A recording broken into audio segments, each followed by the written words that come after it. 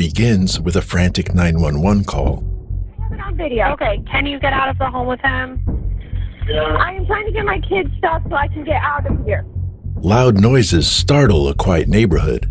So we were calling the dogs. I just figured it was a firecracker. Then I heard bam, bam, bam. I'm like, nope, that was gunshots. A massive police response follows.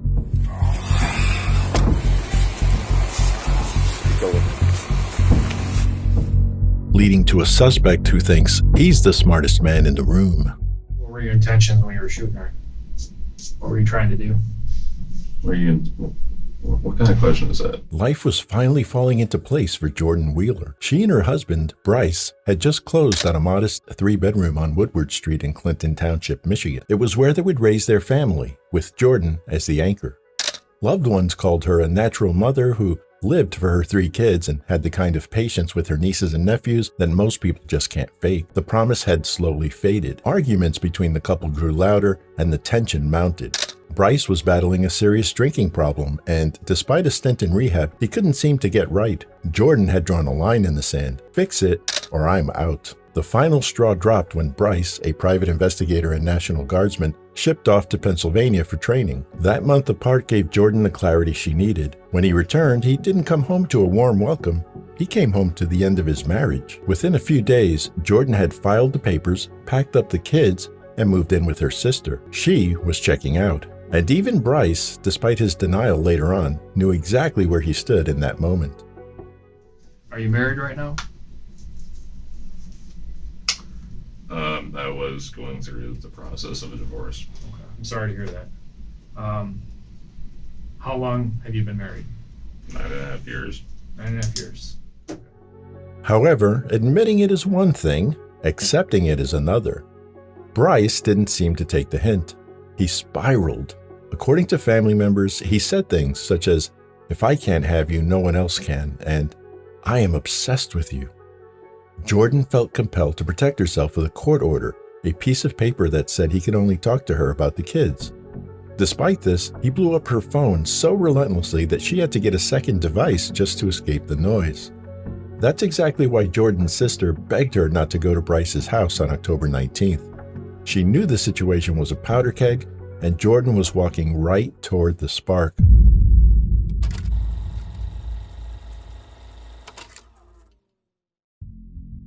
Thursday evening, October 19th, 2023. According to police records, Bryce, who had been drinking again, had the 2 boys for the night.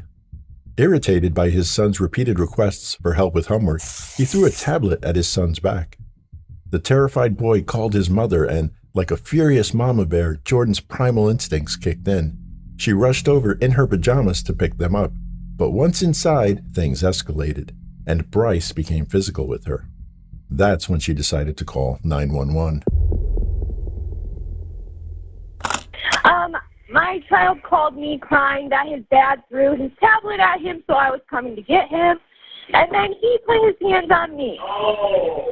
Okay. And I have it on video. Okay, can you get out of the home with him? I am trying to get my kids stuff so I can get out of here. But they're ready for bed, so they're trying to get dressed and get their stuff first. Because do you need medical attention, ma'am? No. Get out of my house. Okay, can you wait in your vehicle that you arrived in? Get my kids out of here. Get out of my house. I also believe that he's been drinking, so... Okay, what did he do to you? He grabbed me and tried to push me out of the house. What's your name? I have it on video. Jordan Stop talking Wheeler. to him, please. Is that Jordan? Yes. You said he has been drinking? I believe so. Anybody have any weapons? Yes, he has a gun. Where is the gun? Somewhere in the house, probably in the bedroom. But it's not being used or threatened in any way? No. Okay, what's his last name? It's your shoes. Wheeler. First name? Steven. Date of birth for him? And how many children are in the home?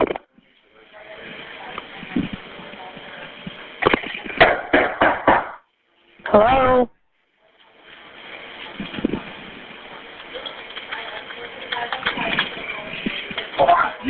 Hello? Hello? Jordan, what's going on? Hello? I shot her in the fucking head. Hello? I shot her in the fucking head. So what is going on?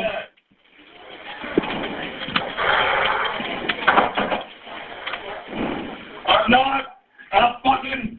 I will not be. What is going on? Shot her in the fucking head. Jordan.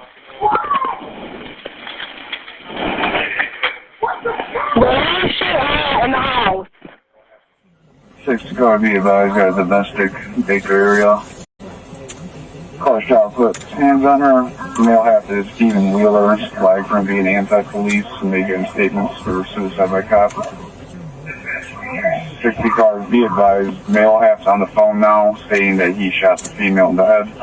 The dispatcher no longer hears the female in the background. Come over here. Okay, did you see anybody on the street? I don't, but I got his kids right here. Okay, who's the guy that's standing out there? That's my sister, my neighbor. Who's the one that's standing right in the middle? Was that your It might be my sister, please don't. Okay. Where's the house? Threatening to kill himself. Get on! Come here, fucking in! Get on the ground! Get on the ground! Get on the ground! On the ground! All right, go. Get the house. I'm going with, You guys good? yeah, go ahead. Take it, Scott. It's locked. Kick it. Side door. Go. Police department! Someone plug that basement. Basement. I got the basement. Oh, All right, we got a deceased. we got the deceased. One gunshot. Medics arrived and confirmed the worst. Jordan was gone. In an instant, the mama bear was silenced. Jordan died in her pajamas on the floor of a house she once thought would be her forever home. She had rushed into the danger to save her cubs and paid the ultimate price. The boys didn't just lose a mother that night, they lost their entire world. Police cleared the house as Bryce was hauled down to the Clinton Township Police Department. The immediate threat was neutralized, but the investigation was just heating up. Detectives arrived with a search warrant and entered the home. They observed spent shell casings on the living room floor, as well as an unloaded handgun on the mantel. Multiple witnesses were questioned, and that's when officers learned the kids were rushed out just in time. They had seen their father lashing out, cursing, stumbling, and crashing into the drywall hard enough to leave a hole. Terrified, Jordan told them to run outside. They made it out mere seconds before the shooting started. Did anybody see anything? We were in the tent. We have a tent set up in the back. Okay. And I was setting up a wood stove, and I heard a pop. Okay. And I looked at my sister, and the dogs were kind of skittish. Is your sister in a white truck? Yes. Okay. Yes. And so we were calming the dogs. I just figured it was a firecracker. Then I heard bam, bam, bam. I'm like, nope, that was gunshots. Okay. And then I heard Bryce yelling, "Fucking bitch! Shot her in the head!" And I went running over there like an idiot. He said shot her in the head? Yeah. He goes, Okay. "I shot her in the fucking head, fucking bitch!" Where was he at when he said that? Right in the fucking doorway. Okay. And then I went to the end of the driveway, and I'm like, "Bryce, what did you do?" He come out and laid down on the ground, and he put his hands behind his head. He's like, "Fucking shoot me." I said, "No, I'm not going to shoot you. I'm not shooting you." You want to fill out a witness statement as to what you heard and saw? Yes. Okay. We'll get you one. That witness from the 911 call held the line while her sister shielded the boys from the horror until family arrived. Detectives then turned to Bryce's inner circle, finding a sharp divide. To friends, he was a hardworking dad. What they didn't know, however, was that he was also a ticking time bomb. The divorce didn't just rattle him, it broke him. The alcohol was back, his control was gone. Everyone saw a man spiraling, but no one predicted an execution. At the station, the legal dance started fast. Bryce immediately lawyered up, shutting down the initial interview attempt. But silence is hard for a guy who needs to control the narrative. Hours later, he waived his rights and called the officers back in. Detectives didn't need a confession. They had the gun, ballistics, and audio, but they still took the meeting. What followed wasn't remorse. It was a bizarre and at times disturbing performance. Bryce cast himself as the victim, using cold, militarized language to attempt to justify his violence.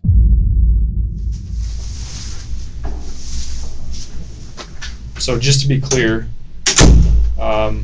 you know you're being charged with a crime, right? You initially, when you came back here, said you wanted an attorney. Mm-hmm. I'm not allowed to come talk to you. Okay. Okay?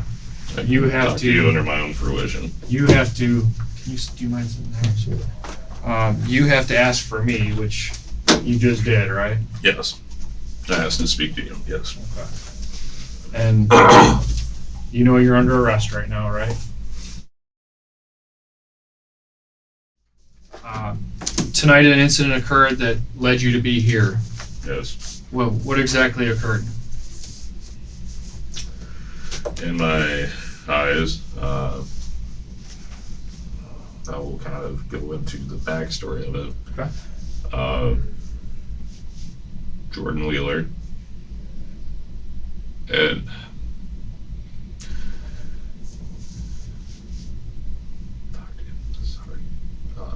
Jordan, throughout the process of the divorce, she lost all rights to the house that we have at said address because she was kind of using it to stop in and check on me. Because kind of borderline fucking stalking. And yesterday, she broke a court order that she signed.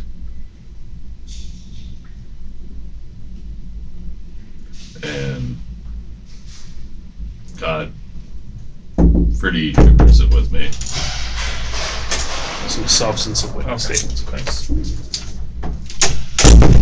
And yes, I've never been a violent person. I don't really know what else I should speak on regarding what happened. Well, how about this? You're saying that she violated some court order. What do you mean by that? So, I had the, what's it called?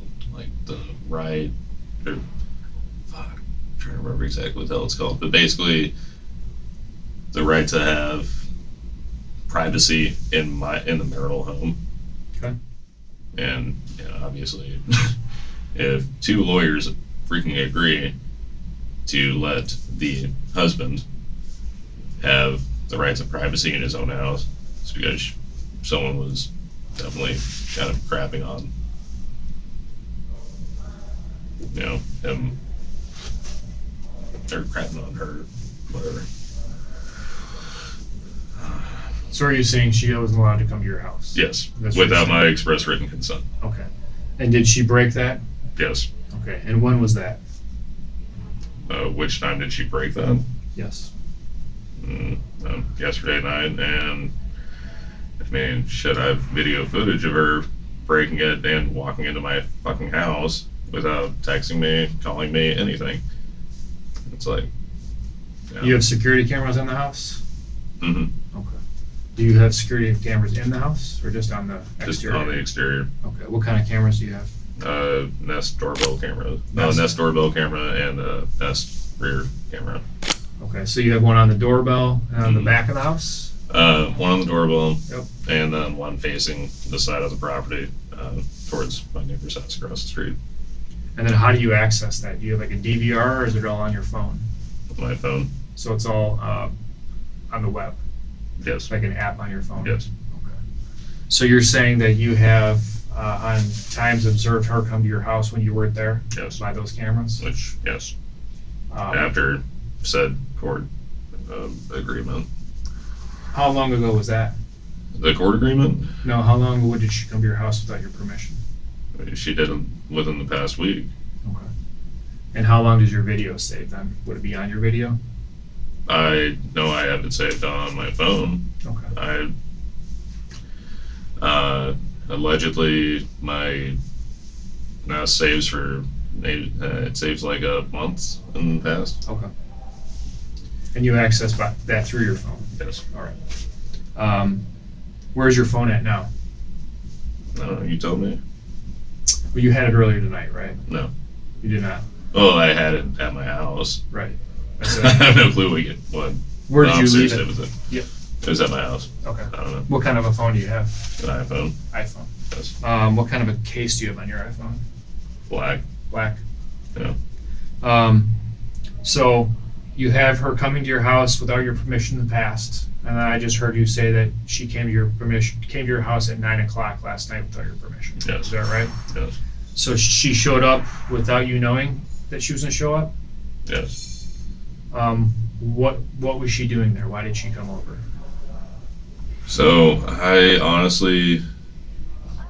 My child called me crying that his dad threw his tablet at him, so I was coming to get him. And then he put his hands on me. Don't really know her intent with her arriving at the house. I had my children with me. Well, 2 out of 3 of my children, my boys, and my boys were in their bedroom going to sleep, and I was in my kitchen, and you get my front door right here, kitchen's right here, kids' room's back here, and kind of went south from there. What do you mean south? Like argument? Yeah. Did it get physical? Her towards me, yes. Tell me what happened. She approached me, called me a selfish piece of shit, said I wasn't thinking about the kids because whenever she signed the rights away to the house, she, I guess, wasn't thinking very well because she's been living at her sister's house. And she was, you're a selfish piece of shit. I fucking hate you. This, that, the other. That's the first time I've ever heard the woman fucking cuss. But yeah, she approached me. I asked her to go away. Blah blah blah, and put my left arm out. Reinforced her wanting to go away, or me wanting her to go away, and she wouldn't. What was she upset about? The fact that she signed away her own rights to the house, and the fact that it made me selfish. She wanted me to, after she signed away her rights to the house, she realized that she fucked up and she wanted me to move out of the house. And I was just like, no, I'm not gonna fucking do that. Like, I've been paying this mortgage since 2016. Why the fuck am I gonna move away? I don't have any place to go. I don't have family here.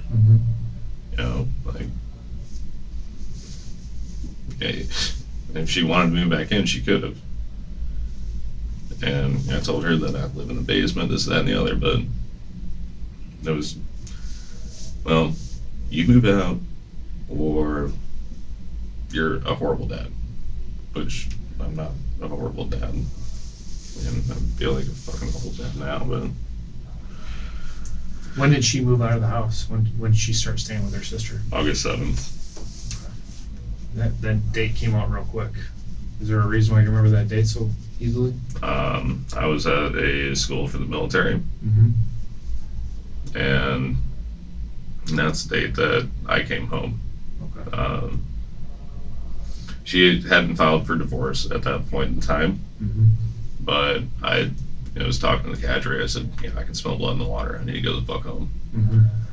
Got home August 7th, August 10th. got a text message, hey, I filed for divorce. I said, yeah. So what have you guys been doing in the meantime then? Just normal, I guess, divorce shit. Okay. Has it gotten ugly? There was one time it got ugly.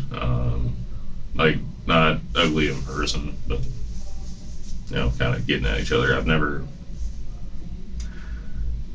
been the type of person to yell, scream, let my hands on her, whatever. Yeah. Well, last night it got out of control though, right? I reckon you could say that. Yeah. If I understand you right, it sounds like she showed up uninvited and she instigated some problems there. Is that what you're saying? Mm-hmm.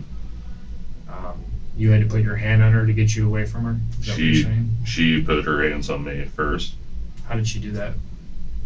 Just kind of normal fucking slappy type shit. I don't know. Where were you at? I was in my kitchen, in front of the sink. Okay. Yeah.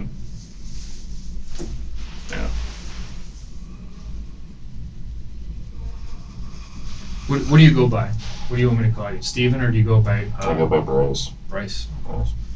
Bryce, this shit ain't gonna be easy, man. No, Okay. it's not. I mean, I see you're getting upset about it, right? And I know you feel bad about it. The shit ain't easy. Bad's a fucking understatement, dude.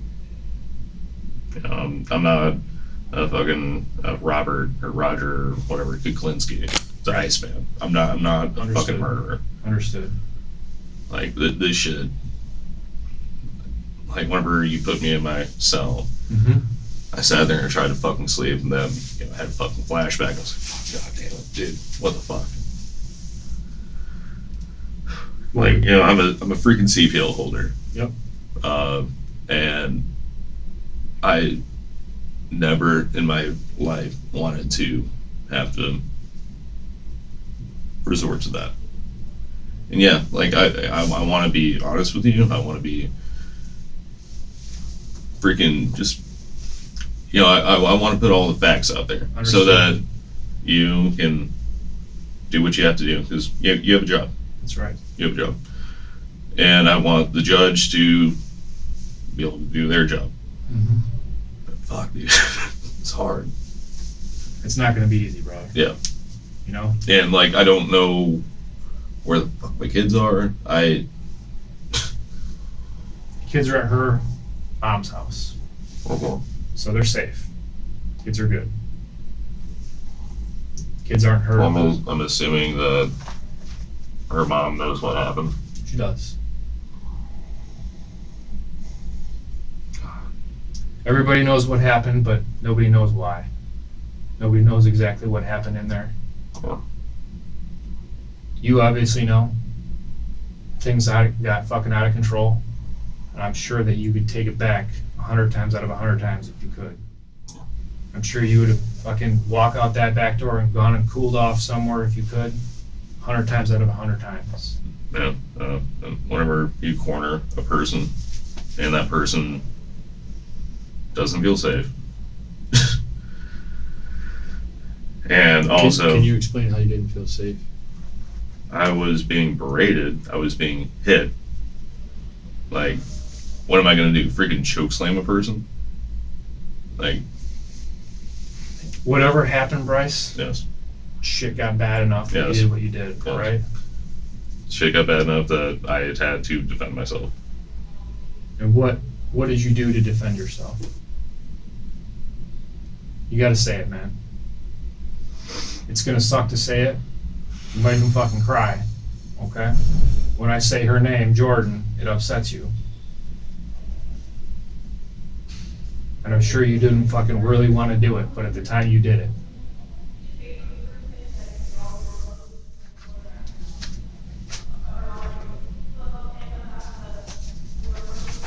So, I walked away from my kitchen sink. Jordan and I kept on having a heated exchange near the front door.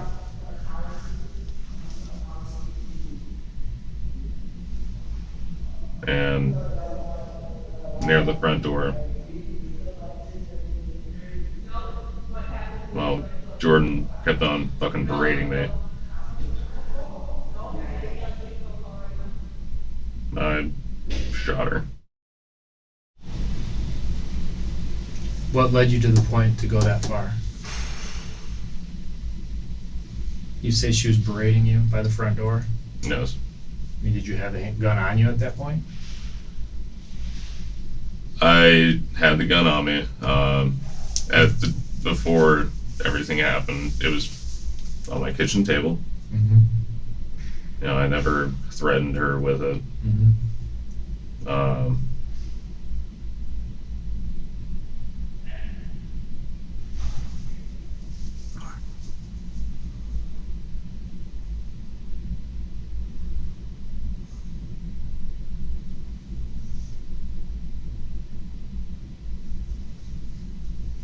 Yeah.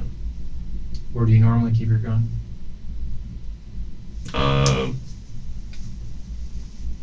Depends on the day, time of day. You know, kitchen table, next to the front door, nightstand. Even with the kids in the house? With the kids in the house, typically I keep it unloaded. The pistol itself on top of the dresser, Mm-hmm. with a magazine inside the underwear drawer. Okay. But tonight, you had it on the kitchen table? Yeah.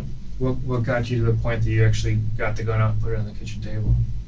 No, I was anticipating to, you know, just cleaning the frame of it. Okay. You know, it was 9 o'clock at night. The kids were supposed to be asleep. Okay. Is that where you normally clean it, is the table? Yeah. Your gun? So you had it laid out on the kitchen table, getting ready to clean it. Jordan shows up. Yeah. You guys get into an argument. She gets in an argument with me. But, Okay. you know, there's one thing that, I told her probably 2 or 3 days ago.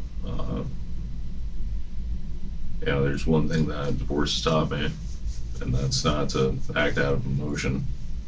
Which I don't think sat with her too well. Yeah. Yeah.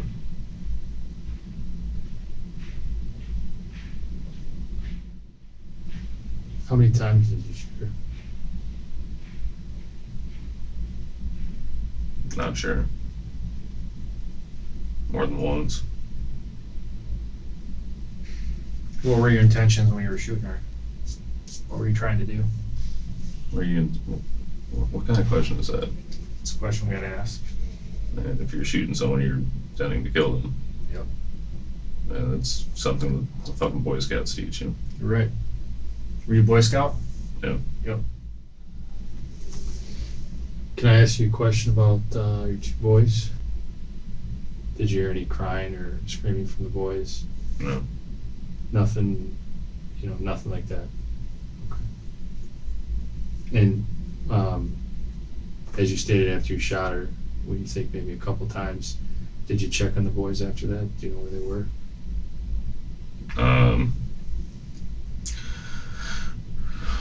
After it happened, I remember going outside.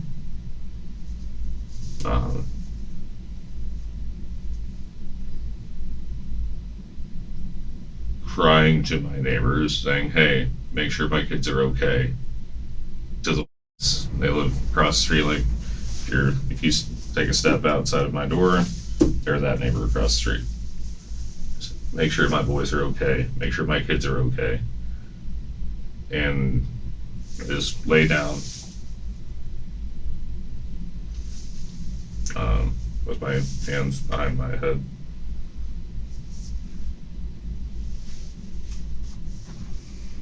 So I want to clear some stuff up. So you had your gun out. What kind of gun is it?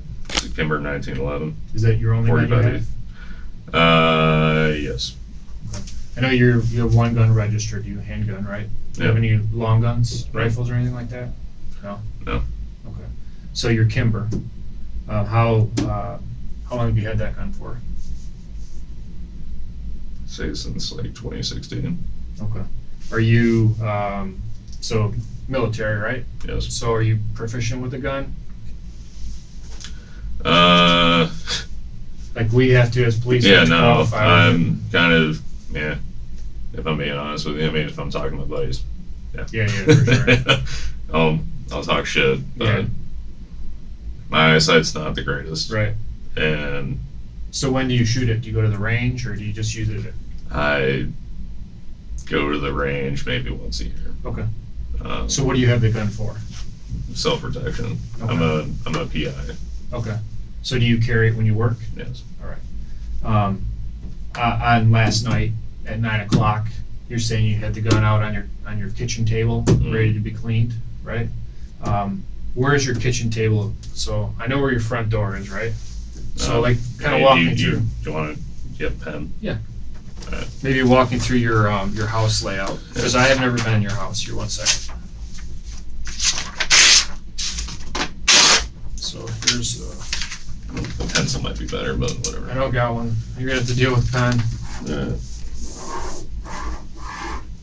And so here's my front door. Okay. Here's my kitchen table. Okay. Stairs going down to the basement. Yep. Counters. So I'm standing right here. She enters the door. Mm-hmm. Gun's right here. Okay. Yeah. So remember when you said that you had to put your hand on her? Mm-hmm. Show me where that happened on the map there. I would say about right here. Okay. So So it was hand on her. Retreat.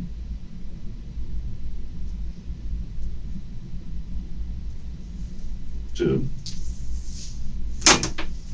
you know the rest. well, going by your diagram here, right? Did she come in the front door? Yes. Okay. So she came in the front door, and you're saying you were standing over here. Mm-hmm. Is this what is this? Where's That's where the kitchen sink goes. Okay. So you're at the kitchen sink here. Mm-hmm. Did she come into the house? Yes. Okay. And where did she go when she came into the house? Right to about here. What is Enter. that, like 5 or 6 steps into the house, or? If not more. I mean, it's only a 1,000 square foot ranch. It's not a huge home. Right. And then you're saying that you had to put your hands on her because she was being, what was the word you said? Grumpy. Okay. But she was getting in your face, right? Yes. All right. It was enough that I had to redirect my attention from doing dishes and whatnot, cleaning off the countertops. And I was just like, oh, I have to talk to this woman. I have to interact with her. Okay. And so, yeah, I had to turn around and meet the threat. Okay. And where did you meet the threat at? I would say probably about right here. Okay. And what was threatening about her? I mean, she's like 5 foot Her- nothing, right? Her intonation, and she's threatened me so many fucking times throughout the pendency of this divorce. Like, give me what I want, or else do this, or else. Or else what? I don't fucking know what or else means. Okay. You know, Has she ever been violent with you before? yeah. I mean, there's no police records, but Right. you know, she's thrown a fucking pan at me before. Okay. Yeah. Did any of that happen last night? She did not throw a pan at me. Okay. No. All right. But, But it got to the point that you felt the need to go grab the gun and shoot her in the head 4 times. allegedly. Well, Yeah. I shot her. is it really allegedly?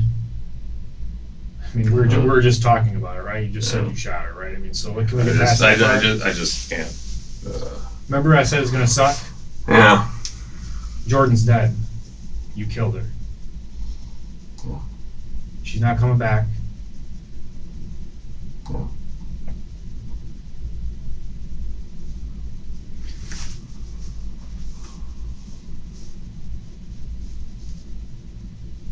Self-defense is bitch. Do you know that she was on the phone with 911 when it happened? Yeah. So I'm trying to figure out where the self-defense is when she's on the phone talking to the 911.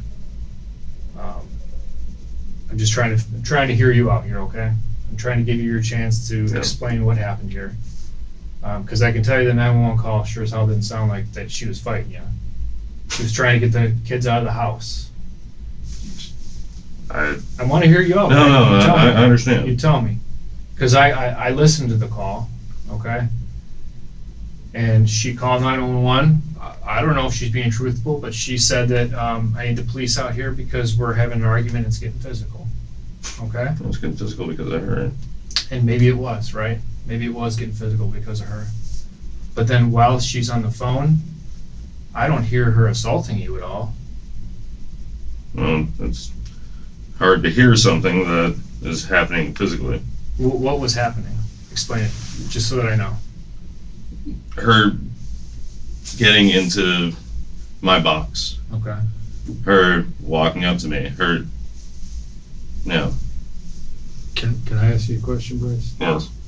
So we've got you at 5'9", 194 pounds. She's 4'11", 94 pounds. You said she's in your box and in your space. How did it escalate to where you retrieved the gun and shot her 4 times?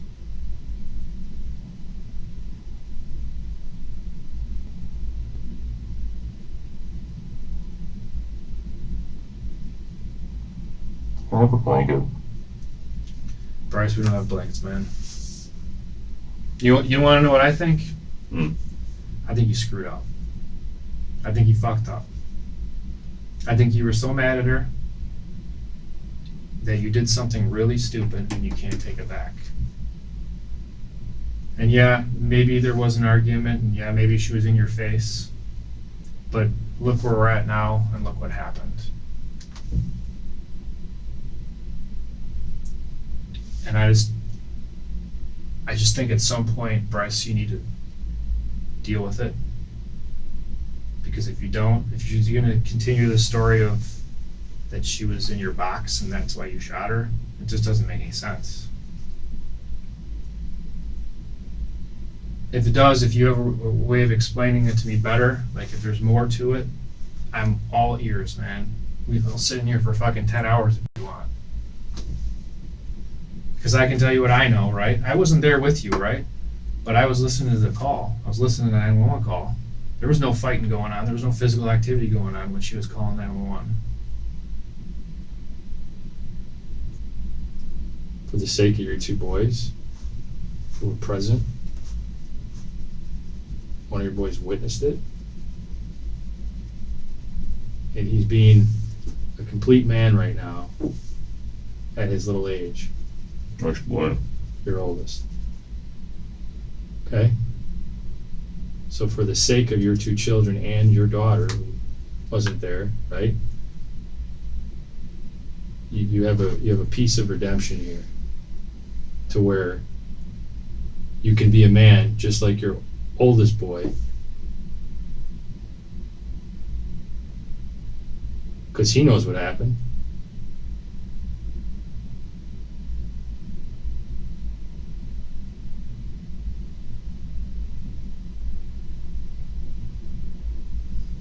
Gentlemen, I think we're done here for the morning. I need to get some sleep. Need to do a little bit of praying. Alright. And it sucks that I can't get a freaking blanket or a pillow, but there's some things that I need to do. Alright. It's not a knock on you or you, but We understand, man. Appreciate your time. I appreciate y'all humoring me. Yeah, I'm not here trying to bullshit you. Waste your time. I don't know if y'all are hourly paid or paid salary. I'm assuming you're hourly paid because it's by the county. I mean, shit. I mean, I know it sounds stupid as hell, but a blanket and a fucking pillow sounds like a creature comfort to me right now. Understood. And yeah.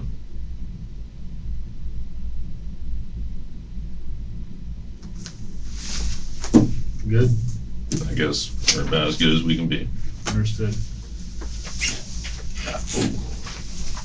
I need that. Nope, my hip hurts. Ow. I heard you trying to make a call. Was I was trying to call my mother. Okay. You know the number? Yeah. Okay.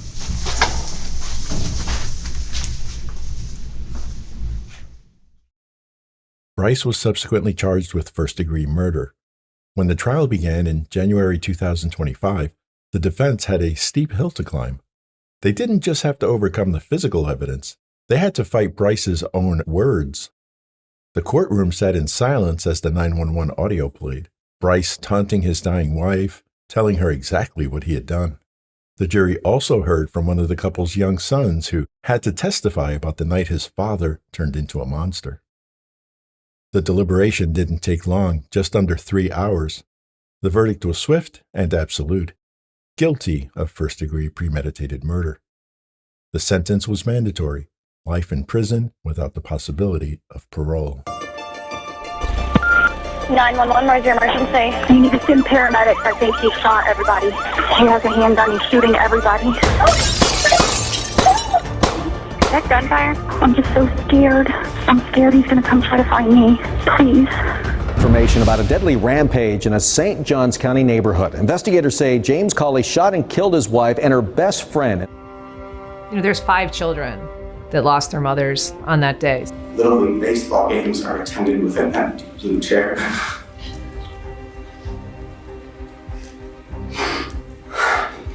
For Lindy to sit in and watch Patrick play. Always take domestic violence seriously, because you never know at what point it might escalate and something happen like what happened to Amanda.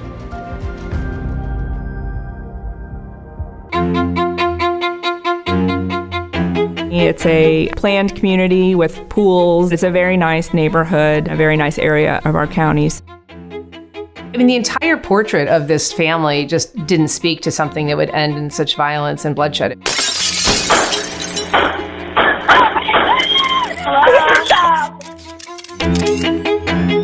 Amanda and J.R. Cawley had been married for 8 years. She was the life of the party. She was outgoing, gregarious. Everybody wanted to be friends with her. Amanda, she lit up a room, and she was gorgeous and confident. I mean, she was the perfect package. She was everything you would want in a friend. James is a very personable man. He could easily become a friend with somebody. He worked in the banking industry. He worked in the mortgage department. Kids, he was great. I mean, he spent all the time he could with the kids. He coached their teams. He took them on vacations.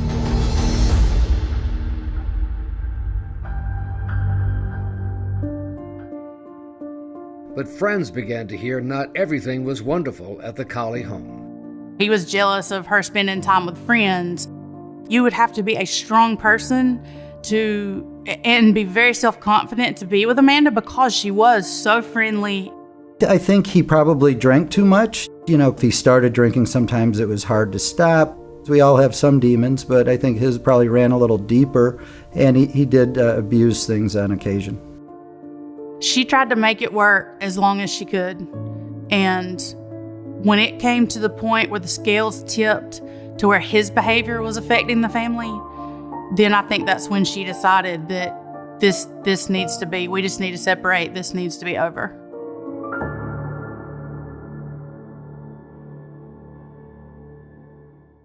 The separation papers were filed in the middle of July, but JR would still come to visit. It would go from, 3 days of being a family to 3 days of don't talk to me, to 3 days of being a family to 3 days stay away from me. It came out in court that they had sex together. And she said, well, I felt like I had to in order to, keep them happy so I wouldn't get hurt. She had a new beau, even though that was something that she kind of kept to herself from her husband. He had a girlfriend. I mean, he had already moved on, but he still didn't want to let go of Amanda.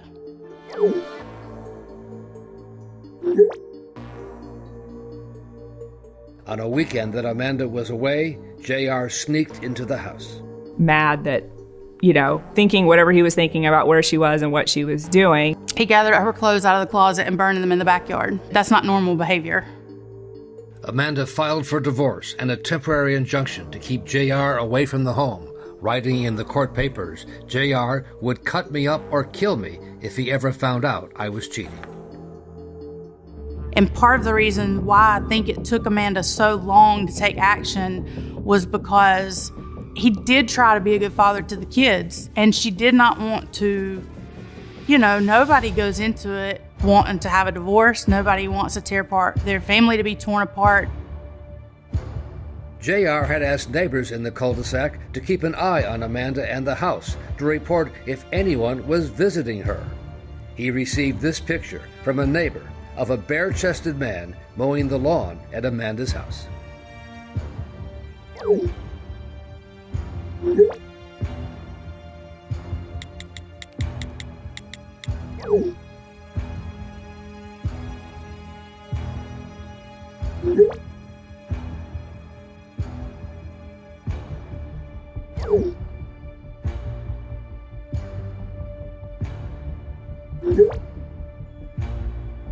And I think once he found out that was too much, that was confirmation of, okay, this is the guy. JR also sent messages to the neighbor who had taken the picture.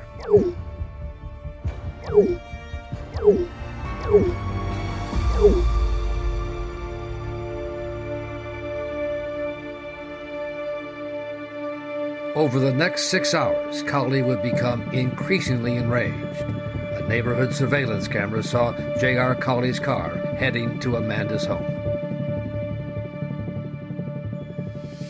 Nobody was home. Amanda was not there. He ransacked the house and destroyed TVs and furniture and walls. As he's looking around, he finds clothes, men's clothes that he knows aren't his. And then he searched some more and he found some sex toys that he knew that was never any part of our relationship.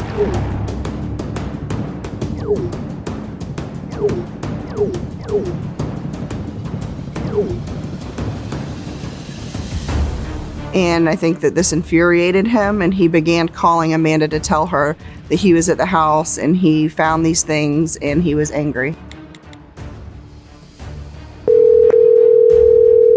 Your call has been forwarded to an automatic voice message system. Really funny you don't want to talk yet, huh? You know what? We don't need to talk. Don't do nothing to me. I won't do nothing to you. I won't bring this up in court about what you really are. And we both know what you really are. You're lucky I don't tell our children about this, Amanda. You're disgusting. That's what you are.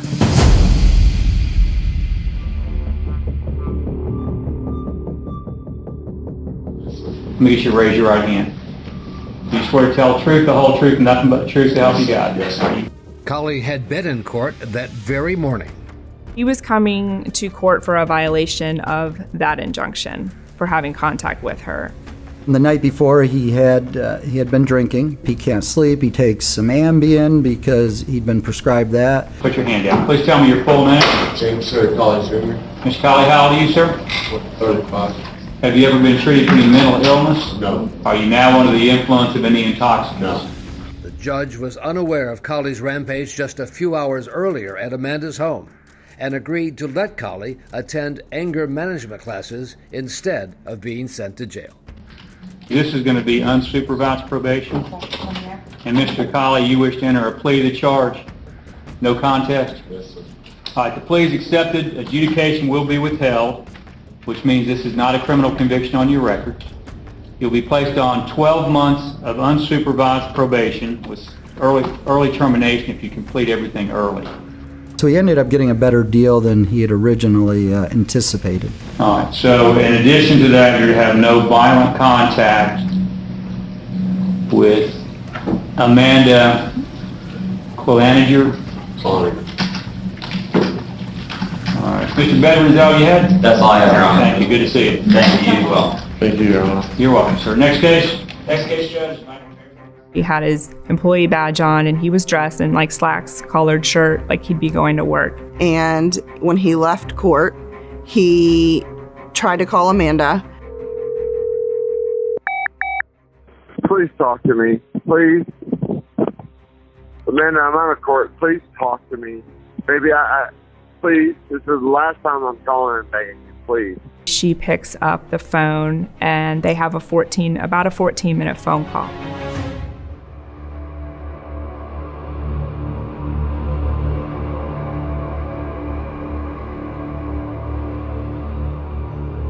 Something happened in that call, and instead of going to work, he went and he made us one stop at a gas station, filled up his tank, and then at that point he bought beer.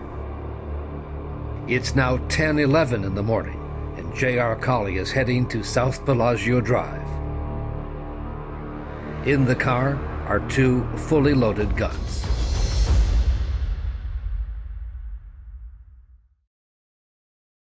St. Johns County Sheriff's Office 4. Hi, my sister lives at 260 South Bellagio Court. She has an injunction against her husband. They're going through a divorce. Apparently, he broke into her house about 4:30 this morning and busted every TV in the house. I'm not sure if she called to report it, but I want to make sure. Amanda had returned home and was taking stock of the damage from JR's rampage a few hours earlier. With her was the man she was dating, Lamar, and 2 friends. Lindy Dobbins and another friend, Rachel Hendricks. And I'm here with Rachel Hendricks. This will be a sworn recorded interview. Rachel would later describe what happened that day at Amanda's house.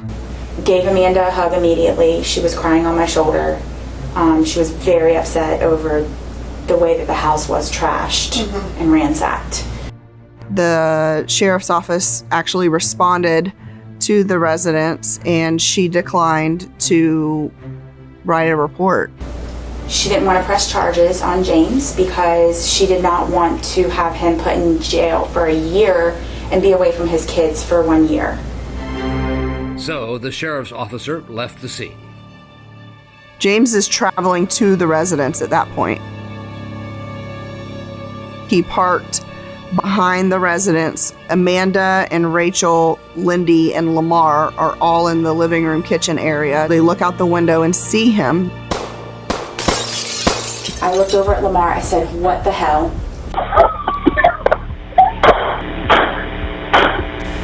Lamar saw and screamed gunshots, and he ran. I never saw him again. Surveillance video from a neighbor shows Lamar running down the street away from the house. Me, Lindy, and Amanda were obviously screaming and just screaming, "Hide, hide." Amanda, Lindy, and Rachel run into the master bathroom suite and hide. Amanda was on the phone with 911. He's not in there. Please stop.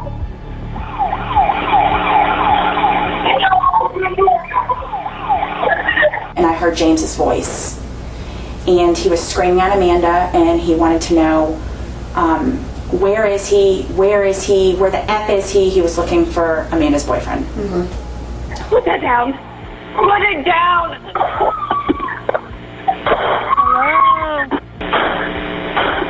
Hello? Hello? And Lindy was also on the phone with 911 in the closet. 911. Hello? James goes to the closet door and starts trying to get inside. Well, Rachel is holding the door from the inside, and he can't get in. And so he says, "Let me in or I'm going to shoot through this door." Well, he did. Ma'am. Is that gunfire? Oh my God. Go ahead. She just said on the other line, somebody said put it down. It was the same area. So when he came into the closet and he walked past me and walked up to Lindy, she screamed, "Oh my God, no." And he just shot her. He didn't say anything to her. Nothing, just shot her. Rachel is standing behind the door, so when the door swings open, she's essentially concealed, at which point Rachel circles out of the closet and runs. And the whole time I was running, I was thinking, he's gonna shoot me from behind, be prepared to fall. I'm gonna get shot in the back. What's the address? He was in the house shooting, and I ran. I just ran. You need to send paramedics. I think he shot everybody. He has a handgun. He's shooting everybody. We've got people coming. I know. I am so scared. I know. It's just taking driving time to get there. I'm so scared. I'm just. Listen to me. I got grazed by a bullet. She said she got grazed by a bullet when he started firing, and she ran to the neighbors. But he point blank shot my friend that was right in front of me. I mean, I'm scared to death for my life. Is that Amanda? He shot Amanda, and he shot Lindy Dobbins, our other friend that was there with us. I'm hiding in a closet at the neighbor's house. I'm scared to death. Okay. What's your name? My name is Rachel Hendricks. Oh my God, this is the worst thing that's ever happened in my entire life. Just hang on, okay? I'm gonna keep going. I know. I'm just so scared. I'm scared he's gonna come try to find me. Please. It was just such a tragic and appalling and just shocking incident of domestic violence. Really was off the scale. Information about a deadly rampage in a St. Johns County neighborhood. Investigators say James Cawley shot and killed his wife and her best friend in the Mirabella neighborhood. This case took over the local news when it happened. We were intensive covering the aftermath. Several detectives are here. They're inside the home right now. Breaking news right now. 3 St. Johns County schools are on lockdown as police look for a shooter. And our fear was that he was going to go take the kids. Investigators are still actively searching for James Cawley. We learned that he left the residence. He called his dad and his sisters and told them that he had shot Amanda and killed her. What's your name, sir? James Cawley Sr. What did your son tell you when he called you? He told me he shot 2 people. Was that his exact words, or? Yes, he said, Dad, she's put me back in jail. Said I can't handle it no more. Said I don't know what to do. He said, you know, it's over. Said I'm trying to do everything I could, but she keeps on putting me in jail, aggravating me, and just won't let it go. He said, so I done what I had to do. And he then went and got some items from his sister's house and began fleeing out of the state of Florida and went northbound. It was not a whodunit. It was a, we need to find James Cawley and put him in jail.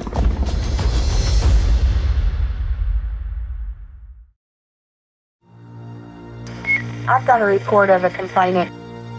The first sighting of James Cawley after the murder was in Virginia. There's a vehicle with border tags following her, attempting to run her out of the roadway. A woman was driving and he was behind her and continually trying to run her off the road. He just had me come to a complete stop in the road and tried to hit me. I had 3 small children in my car. So police caught up and conducted a traffic stop on him and took him into custody. He was intoxicated. He didn't resist their efforts, but he was definitely intoxicated. I drove here from Florida, 10 hours to talk to you, to get some answers, get your side of the story of everything that happened there. He knew where I was from, and I read him his Miranda rights, and he immediately said that he wanted an attorney. Which I think you're going to need to take me back to Florida so I can have an attorney before I talk to anybody. It was a very uneasy feeling being near him, and I'd been around many people who have committed similar crimes, but he had a different aura about him. Creepy.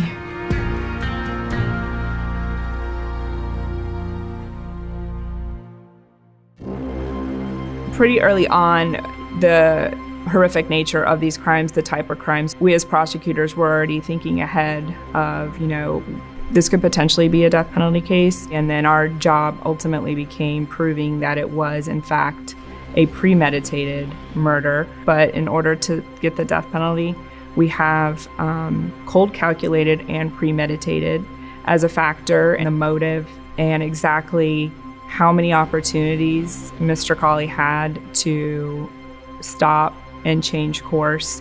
Cawley got the photo of Lamar mowing the lawn just a few days before the murder from his neighbor, Mike Dickens.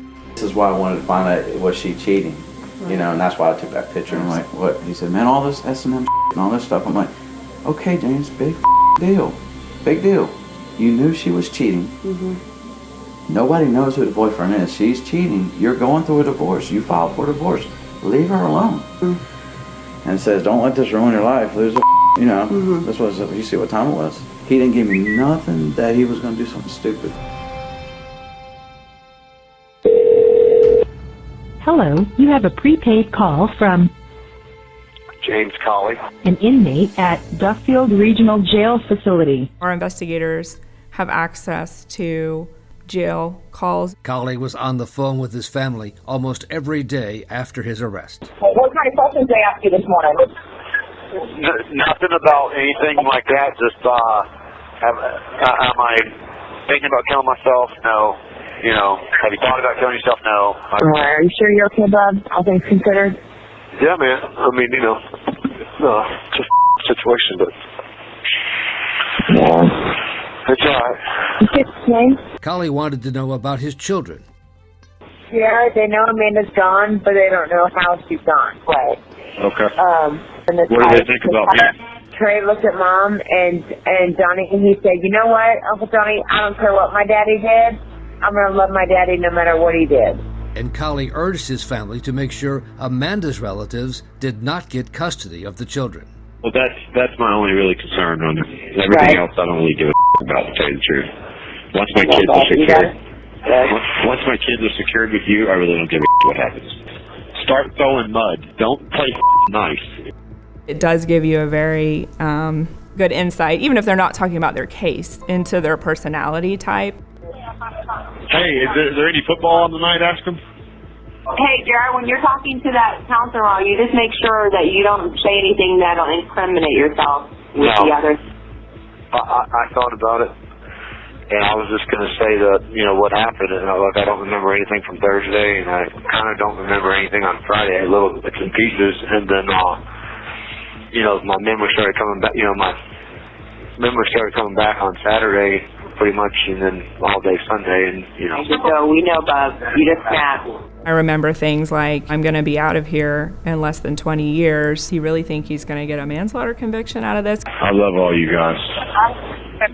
Well, we love you too, and you remember that, Bob, no matter what. We love you. I know. Hey, Jay, can we say a prayer real quick? Yeah, go ahead. Dear Lord, please watch over my brother. Help him get home safely. Please watch over us and give us all strength to get through this. In Jesus' name we pray. Amen. Amen. While in jail, Colley also talked a lot with one of his cellmates, Andrew Cherry. And Cherry was quick to become a jailhouse informant and tell prosecutors what Colley had to say about the victims. All the time goes around saying, blah, blah, blah, and cheating got what they deserve, and all this other stuff. I mean, it's just real spiteful things. And who does he say that in reference to? Amanda and Lindy. That they got what they deserved. Mm-hmm. The decision was made to seek the death penalty, with Lindy's 911 call a major factor. 911.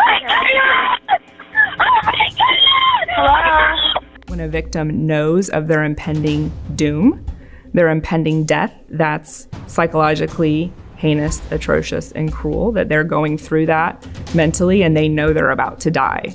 She clearly knew she was going to die.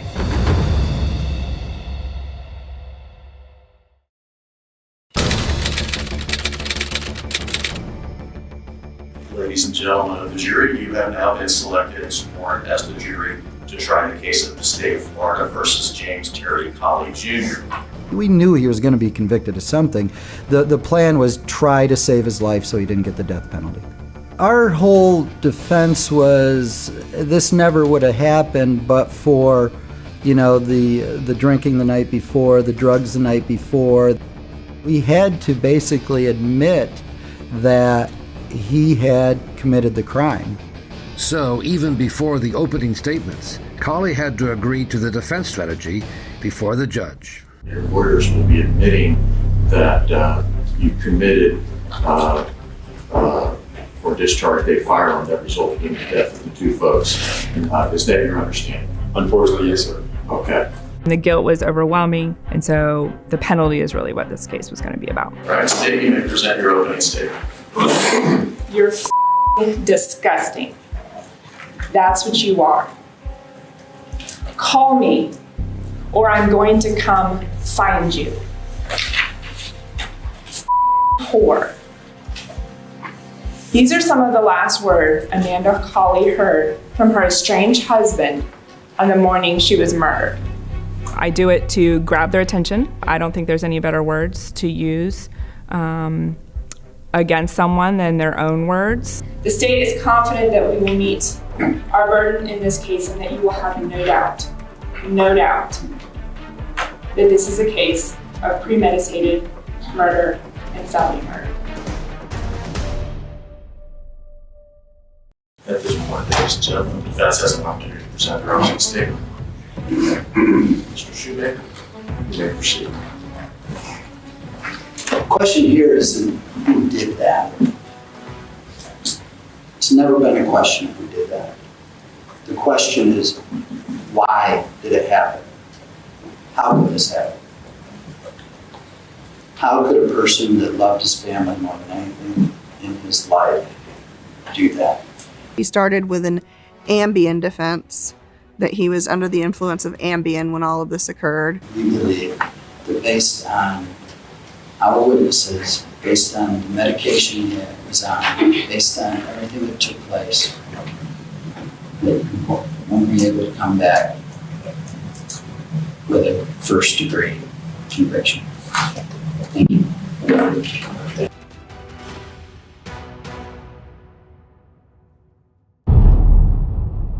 The prosecution's first witness was Rachel Hendricks. She was our eyewitness that put James Colley there. You saw Mr. Colley with a handgun in his hand when he came in the closet? Yes. Did you see him pointed at Lindy? Yes, at her head. And nobody can tell that story like Rachel can. Mr. Colley was trying to get into the bathroom door, saying, open the door, I'm going to shoot. The door came in on me. I backed up and let the door come in on me. And Mr. Colley walked past the door straight over to to Lindy, who was kneeling down. Heard Lindy say, oh my God, no. And I ran out of the closet and heard a shot and ran out the front doors of the home. Do you see James Colley in the courtroom here today? Yes, I do.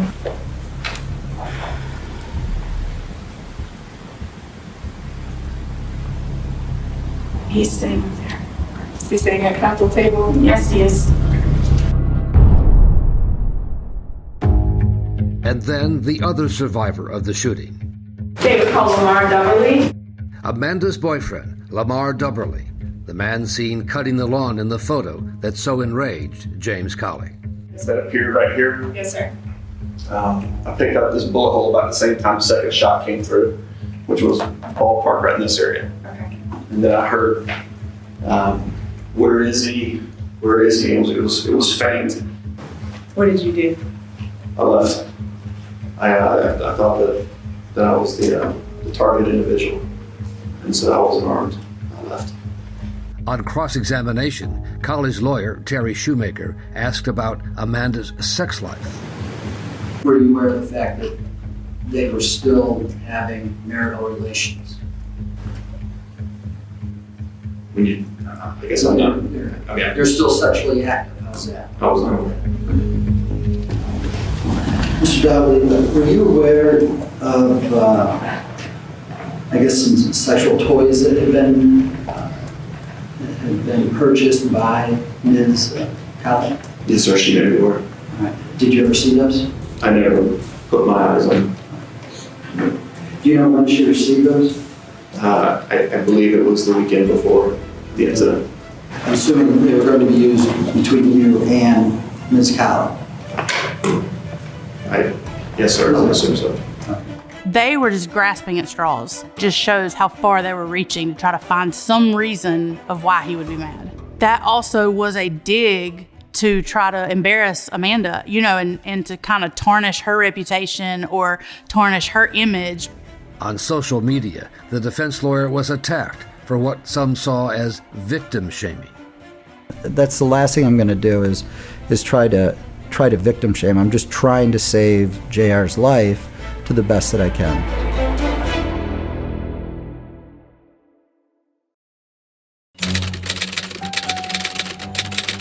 Day 3 of a high-profile death penalty trial in St. Johns County. And the defense had to decide whether James Colley should testify.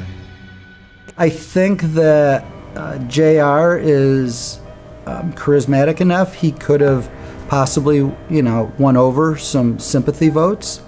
But, you never know.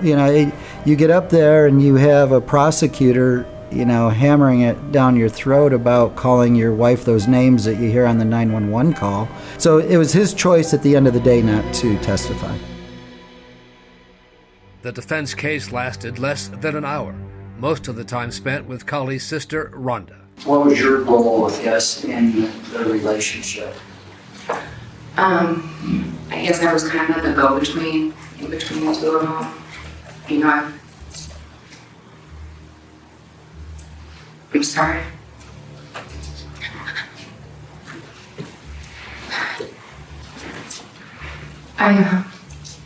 My brother was telling me they were having problems. He thought they were having an affair. Pulse reader said, sustained. I wanted to try to show that as he was trying to save the marriage, Amanda was trying to get out of the marriage. All right, now we'll get started with the closing argument. State, you may proceed. Thank you.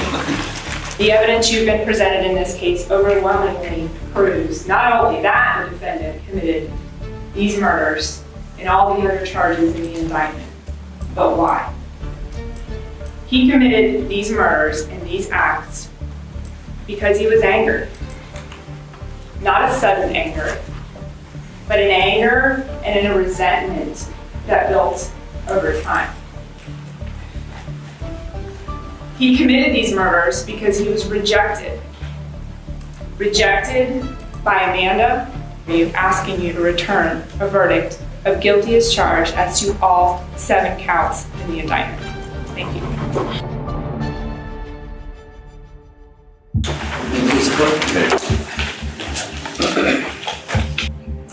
Just give me the fortitude that I ask for, and I can move on.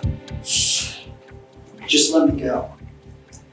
Those are the things that James Colley had been asking his wife for some time, as he knew what was going on in her life. As he knew that there was a relationship between her and another man. But she continues to tell him, no, it's not what you think.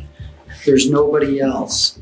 And it was this emotional roller coaster, back and forth, that led to these terrible, terrible events. Nothing was premeditated, nothing that was planned out. Just a snap reaction. And because of that, I would ask them to return a verdict of second-degree murder. Thank you. We will now proceed with the state's final closing argument. State, you may proceed. Thank you. The defense just told you that Amanda Colley is the reason why. That she is the reason this happened. She didn't give him the fortitude he needed. She didn't tell the truth. She wouldn't confirm what he already knew was true. It's her fault. That's what the defendant just told you. And he's here, as we know, to get across his point that she's evil, she's a bitch, and it's her fault. That's what he just stood up here and told you.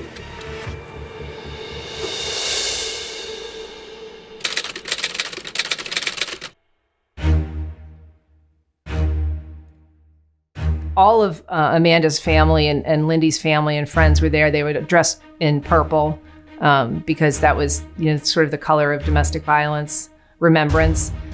All right, Mr. Colley, will stand and partner to the jury verdict, please. We, the jury, find the defendant, James Terry Colley Jr., as follows. Guilty as charged of both first-degree premeditated murder and first-degree felony murder, contrary to Florida statute section 78204. And guilty on all the other counts, too. Guilty as charged. Guilty as charged. Guilty as charged. Guilty as charged. Once they started checking the guilty boxes, they just kept checking, Kinda, he shook his head a little like, I expected it, something like that.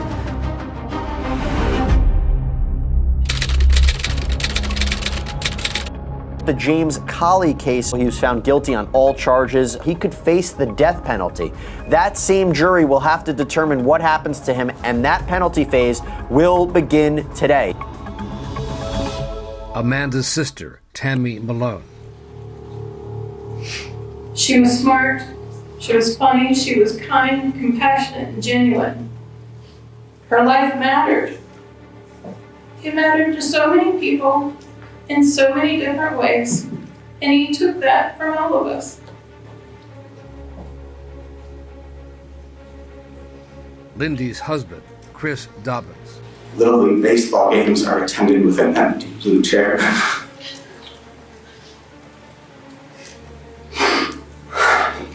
For Lindy to sit in and watch Patrick play.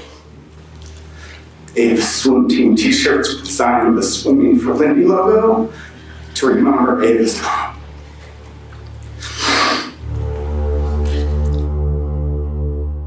Colley's lawyer for the penalty phase, Gary Wood, thought his best case to prevent a death sentence was to present Colley as a man who was under the influence of Ambien. The Ambien is known to, and did in this particular case, cause Mr. Colley not to remember and not to be able to perceive and deal with, from a mental health perspective, the things that were going on that morning, including court, and the events as they unfolded in this case. Mr. Colley was substantially impaired at the time of the shooting, and that will be for your consideration. But in rebuttal, the prosecution played the video of Colley's court appearance just an hour before the murders. Are you now under the influence of any intoxicants? No. And then called as a witness the judge who presided at the hearing, Charles Tinlin. Do you have any concerns over impairment or his ability to understand? I did not. I asked him if he was under the influence of any intoxicants. He told me he was not. There was no indication, nothing in his demeanor that indicated he was under the influence of anything. I knew exactly what he was going to testify to. I was hoping it wouldn't come across so strong for the state, but it really did. It came across great for them. So, the defense was left with an appeal to the jury from Colley's sister, Crystal, who described family photos from a happier time. That is my nephew Trey opening his birthday presents. He was an amazing father. Take your time. He was a wonderful father.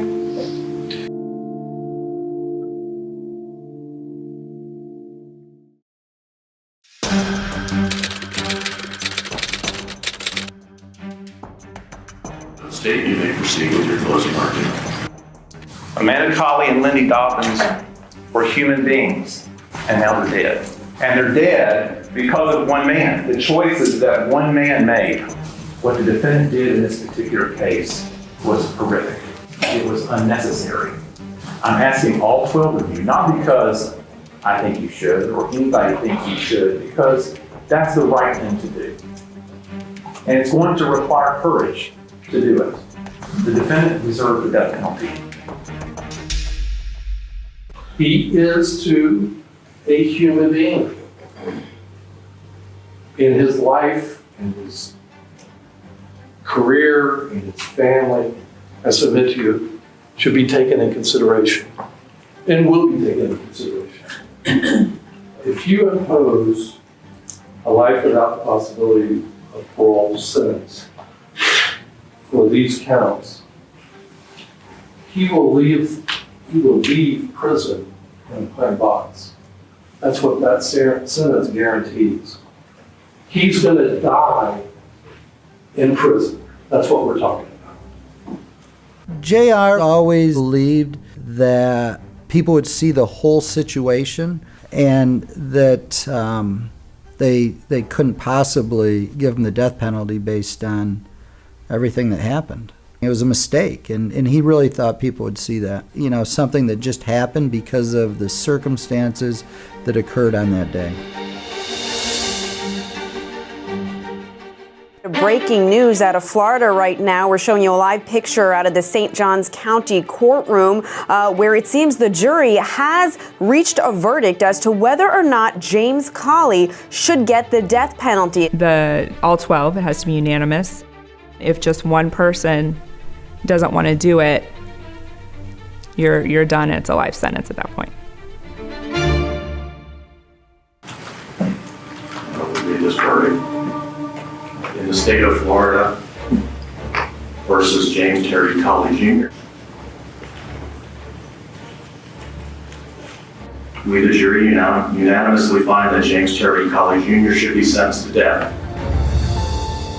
Judge in Florida can reduce a death sentence to life. This is going to be the last chance to say anything in this case regarding the position of sentence. Would you desire to say anything to the court this morning? This would be a horrible terrible accident.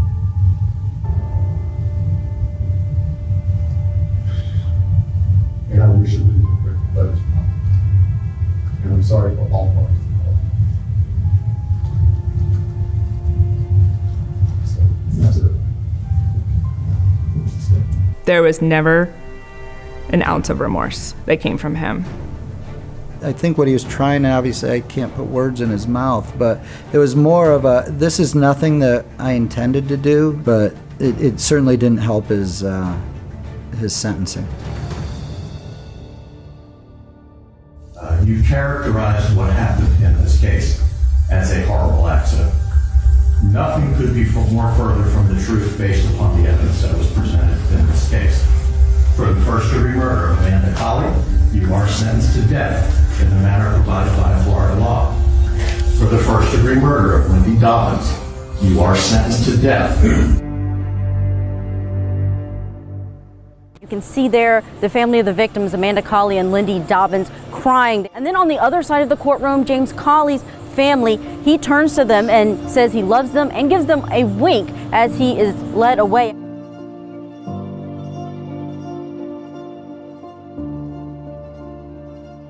I prayed and cried. It doesn't bring her back, but at least she gets justice. There is a park there that they dedicated not long after the murder. You know, there's 5 children that lost their mothers on that day. So it's a generational grief. It's not something that's going to go away for the family. So my hope would be that the right people would hear her story, would see this, and that at least take a look at the laws. I wish that there had been a mental health check-in with him. I wish that a deputy had escorted him home. Amanda had done what she could do within her rights, within the law. And an injunction is just a piece of paper. What I would want the viewers to know, always take domestic violence seriously, to not take anything lightly. Any act of violence, any act of aggression, to take it seriously, because you never know at what point it might escalate and something happen like what happened to Amanda. 8/2/24, 4/27/13. 911, one Amanda Danielle and Solution to emergency. That was your thing. Doesn't work. Tell me exactly what happened. She never did it right now. She never got one. Okay. That's all I wanted to say. Right now it's just CPR. Sorry, it's okay. Just for me, yeah, okay,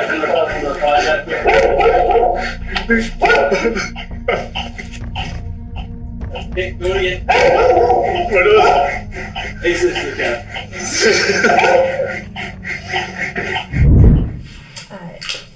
Did you speak to Kevin that morning? Yes. And where was that? We were inside the residence, downstairs in the kitchen area, the west residence. And was there a point at which the two of you were alone? Yeah. And what did he say to you with regard to Marcy's passing? He said, I feel bad for not feeling bad.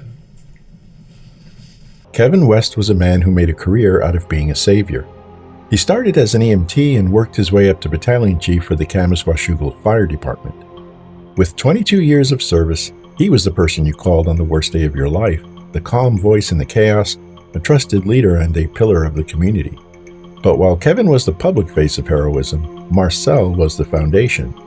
Known to everyone as Marcy, she matched his work ethic with a quiet strength of her own. She spent more than 20 years working as a unit coordinator at a local hospital. Away from work, she nurtured a creative side, including playing the violin. Together, they turned steady careers into a comfortable life. The Wests lived in a 5-bedroom, roughly 3,000 square foot home in a sought-after residential neighborhood where comparable properties sold for $700,000 to $800,000. From the outside, their life appeared stable and unremarkable. A long-term marriage, 2 children, and the steady, rain-soaked routine of the Pacific Northwest. During trial testimony, Kevin was asked to describe how he and Marcy met. Now that you're seated, please state your name in full and spell your last name for the court's record. Kevin William West, W-E-S-T. Go ahead, John. Thank you. Good morning, Kevin. Good morning. Just to get a little bit of background on you, what do you currently do for a living? I'm retired battalion chief. And now we understand you grew up in Eugene, is that correct? Yes. And how long did you live in Eugene? 28 years. And so when you, how and when did you first meet Marcy? I worked for Eugene Fire Non-Emergency Transport System. It was a pilot project. I would transport cancer patients from Willamette Valley Cancer Center to the 6th floor at Sacred Heart Hospital where she was employed. And that's when I first met her. Okay. And that's what kind of patients were those? Cancer patients. Oh, okay. And so then I understand you were pursuing your paramedic degree at that time? Yes, I was. And did you get that? I did. Where did you get that? At Lane Community College in Eugene. What year was that? In 2000. And so 2000, you're still living in Eugene at the time, I understand? Yes, I am. And then how did your relationship with Marcy develop in those early days?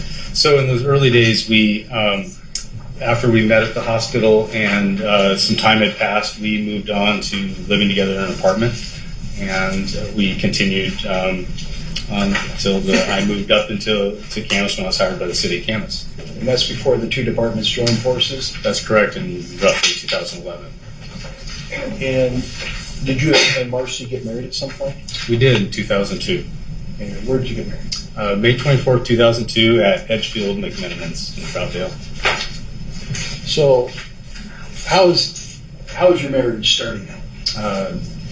Well, I would race down there just to see her during the academy.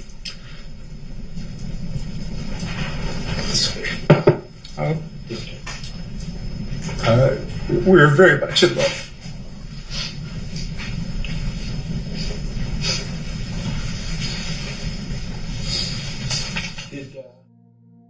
On the morning of January 8, 2024, that marriage came to an abrupt end. According to police reports, Kevin told investigators he woke up to his dog whining and realized Marcy was experiencing what he believed to be a seizure. He said he called 911 almost immediately. The first responders who arrived were not strangers. They were Kevin's own colleagues from the fire department. Despite their efforts, Marcy was pronounced dead approximately 44 minutes after they arrived at the home. At first, there were no obvious signs of foul play. Later that morning, when the medical examiner arrived and Marcy's body was repositioned, investigators noted several unusual details. Her bra strap appeared misaligned and her pants were inside out.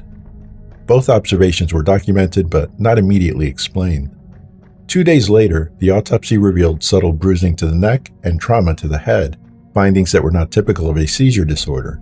Still, the evidence was not yet sufficient to definitively classify the death as a homicide. The manner of death was ruled inconclusive, but the physical findings raised concern. That concern prompted a deeper investigation. On January 11th, the case was transferred to the Clark County Sheriff's Office because of Kevin's position within the fire department.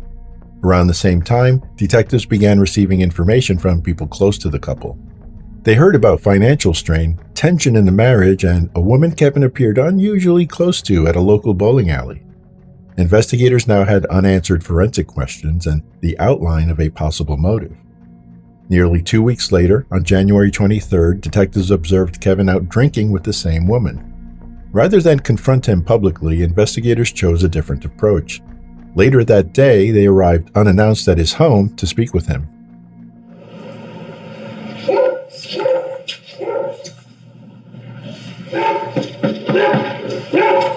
I know, puppy, I know. I'm sorry.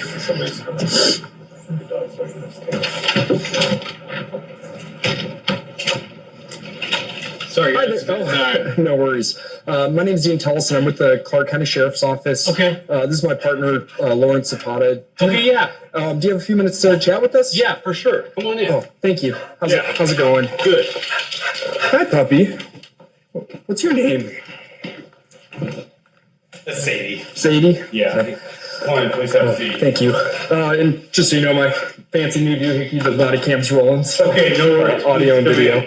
I'm sorry, I thought you guys were like being prepared or whatever. I had no idea. Not the first time we've been Yeah. mistaken for that, and it won't be the last. So, it's nice to meet you. I'm sorry it's under these circumstances. We've been asked by the medical examiner to just come out, follow up with you, routine interview, and make sure that we're not missing anything. Sure. Our understanding is Marcy was in her 40s or late 40s. So obviously a younger, kind of unexpected death at this point. So just wanted to come out and chat with you, hopefully get a little more background information on Marcy, if that's okay. That'd be just fine. And then more recently, with the days leading up to Marcy's passing, are you able to talk to us about, was it normal days? Are you able to go through kind of? Yeah, I tell you, like right at the very last day, we had a really great. Like I went and I told her I was going down to. We watched movies all day. Okay. I went down to Ichi and they were closed. And then I texted her and said, "Hey, I'm gonna go get you noodles." So I went to the Chinese garden, Washougal, okay, or whatever it's called, and we had dinner. We had a good night. Did you guys go out to eat then? No, I brought it home to her. Oh, gotcha. Oh, that's right. Sorry, you said watching movies. Yeah. What'd you guys watch? We watched like 3 movies, but. Marathon. Yeah, I can't tell you. Sorry. That's all right. Yeah. It's been a busy month. It's been the worst 2 weeks. But she had nothing. She had nothing. We don't have narcotic painkillers in the house. We don't have, she had just, I don't know, man.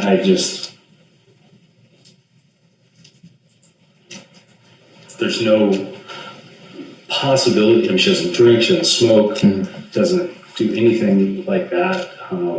She's not going to overdose.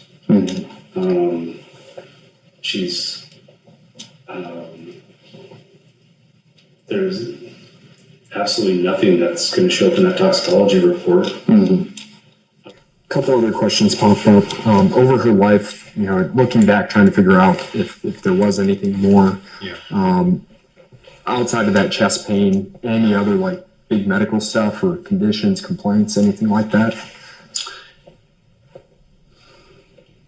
No, I mean, she had a lot of dental bridging done.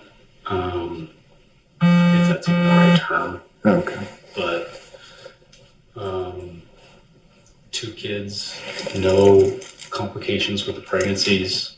Pretty normal. I delivered my second. Okay. Which was pretty awesome.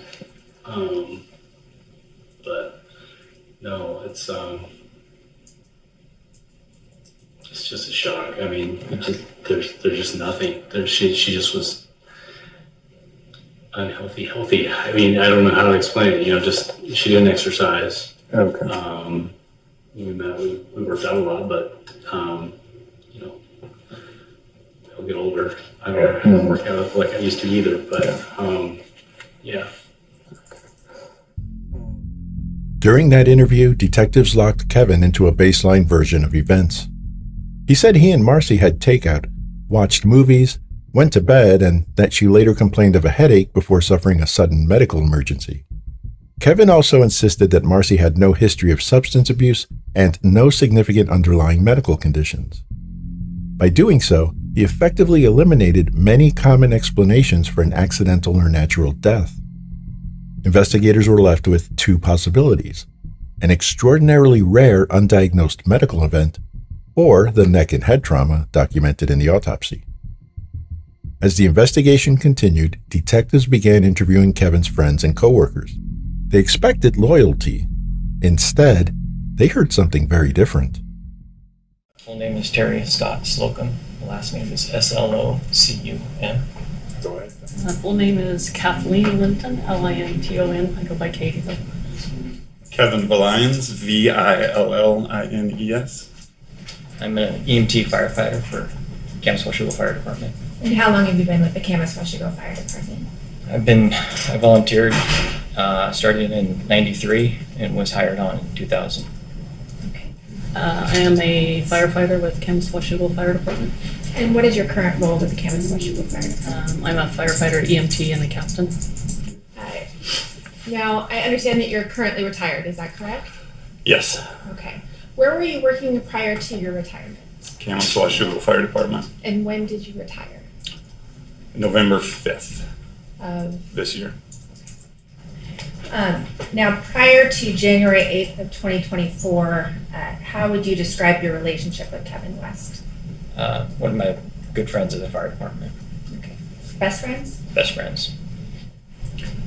Around this time period, what was Kevin specifically telling you about his relationship with Marcy?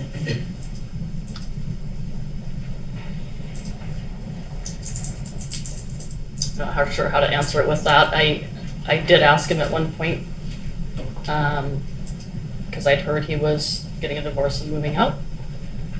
And then he'd made a comment. I was working, I believe, an overtime shift about plans they had in the future, and I did ask, are you not getting a divorce?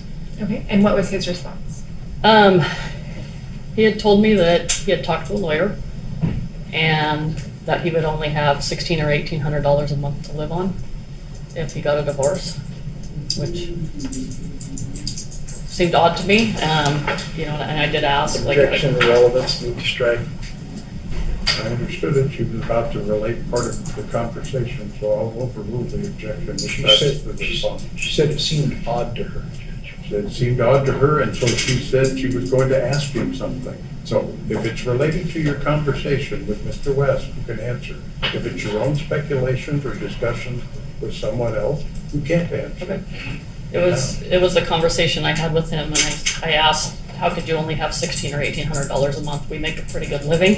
I just didn't see that, and he just said he had talked to a lawyer, and that was what they told him, and that he was stuck financially. Okay. How would you have described your relationship with Kevin? Both personal, very close. We hunted a lot together. Spent as much time as we could. Then professional at work. At that point, he was also a battalion chief. Okay. Did he express any reasons why he was reluctant to divorce Marcy? Yes. And what was that? Financial. Can you explain further? Yeah. Every fireman and cop puts in a lot of years. Objection, non-responsive, no foundation. You can go ahead. Thank you. It's like your worst nightmare. You've built a pension for 20 years, and then say your wife comes up to you and says she wants a divorce, right? By that time, you're ready to get out of the field. And now you're worried about getting rid of 50% of your stuff. Sorry. I'll sustain the objection. And on the day of Marcy's passing, when you were with him at the residence, was there a point that just you and Kevin West were alone together? Yes. And when was that? As I was leaving the household, we had driven up to Seattle to get his daughter and brought her back, and then I was in the entryway leaving. And was this in the evening or midday, morning? Evening. Did he say something to you about Marcy's passing? Yes. What did he say? That he was relieved and that a burden had been lifted off his shoulders. No further questions. Did you ultimately learn that Marcy West had passed? Yes. Without going into specifically why, did you have concerns that the death may not have been natural? Yes.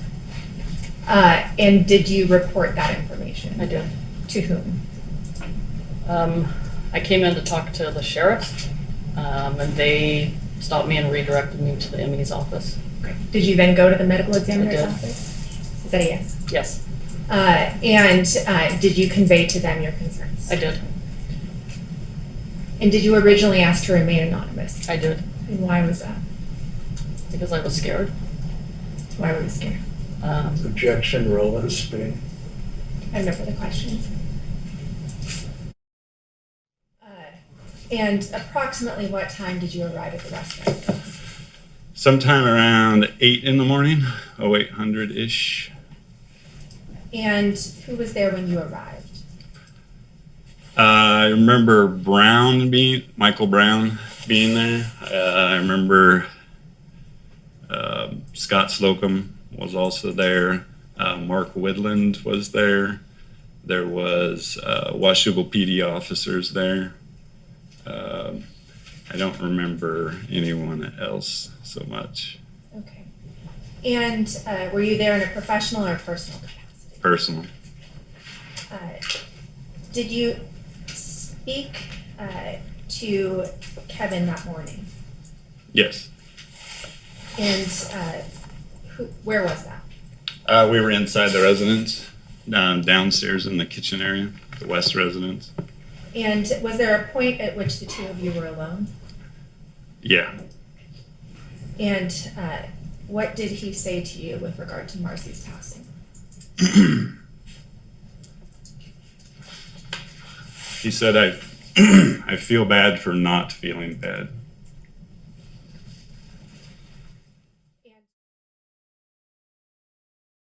The picture that emerged was not of a devastated husband, but of a man who had emotionally detached from his marriage long before the 911 call. Still, suspicion and character evidence were not enough. Investigators needed medical certainty. By the end of January, they had it. The medical examiner's preliminary findings showed hemorrhaging in the neck muscles and petechial hemorrhaging in the eyes, findings highly consistent with manual strangulation and not consistent with a seizure-related death. Investigators now believed Marcy had been killed. 8 days after the initial interview, detectives returned to the West residence, this time with a search warrant. Before executing it, they conducted one final interview to see whether Kevin would contradict himself. When detectives arrived, they noticed a car parked in the driveway belonging to Cynthia Ward, the woman from the bowling alley. With that in mind, investigators pressed Kevin about the state of his marriage. Hey, how's it going, sir? Hey, come on in. Oh, thank you. Hey, how's it going? I'm okay. Good. Okay. Come on in. Had some follow-up and a couple other things we wanted to touch up on. Yeah, sure. Now's an okay time? Yeah, let's come on in here. Sure. Get. Oh, thank you. I had the hairy cat on you guys. Oh, no worries. Thank you. Hey, puppy. You're okay.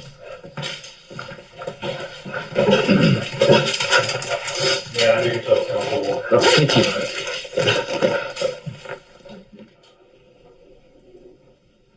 We're at that point of having time for ourselves. Mm-hmm. Kids out of the house a little bit. Maybe through every weekend, she's Amtrakking her way down here. Ted's here 1 out of every 3 nights.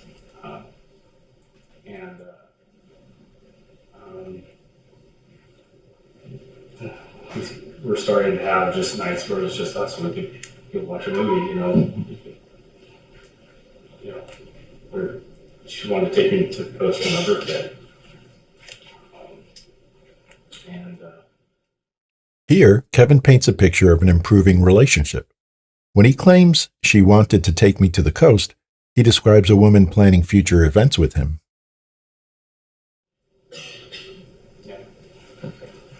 And these are some uncomfortable questions. You said no one else is here right now? Okay.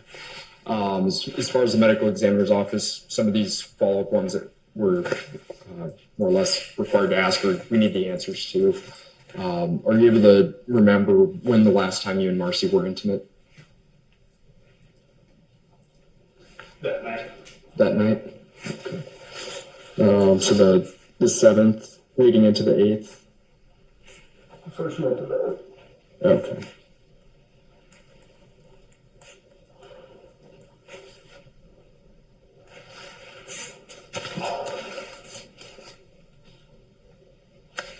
And then again, I apologize for the making you relive it and be the brightness of the questions.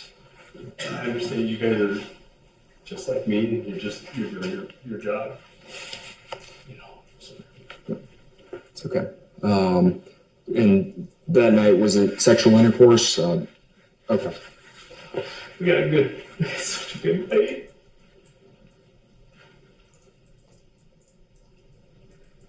And like I said, if you need a second, feel free.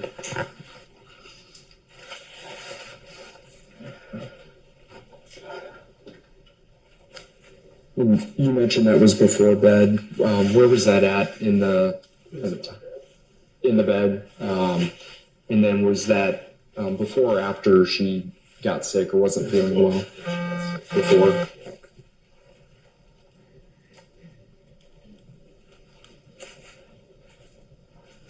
And then kind of an odd question, but we have to ask, any like rough sex or anything like that?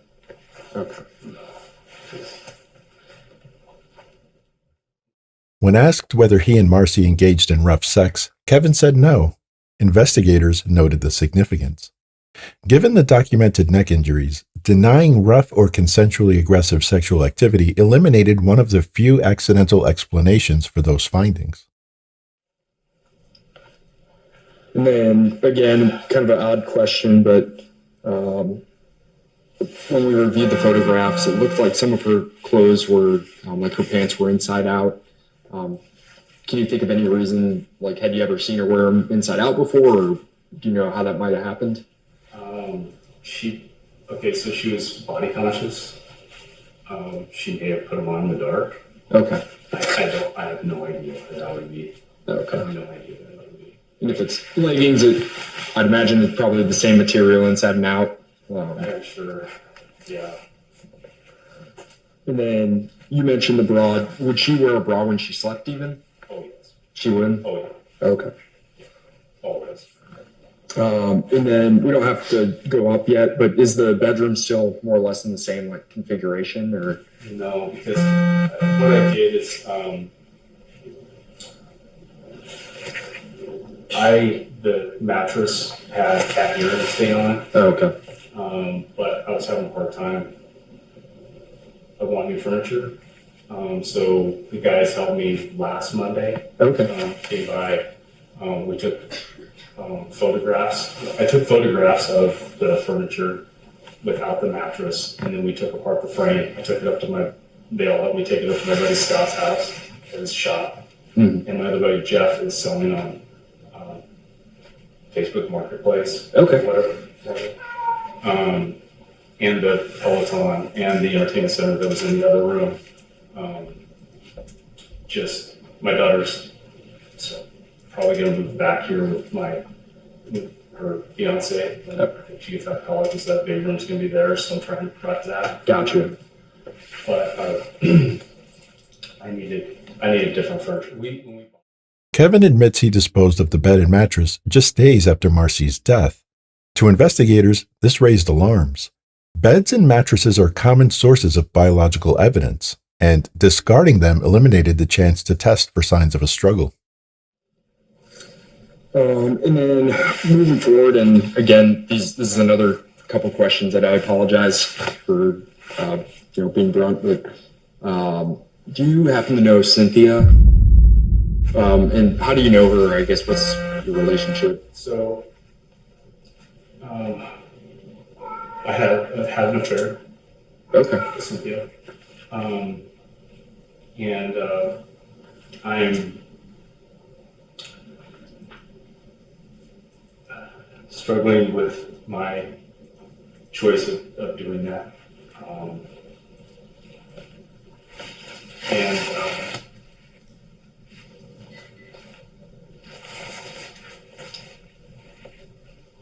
I knew of her in the early 2000s. Okay.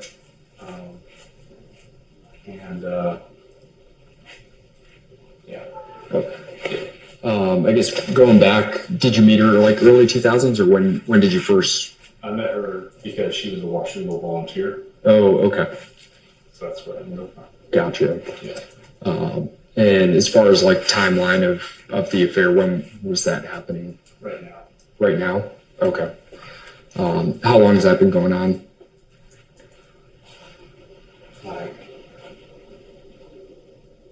I talked to her once on Messenger in July. Okay. By getting Kevin to acknowledge the affair, investigators finally had a clear motive. In the next segment, he makes a startling admission. It was absolutely just simply we're having an affair. She came here. She was here the night you guys were here on last Tuesday. We were in the garage and having a drink when you guys came. Okay. And I told her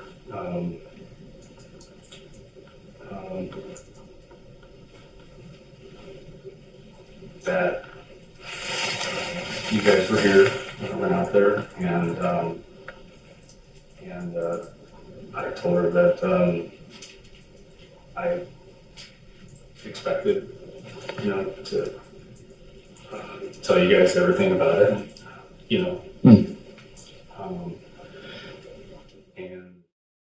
Here, Kevin admits that during the earlier January interview, Cynthia had been in the garage drinking while detectives sat inside the house. Investigators saw this as evidence of deliberate deception and compartmentalization. Immediately afterward, detectives executed the search warrant. They dug through every room and, inside a box in the garage, found cards and letters written by Kevin to Cynthia Ward. Your state moves to admit Exhibit 84 to Christmas cards. Oh, gosh. 84 is okay. Detective Arvizo, would you please read one of those letters for us? Sure. I'll start with the Merry Christmas card. States, Cynthia, this Christmas we had to be apart. Although apart, the day was spent with only thoughts of you. The holiday spirit was alive because of the love we share. I'm always feeling the warmth of your love and the laughter we share. You're my Christmas gift I will never forget. Every year forward, we will create new traditions, share holiday memories, and feel the Christmas spirit because of the traditions we create. Our family will grow as one together, looking forward to sharing the holidays with us. From the Christmas tree, the food we prepare, the home we make, to the decorations we display, our love will be present everywhere. Next year, 2024, will be our year. We will be together celebrating every day with love and understanding of what it means for you and I to be together. Our story will ring in the new year, loud for all to hear. From there, the investigation moved from the physical scene to the digital record. Text messages recovered by investigators established a timeline that contradicted Kevin's narrative. They learned he had planned to move out on January 8th, the same day Marcy died, and intended to sign divorce papers the following morning. Marcy suspected the marriage was near its end. In one message, she wrote, "You have made yourself clear that I have made you unhappy for 23 years. Financial records introduced at trial showed the couple was approximately $100,000 in debt. Prosecutors argued that if Kevin divorced, he faced significant monthly obligations he could not afford. The state's theory was simple: divorce was expensive. Murder was permanent. With this new context, the medical examiner re-evaluated the case. On March 20th, 2024, the conclusion was officially changed to homicide by strangulation. 2 days later, Kevin West was arrested. At trial, prosecutors revealed that Kevin became engaged to Cynthia Ward just months after Marcy's death, evidence they used to rebut the image of a grieving husband. And how long have you lived there with Kevin West? I don't know the approximate date, but probably 5 months or 6 months. And what is the current, well, are you and Kevin West in a romantic relationship? Yes. And what is the current state of your relationship? We're engaged.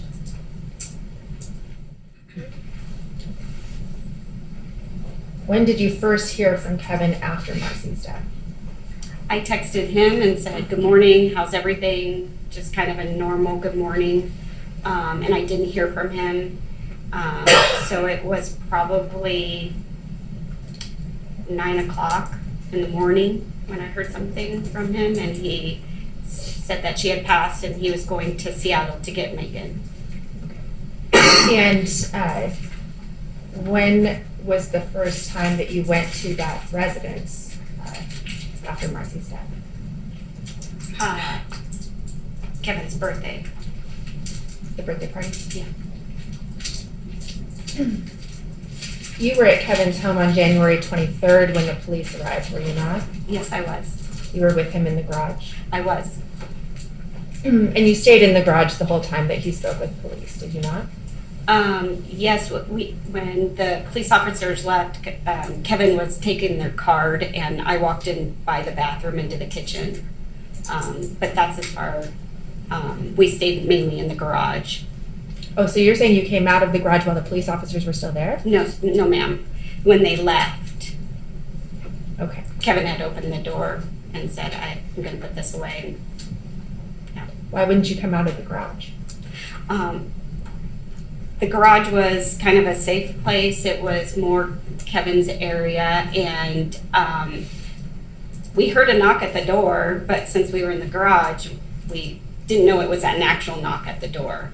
And then it was a big bang, and Kevin said, oh, I'll go check that, and I just stayed in the garage. It is set up with chairs, and it's not like a typical garage.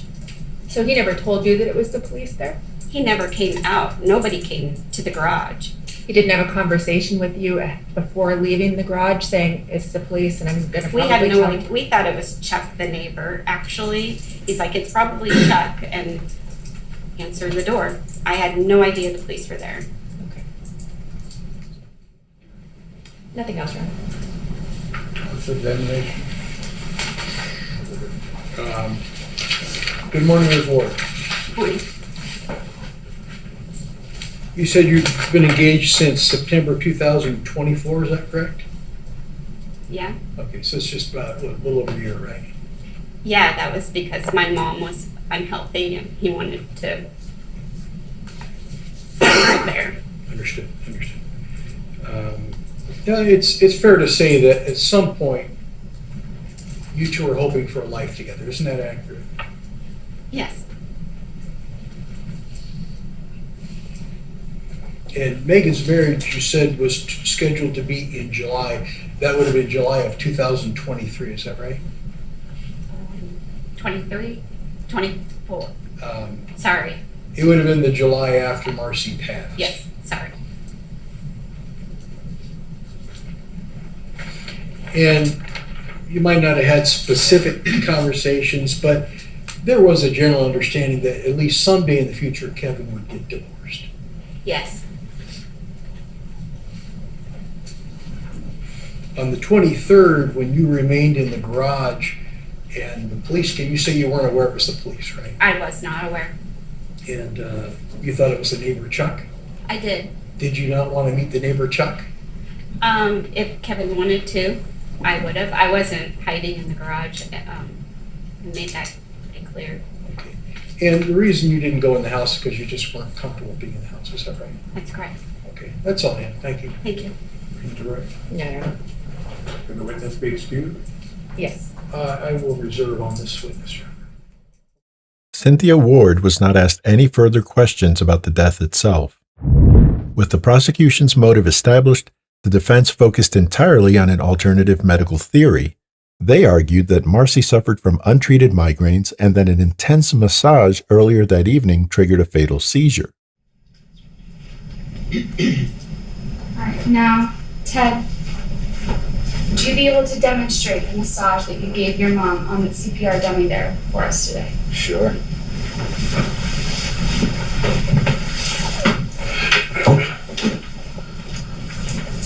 You show us exactly what you did. Sure. You want me pointing towards the jury? That'd be great, so we can see. Okay.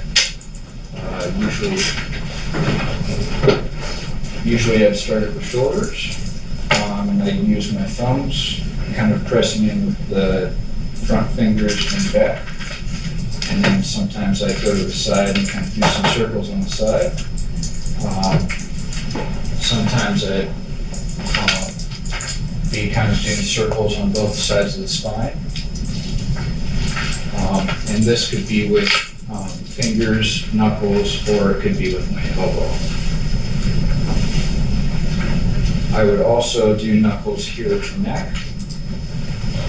I would also do elbow here and behind the carotid here. And then I'd also do it right about here on the neck. And that was the extent of what I do every time. And you say that that's what you would do every time? Every time. Not in the same order, but right about there. So your testimony today is that you would do this every time? Every time. Okay, please just... Sure.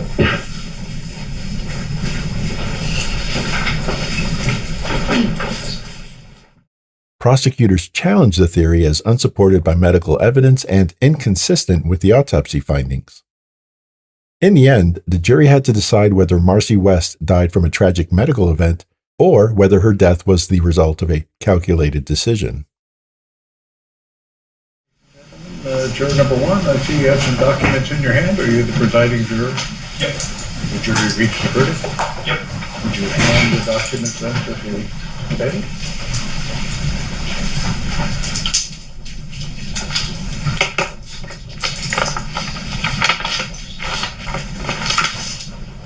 All right, verdict in count 1A. We, the jury, find the above-named defendant guilty of the crime of murder in the first degree. Verdict count 1B is blank as required.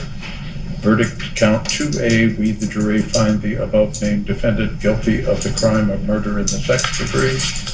Special verdict form were Kevin West and Marcel West, intimate partners. Answer yes. All right, so I'm now going to poll you to make sure that these are your individual verdicts and that they were the verdicts of a unanimous jury. So I'm going to ask you those two questions. Kevin West was found guilty of first-degree premeditated murder, a Class A felony in Washington. This carries the potential for a sentence that could keep him behind bars for most, if not all, of his remaining life. His sentencing is scheduled for February 27, 2024. It's in a area that we call Uptown, and it's full of very expensive apartments, nice restaurants. No, all I heard was screaming and then a loud pop, and then I saw her laying on the floor. Kendra was the All-American beauty, captain of her high school cheerleading team. This was it just didn't make sense. So at this point, we're asking for the public's assistance in identifying and locating that vehicle and any occupants that may have been in that vehicle at the time. Normally when we bring people in that are suspects in murder investigations, they're super nervous and kind of closed off and guarded. Brenda was the exact opposite of that. Would you say it's a big coincidence that your ex-boyfriend's girlfriend ends up dead? All Brenda could talk about was Ricky and Kendra and how she wanted someone to hurt Ricky or Kendra. Today we are announcing the addition of capital murder suspect Brenda Delgado to the FBI's 10 most wanted fugitives list. Why did she want to get rid of Kendra Hatcher? Because she was envious of her. I couldn't imagine who would do it. I couldn't imagine who would hurt her.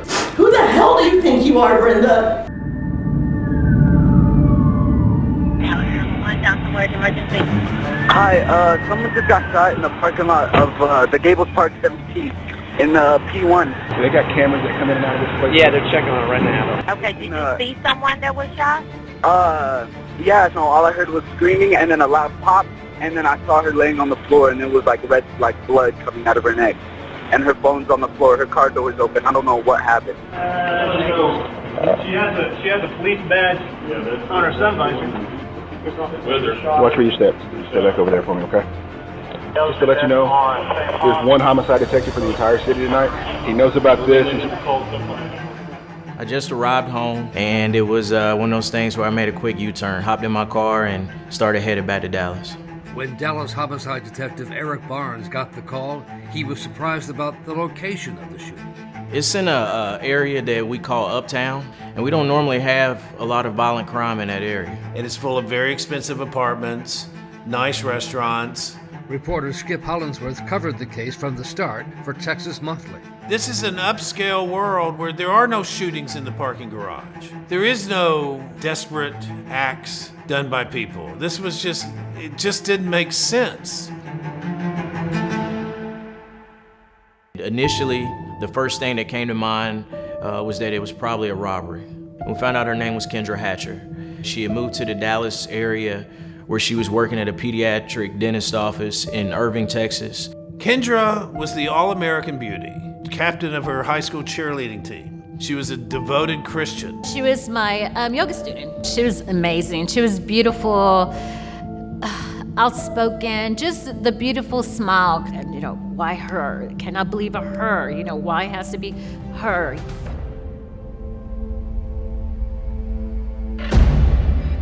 We got surveillance footage from the parking garage. It was kind of grainy, but we were able to determine that there was a vehicle that pulled in, kind of circled the garage for a little bit, and parked near her vehicle, or parked where her parking spot was, prior to the shooting. During the time that Kendra came in and parked, she had been in her parking space for maybe 2 seconds before an individual got out of the back of this vehicle and walked towards her car, and we believe that was the shooter.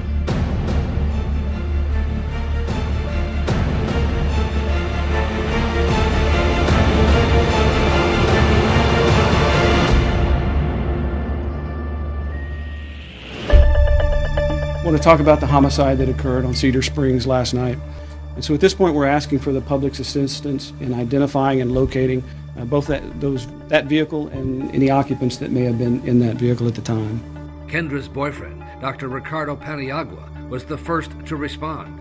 And he informed me that the individual that he saw on the surveillance footage and from the still photo reminded him of his girlfriend, Brenda Delgado. His ex-girlfriend. He told me that they dated for a couple years, that they actually lived together.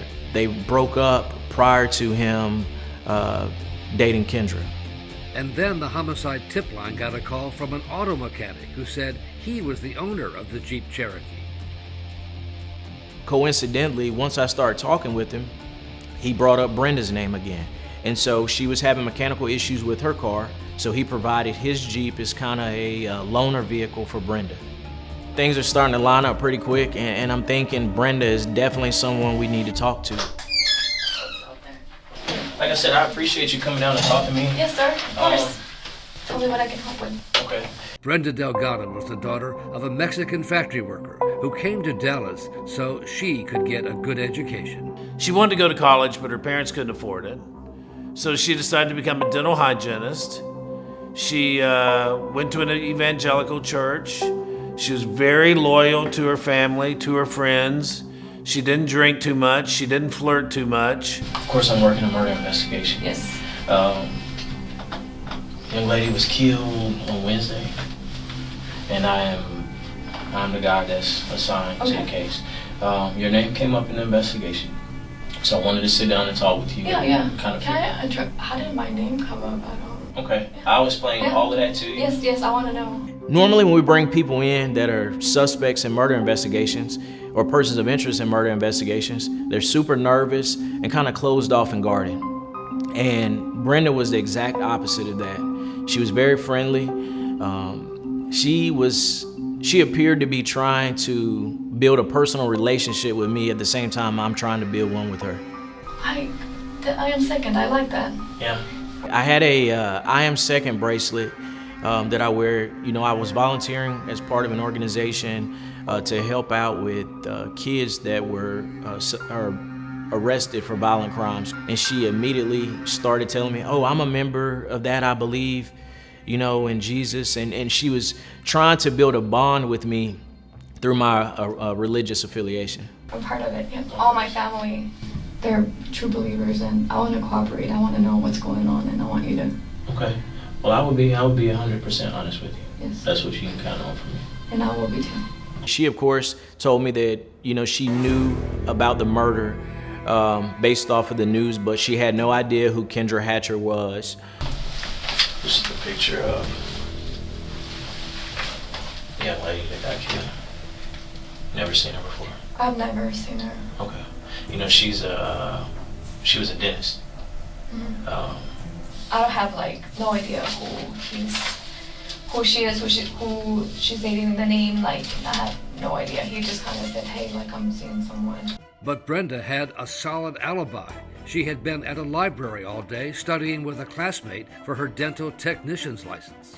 Okay. And I studied from maybe 12 all the way to about 6. And then to a Chili's restaurant with another friend. All right, you said you had the receipt in your bag? Yeah, I can show you. Yeah, let's get that. Yeah, of course. I bet I can give you other numbers I can. And she had a receipt at the very top of her wallet that she was ready to hand off, you know.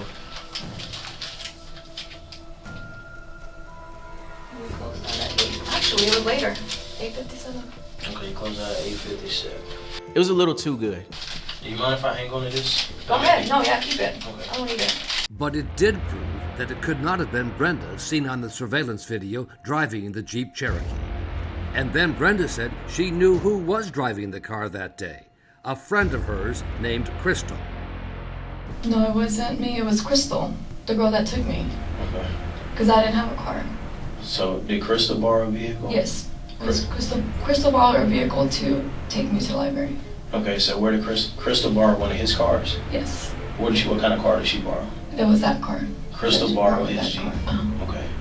That car, I think, yeah. That car. That Jeep that used to show me in the picture. Yeah, there was very little resistance at all when I asked about who Crystal was and if I could get a phone number. She was ready to serve Crystal up on a dish. And soon Crystal was in an interrogation room down the hall from Brenda with her own story to tell.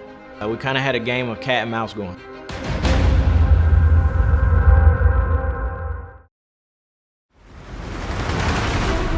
We are digging for new details this morning in the murder that has shaken a Dallas community. This murder has really rocked their sense of security. At this point, no word on who the suspect or suspects may be. Detectives have been out all night and throughout today, canvassing the other businesses in the area, looking for additional evidence, surveillance footage, what have you, talking with residents, talking with potential witnesses.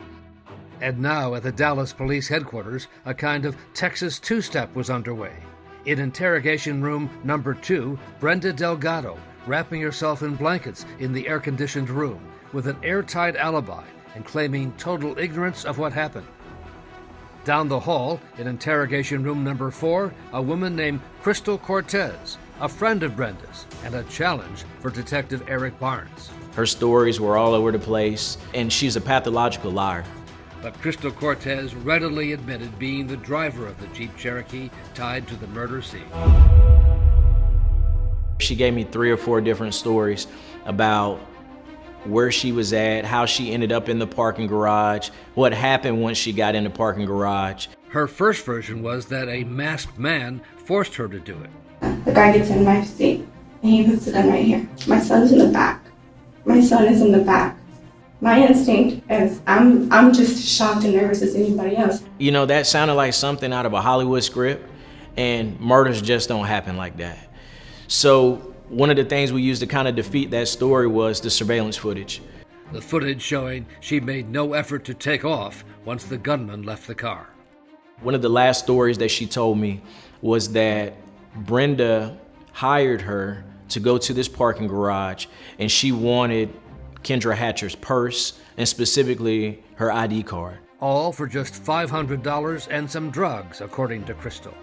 And now I have money exchange for a robbery that took place, and the shooter is in the car, so now we have a capital murder. I had enough to put Crystal in jail at that point.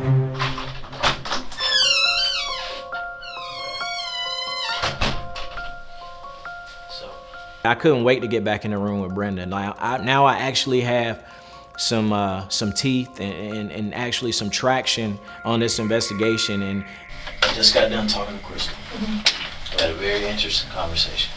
And I know that you haven't been truthful with me. Okay.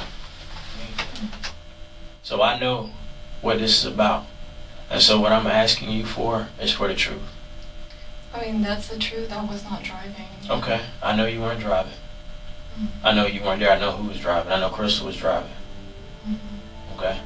And I know what happened. Okay? And I know what the agreement that you made. There was no agreement. I mean,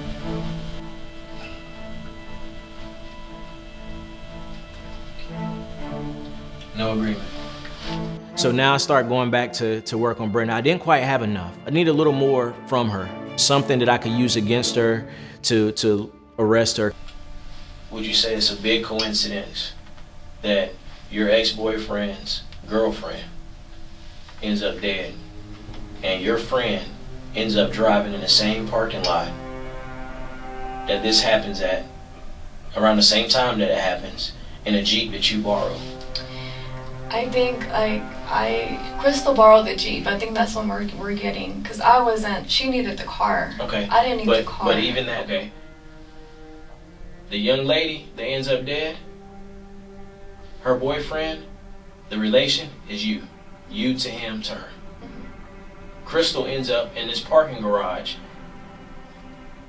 Your friend, your friend's Jeep, your ex-boyfriend's girlfriend. All three of those things point back to you. That is you. You're the common theme in all of these things. So what I'm asking you is, how does this happen? The Mr. Nice Guy routine was out the window, and I needed to shake her up a little bit because emotionally she was still unbothered. You know, she was still playing the sweet and innocent role. This isn't rocket science. People will put this together very fast. That's why I'm asking you, why? No, I'm telling you, I didn't do anything. I had no motive. You had plenty of motive. There's plenty of motive. I think it was hate. I think you hated the fact that you weren't good enough. That's the truth. And sometimes the truth hurts. You weren't good enough for Ricky. Maybe he didn't like the way you looked. I didn't. Maybe something you did got on his nerves. Maybe he didn't want a dental hygienist anymore. Maybe he wanted a dentist. Maybe you just weren't good enough for him. Maybe his standards were a little bit too high for you. But for whatever reason, you weren't good enough for him. And that's a hard pill to swallow. I mean, I don't have any feelings like you were saying. I really don't have any. Like, I didn't even know who the girl was. I had no idea. That's not true. You know who his girlfriend is. Just like you knew where he was taking his salsa lessons at, because you follow him. Her ex-boyfriend, the doctor, had told Detective Barnes that Brenda suddenly showed up where he was taking salsa lessons, and then suddenly showed up on a running path where he was jogging. Crystal has no reason to want her dead. You know who has the motive? You know who has the motive? You know what Crystal's motive was? To make some money to feed her kid. And I can understand that. You took advantage of that. No. Yes, you did. Yes, you did. You took advantage of her. And you paid her to do your dirty work. No, that's not true. I told you it was just very casual. I have no motives for this guy. No motives for who? For Ricky, there's nothing. There's nothing there. There's no motive. So why do you want his girlfriend dead? I don't. I didn't even know who he was seeing. I don't even know who he was dating. Okay. You don't know. You don't know.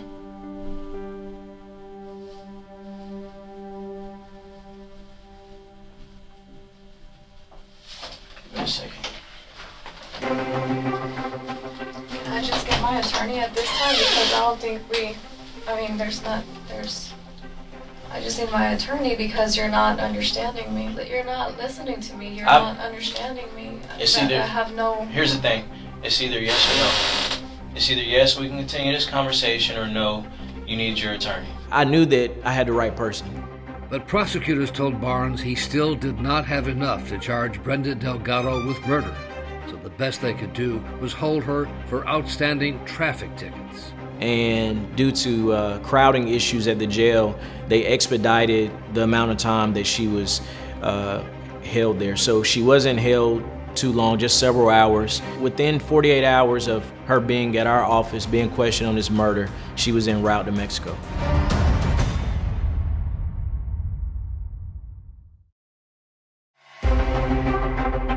Today we are announcing the addition of capital murder suspect Brenda Delgado to the FBI's 10 most wanted fugitives list, and announcing a reward of up to $100,000 for information leading to her arrest. Delgado should be considered armed and dangerous, given her alleged crime involved the use of a firearm. She became one of the few women in American history who was on the FBI's 10 most wanted list.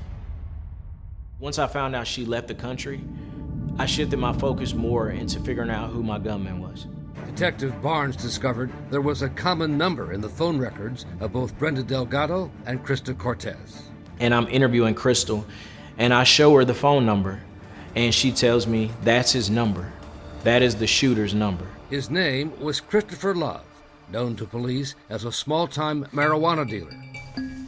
It's a Miranda warning. You have the right to remain silent, not make any statement at all. I think we may have had him in the interrogation room somewhere between 21 and 22 hours in total.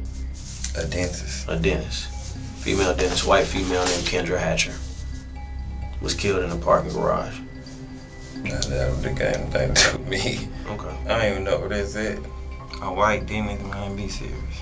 Well, I'm just saying, you know. And what about someone named Brenda or Crystal? Yeah, you ever seen this girl? Is she white? She's Hispanic. She looks white, got light skin. I don't know her though. You don't know her? Okay. Well, what is it? I don't know these people. Are they white or missy?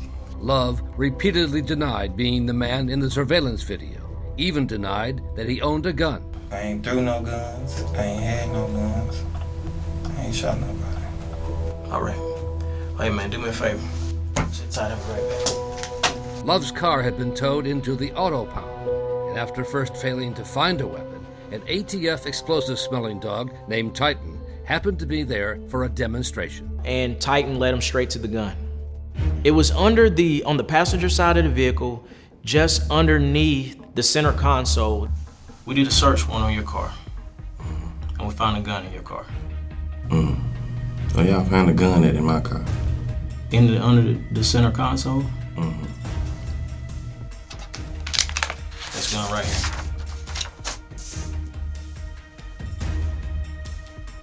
You ever seen that gun before? Yeah. You have? Whose gun is that? That's your gun? Okay. Tonight, we announce the arrest of Christopher Love, the person we have identified as having shot Dr. Hatcher. So now the murder board looked like this. Brenda Delgado at the center, alleged to have hired Christopher Love and Crystal Cortez to murder her ex-boyfriend Ricky's new love, her rival, Kendra Hatcher. Friends and family told reporter Skip Hollingsworth how Brenda's breakup with Ricky took over her life. All Brenda could talk about was Ricky and Kendra, and how she wanted someone to hurt Ricky or Kendra. She was falling apart. She was descending into this darker world that she had never been in. And when police finally downloaded Brenda's phone, they found dozens of pictures of Kendra and Ricky. What Ricky didn't know was that Brenda had a kind of spy operation going on. She had access to his iCloud, to his texts, to his phone calls. And she realizes they're going to Cancun. And she wants to kill Kendra before Ricky gets the chance to take her to Cancun. And suddenly, Brenda, the Christian girl who had raised herself on her own bootstraps, had a team of hitmen ready to help her out for $500 to kill her romantic rival. Kendra was gunned down the night before she and Ricky were scheduled to fly to Cancun.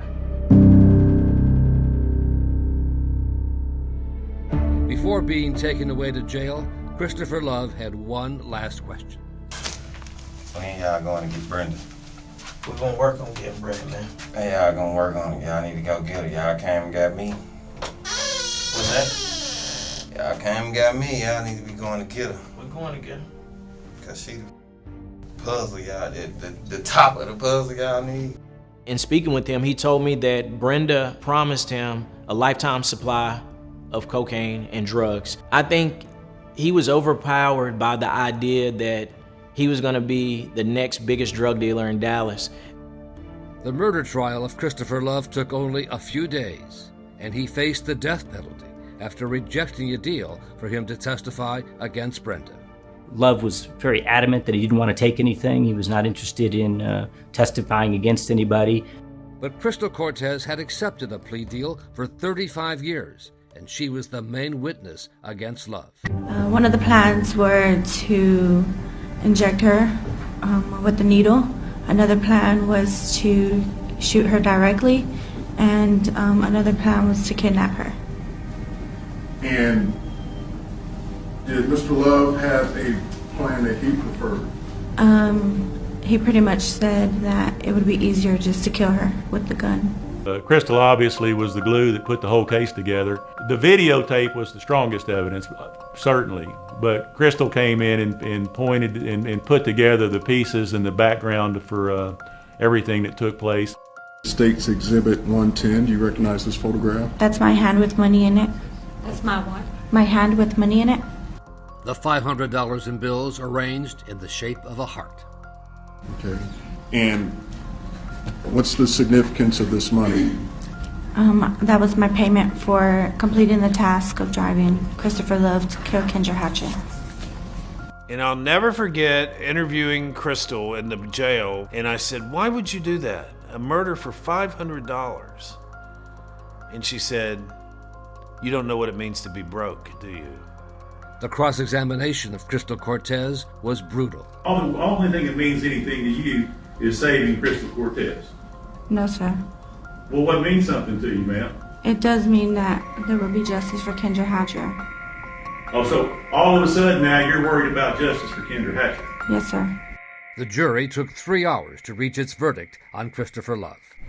Sir, has the jury reached a unanimous verdict? We have, Your Honor. And is your verdict as follows? We, the jury, unanimously find the defendant guilty of capital murder as charged in the indictment. Yes. And that is the unanimous verdict of the jury. Yes, thank you, sir, for your deliberations. At the sentencing, Kendra's sister Ashley spoke for the family back in Illinois. Our family will never be the same. This doesn't happen in Central Illinois. We didn't know that evil like this existed. She was full of life and full of love and just gave everything she had to everybody. And when I heard that this had happened to her, I know I'm getting off topic, but I couldn't imagine who would do it. I couldn't imagine who would hurt her because nobody disliked her. Nobody would have heard of her that knew her. I have received a unanimous verdict from the jury. Mr. Love, would you stand, please, sir? You shall be confined until the director of that institution receives an order by this court to carry out the sentence of death by lethal injection. Good luck to you, sir. And now the focus shifted to Brenda Delgado, a $100,000 reward on her head. And there's people that'll give up their own mother for $100,000. So within a few hours, we were able to get some credible tips on where her location was. And after 6 months on the lam in a small town in Mexico, Brenda Delgado had been tracked down and extradited to the United States to stand trial for murder. Detective Barnes was at the airport when she arrived. You know, my eyes were saying, I told you I was gonna get you.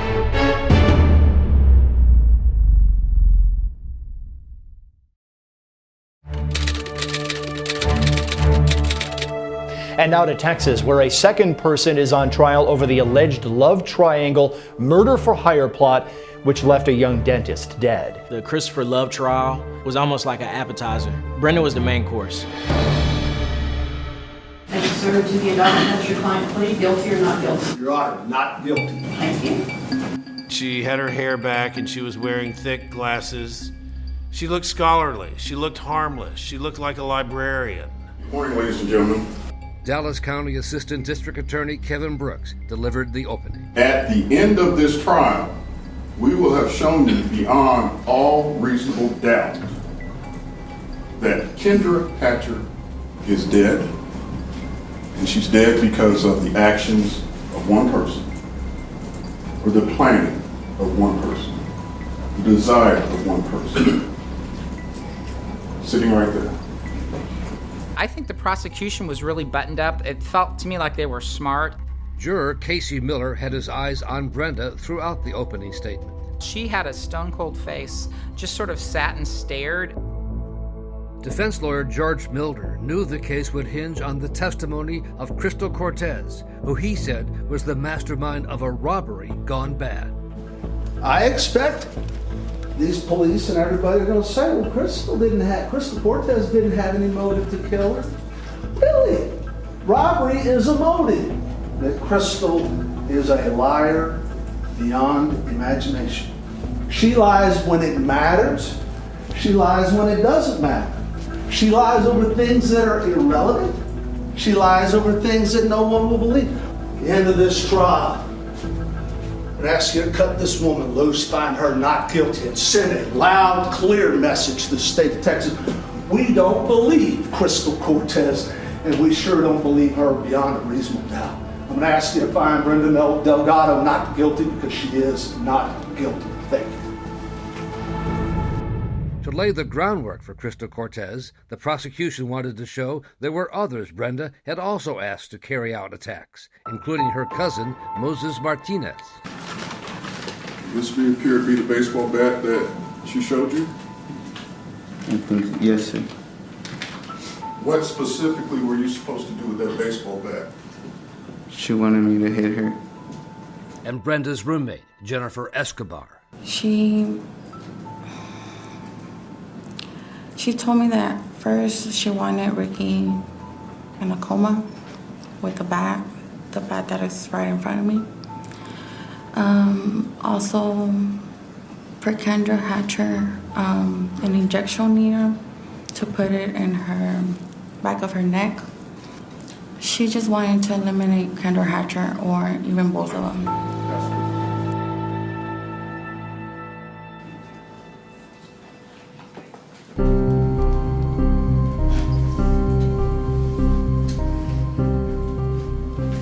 Introduce yourself to the jury, please. Yes, sir. My name is Dr. Ricardo Paniagua. Now, the man at the center of the love triangle testified he had no idea that Brenda had been stalking him when he kept running into her.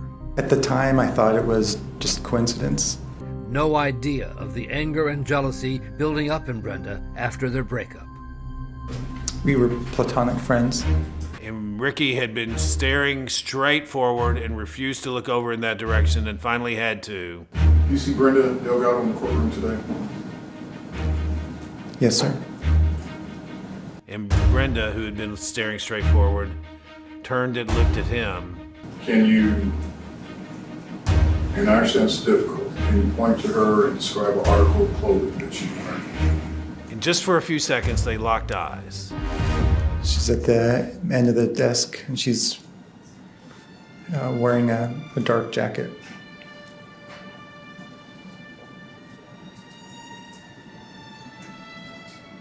Your Honor, we have some direct reflect this witness has identified the defendant in open court.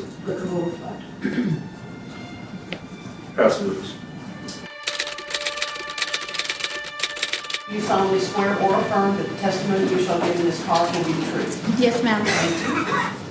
Crystal's testimony was very important. She was very believable to me. She admitted on the stand that she was part of a capital murder plot. She admitted that she drove the vehicle. Are you guilty of the capital murder of Kendra Hatcher? Yes, I am. Is Christopher Love guilty of the murder of Kendra Hatcher? Yes, he is. Is Brenda Delgado guilty of the murder of Kendra Hatcher? Yes, she is. Will Brenda Delgado discuss Ricky and Kendra Hatcher to you? Yes. What was the discussion? She wanted to get rid of Kendra Hatcher And why did she want to get rid of Kendra Hatcher? because she was envious of her. And then describing what was happening in the parking garage, as seen on the surveillance camera footage. Miss Kendra comes in and she parks catty corner to where we park. And Christopher Love gets off the vehicle through the driver's side in the back. And he exits the vehicle, closes the vehicle, and he approaches Kendra. And I didn't see him kill her, but I heard the shots fired. He ran into the Jeep with Kendra's belongings, her purse, and a Nikon camera. Why does he have those items? Because Brenda wanted it to make it look like a robbery gone bad. Did you get paid for this? Yes, I did. What did you get? I got $500. And who paid you? Brenda did. And that was in exchange for committing this murder of Kendra Hatcher? Yes. We find that you're lying to us. If we were able to confirm that what you're telling us is not truthful, you understand the consequences of that? Yes, I will possibly face a death penalty.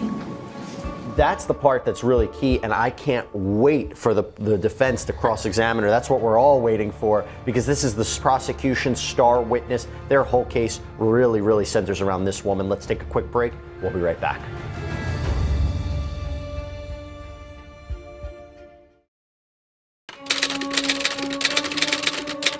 Right now, Crystal Cortez on the stand under cross-examination, so the defense is pulling out all the stops to discredit her testimony. You said you did not tell the whole truth. Do you recall that? Yes. I told them half the truth.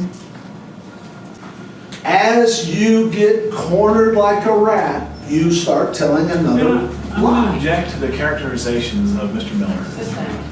As you get hopelessly caught in one lie, you start telling another one, correct? Sometimes. When I was being interviewed, because I didn't know what to say and what not to say. The more the defense tried to poke holes in her story, the more I believed her. And it was really apparent to me that she was like a 20-something-year-old single mom. She was not the mastermind of anything. She was not the brains behind anything. Christopher Love is obviously a very horrible, evil person, true? I would say so, yes. And if you were gonna do something, if you saw an opportunity to rob some rich girl and get all the money, whatever she's got, what greater opportunity than for you to rob Dr. Hatcher with Christopher Love, knowing that if anything ever happened to Dr. Hatcher, it ain't you who's going to get blamed. Brenda Delgado is the one they're going to look at because she's told everybody but Santa Claus that she doesn't like Dr. Hatcher and she wants to still be with Ricky. True? I would say yeah. That's witness.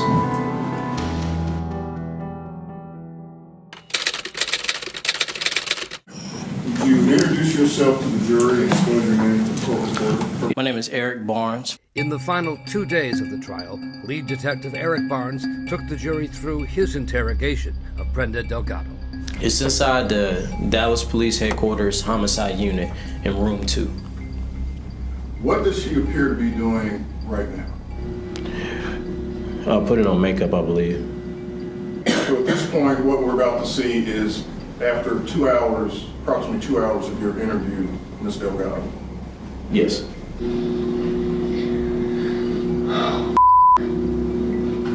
What do we hear her say right there? Oh. There was a couple times that I made eye contact with her, and I just wanted her to know that, you know, you may have tricked some people, but I wasn't going for it.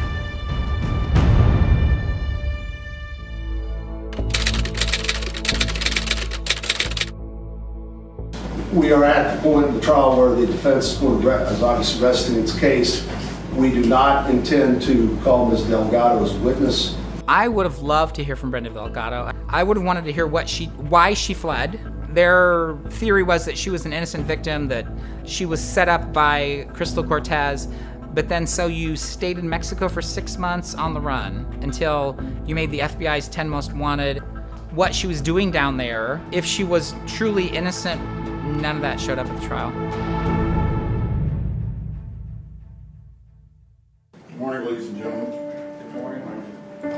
genuinely, I do want to tell you, we want to thank you for your time and attention in this trial. That beautiful soul, Kendra Hatcher, she didn't know this way. Dr. Paniagua, he's broken up with her. He's moved on. He's let her know that he has a new girlfriend. He's not in a love triangle. The only person in a love triangle is her. And it's a love triangle she created. Didn't have to happen. The fact that it did happen is ridiculous. Kendra Hatcher's home. She's home right now. She's home in a box. When you come back with your message to that woman, the message needs to be, lady, you're never going home.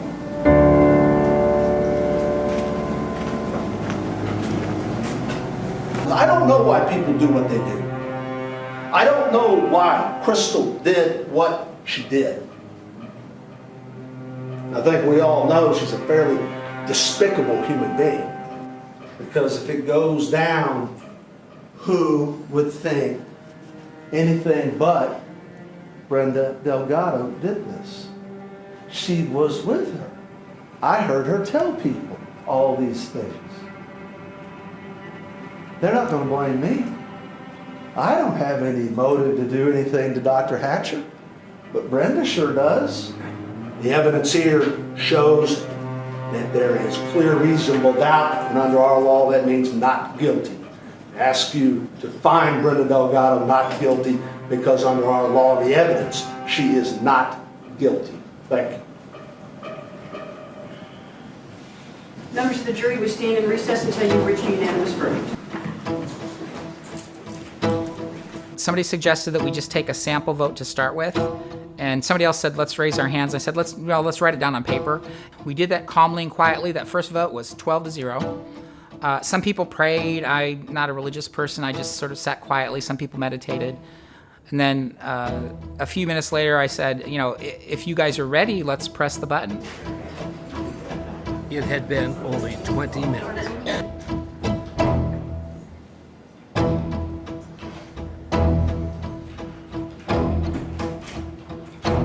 All rise.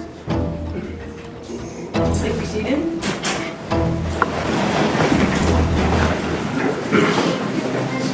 I ask the presiding juror if the jury has reached a unanimous verdict. Yes, Your Honor. And is your verdict as follows? We, the jury, unanimously find the defendant guilty of capital murder as charged in the indictment. It is. Thank you, ma'am. Because of the nature of the case, I'm going to ask you individually for your verdict. I'll start on the bottom row, the chair closest to the gallery, and go 1 through 12. Yes, guilty, Your Honor. Yes, guilty, Your Honor. 12 times, right down the row. Mr. Milner, your client having been found guilty of capital murder, is there any reason in law why she should not now be sentenced? No, Your Honor. I felt that if anyone deserved a death penalty in this case, I thought Brenda qualified for it. But despite the verdict, Brenda's decision to flee to Mexico had effectively saved her life. Mexico's extradition policy means you cannot be brought back to be tried under the death penalty. Brenda Delgado, please stand. The jury having found you guilty of capital murder, you shall be transferred to the institutional division of the Texas Department of Criminal Justice, wherein you shall be confined for the rest of your natural life. Good luck to you. I think justice was done. I think if Brenda had not fled to Mexico, she would have gotten the death penalty. Before being taken away, she was required to hear from Kendra Hatcher's sister and mother. I take comfort in knowing our God has given our Kendra the ultimate spot in heaven, a spot in which you will never see. You, Brenda Delgado, have earned your spot on this earth behind cold steel bars for the rest of your miserable, pathetic life. My 5-year-old is her goddaughter. and I'm pregnant with our third, that we'll never get to meet Kendra because of you, because of your evil, because of your envy, as Ace so perfectly put it. No matter how envious you were of any human being, it does not give you the right to destroy lives, many lives, your own family's lives, our lives, Kendra's lives, my children's lives. Who the hell do you think you are, Brenda?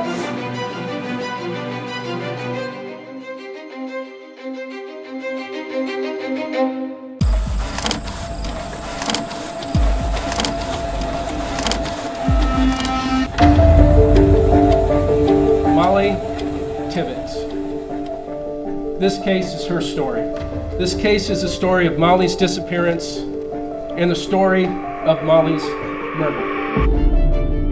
This is the Molly Tibbetts missing persons case. Molly Tibbetts. Molly Tibbetts. Despite search efforts over the last few days, there is still no sign of that missing woman. This was something huge that was happening. We have raised $172,000 that will be paid to you as soon as Molly is safely home.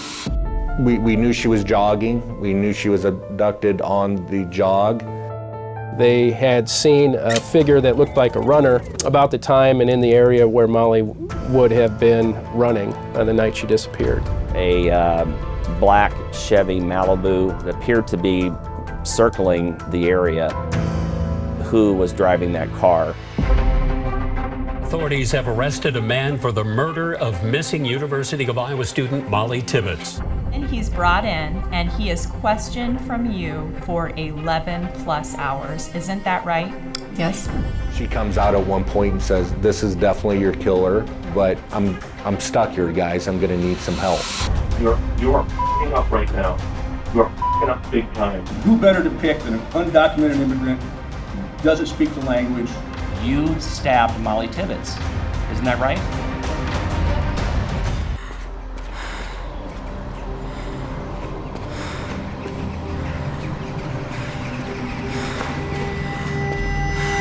Molly Tibbetts case, this 20-year-old missing University of Iowa student who was last seen on July 18th, last seen jogging in Brooklyn, Iowa. We're trying to get the word out. We want Molly home safe. So far we've been searching by air and foot both.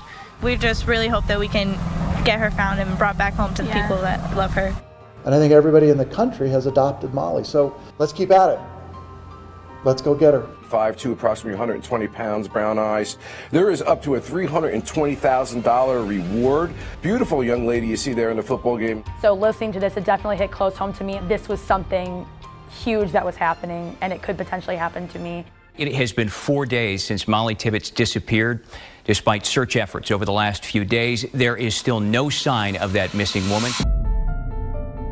We believe that Molly is still alive, and if someone has abducted her, we are pleading with you to please release her.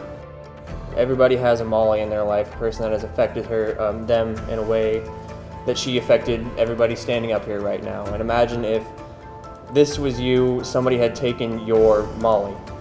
Wouldn't you want to help? Wouldn't you want her back? How would you feel? Just do the right thing and, let her go. My initial thought that came to my head, because it happens a lot, is when we have missing people, is some sort of drug overdose, some sort of mental illness due to drugs. Not knowing anything about Molly, that's kind of what I thought I was heading into. But Agent Trent Valletta soon learned that theory did not fit Molly, seen here the day before she disappeared at the daycare center where she was working for the summer. At the University of Iowa, she was majoring in child psychology. She was very loved on campus. She was probably one of the nicest humans that anybody had ever met. Nobody had a bad thing to say about her. She doesn't fit our normal victim profile. It kind of gives you the hairs on your back kind of stand up when you suddenly realize, oh my goodness, did something really terrible happen here? So authorities swarmed the town of Brooklyn, Iowa. I think it's roughly 1,400 or 1,500 people. People still leave their doors unlocked. and began to retrace Molly's steps before she disappeared, starting at the home of her boyfriend where she had been staying. That evening, on the 18th of July, she went for a run right around 7:30, 7:45 in the evening. She was an avid runner, and that was pretty common for her to run in the evenings. She left the house and didn't come back. She would have left home, run through town, and then gone on a blacktop east of Brooklyn, which was one of her normal running routes. She was in constant contact with her boyfriend Dalton, and when that contact suddenly ceased and there's no contact, the proverbial hand on the panic button was pressed. Picked up the phone and called the FBI because I was assuming we had an adult abduction, which in Iowa and I think even nationwide are incredibly rare. The FBI brought in drones to scour the acres and acres of cornfields around the town. What the FBI is doing right now is trying to prioritize leads. And for 4 or 5 weeks, all those leads came up empty, and we really had nothing at that point in time. We knew she was jogging, we knew she was abducted on the jog, but we didn't, no witnesses to the abduction, no cameras video of the abduction. But investigators then realized that Molly never went anywhere without her cell phone, even on her runs, and they were able to get her password. It's amazing how simple things kind of escape us sometimes. So we just went to Walmart, bought an iPhone, entered her password, and we literally cloned her phone. So we had all that data. And a way to track Molly's jogging route along County Road 385. And so she's going at a speed of less than 10 miles an hour up until a point. Her phone stops for a couple minutes, and then you can see with the next pings at the cell phone tower that she's traveling at approximately 60 miles an hour. It told me that she's in a vehicle, that she was jogging, there was a pause in her movement, and then she's in a vehicle. Which actually took us close to the location of abduction. There's always the hope that you'll find the person alive. But as hours become days, become weeks, the hope that she'll be found alive becomes, less and less.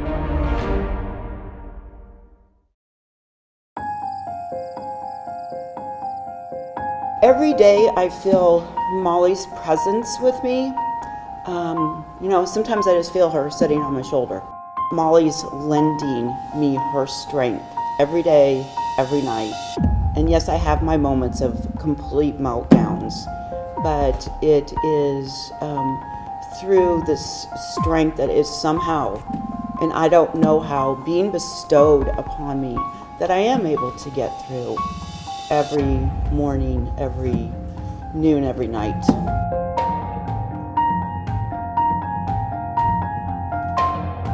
We spin our wheels. We spin our wheels for several weeks. We developed suspects that none of us really felt good about. But because of the resources we had, we literally ran the leads into the ground. Doing background on Molly, she was telling all her family members she was going to marry Dalton. She knew he was about to propose. Every investigation involving a disappearance or a homicide, officers are going to start with the inner circle of the victim and move their way out. Was Dalton Jack a suspect? Yes, he was. But text messages between Dalton and Molly suggested not everything was happy. There was some allegations that Dalton had a brief relationship with another young woman, but ultimately Molly had forgiven Dalton for whatever had been going on. And detectives were able to determine that Dalton had been 2 hours away in Dubuque at the time she was abducted. He was working construction on a road crew, fixing a bridge at that time over the Mississippi River, where it would have been physically impossible for him to be in Brooklyn, so he was ruled out fairly quickly. So it was back to the area, all along County Road 385. Sometimes we were kind of chasing our tails looking in the wrong direction. But then the canvassing never stopped. They found a video from a resident who actually had 4 different cameras on his house and garage. that when some of the investigators were reviewing this footage, they had seen a figure that looked like a runner about the time and in the area where Molly would have been running on the night she disappeared. Just a glimpse, but an important one. So the investigators, they began to look at all of the cameras and noticed a black Chevy Malibu that appeared to be circling the area just after Molly had jogged through that same area. Going one way, then another, and then back again, all within a few minutes of Molly passing by. So that really became the focus of the investigation, was figuring out who was driving that car, and it was the thing, really, that broke the case. The car guys there, they're like, well, these are non-factory mirrors, and their chrome mirrors are non-factory, and it's non-factory door handle. But how on God's green earth are we going to ever find that car? But the very next day, the car was spotted by an off-duty sheriff's deputy on his way home. Lo and behold, the Malibu's coming right at him.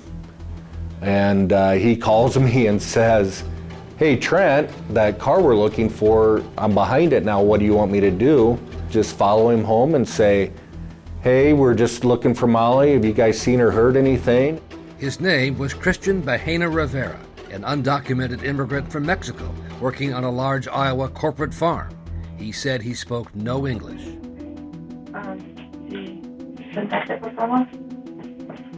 So I scrambled. I had to find a Spanish speaker. We were at the point where everybody was shutting down. We just thought we weren't never going to find her. So everybody was gone. Most of the FBI was gone. The nearest bilingual officer he could find was Pamela Romero from the Iowa City Police Department. She was older for a new cop, so she had some good life experience, but very limited experience in those types of interviews. So she would take a lot of breaks and we would feed her questions and she would keep us updated, but we'd literally put a rookie cop in one of the biggest interviews probably in the history of the state, and it was a gut call. It was a total gut call. The interview began around 6 in the evening. It would go on for more than 11 hours. He really didn't give us much. Didn't say he knew Molly. Said he had very little knowledge that she was even missing. Wasn't going to be helpful. He didn't just know anything. So we made the decision, well, what we'll do then is we'll show him a picture of his car right by Molly. Basically the still photo of her jogging and his car then a minute later driving behind her. Okay. Once we gave him that, then he's like, oh yes, now I remember who that is. It was a constant evolution. He kept, what's very chilling was he actually said, oh yeah, by the way, I have her missing persons poster in my house. Which is your killer's trophy, right? That's when you know you got the right person. But as the day turned to night, Agent Falletta still could not find a way to break him. We kind of thought we were going to be done, or he was done talking to us, about to the point where he said he saw her, he thought she was hot, he turned around to look at her again, and then he couldn't find her, and then he left. That's kind of where we thought we were going to be done. Hey, I'm going to hand the phone over to you. The only card we had to play was the immigration status. I put him on the phone with ICE, we Mirandized him and just said, you're no longer free to go because of your immigration status. While he's on the phone, we are back to panic mode. What do we do now? How do we figure out where Molly is, because he's probably not going to talk anymore. That's when Pamela Romero comes up to us and says, hey, can I have one more shot? Can I have one more shot with this guy? He likes me, let me talk to him. So she goes back in. Everything changes.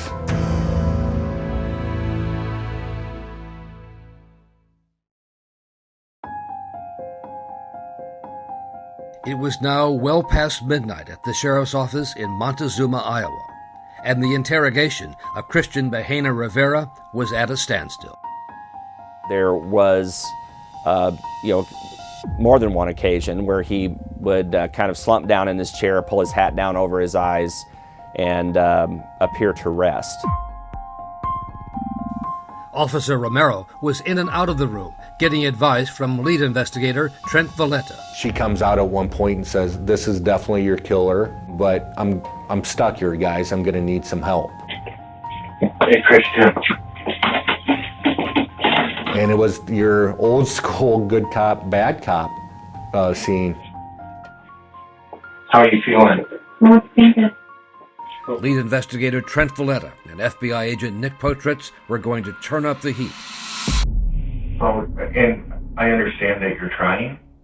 Ellos saben que estás tratando. And because you have a bad problem.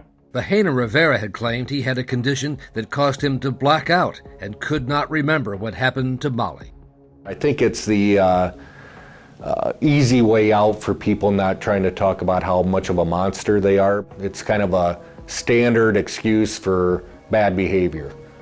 And so that's what Rivera says. I'm trying to remember, but I'm trying for the memories to come back, to come out, but I know that I'm in trouble already. And if I know something, I'm gonna let you guys know. We understand your problem because we've dealt with it before. You're not the first person that we've come across who's had this happen to them. Okay, Chris, you look at me now, okay? Just look at me. She's going to talk, but look at me, okay? It could be true that you don't remember everything. Do you understand that? Puede ser verdad que no recuerdes todo. Okay, but you do remember some things that we need to know. Pero sí recuerdas algunas cosas que necesitas saber. People that have this problem don't forget Las personas que everything. tienen este problema no se olvidan de todo. And I think you're scared. Yo creo que tú tienes miedo. Listen, Escucha. I think you're scared Yo creo que tú tienes miedo. because you know what happened Porque a little bit, un poquito te recuerdo. but you're afraid to tell us. Pero tienes miedo de decir. And that's okay. Y And eso it's está okay. bien. It's okay to tell us. I'm being nice to Rivera, very nice. I'm literally holding his hands, talking about integrity and how do you want to be perceived. We have been around a long time. Tienen We are old. experiencias, We are old. ya están grandes, ya están And mayores. we have sat across people that we don't like because they lied to us. Y nos hemos sentado enfrente de personas que no nos quedamos bien porque nos han mentido. And that's why we were happy now because you were being honest with us. Pero por eso estamos ahorita contentos porque sabemos que tú estás siendo honesto con nosotros. So we can get along. Así que para llevarnos bien And we can work together y podemos trabajar juntos. to make sure that family gets their daughter back. What we know for sure Lo que ya sabemos, de seguro, is that girl was in your car. que esa muchacha estuvo en tu casa. O estábamos junto a ella. Yes, like I mentioned to you already, I only remember her jogging, running. I do not remember talking with her. And then we basically had it set up that if he kept denying, Nick was just going to yell at him to stop playing games. You are f***ing up right now. You are f***ing up big time. Stop f***ing up. Tell us the truth. He's getting mad at you. I'm getting close to getting mad. Christian, I can see in your eyes Lo podemos mirar en tus ojos, that there's something you're hiding from us. que tú lo estás ocultando. I can tell. Lo podemos mirar. Then you know I'm right. Y tú sabes que tenemos razón. And it's really hard to tell me Sé que es difícil decirlo. because it's something you really wish never happened. But it's time now. We have to go find that girl. Pero ya es tiempo. And you have to tell us what happened. The good cop, bad cop routine seemed to have worked. He wants to talk to me alone. I'm asking him, you're not going to lie to me? He answers, I'm going to tell you everything I know. You're going to tell me all you remember, all you know? Ya no va a haber más mentiras. Ya no va a haber juegos, no games, no bailes. Do the right thing, okay? Haz las cosas bien, Do the right thing. porque yo no quiero que ellos regresen, ¿ok? He tells her, because I don't want them to come back.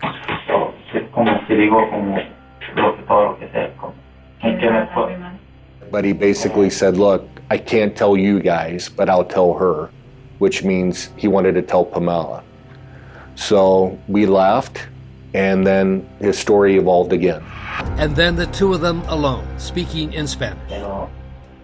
I do remember that I was fighting with her. I remember that I brought her into my car.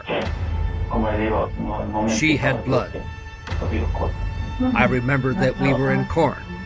I remember that's where I put her. I would certainly characterize it as a confession that he had been the one and only person responsible for Molly Tibbetts' death. And they now had the Christian Rivera telling him that, yes, I can take you to her.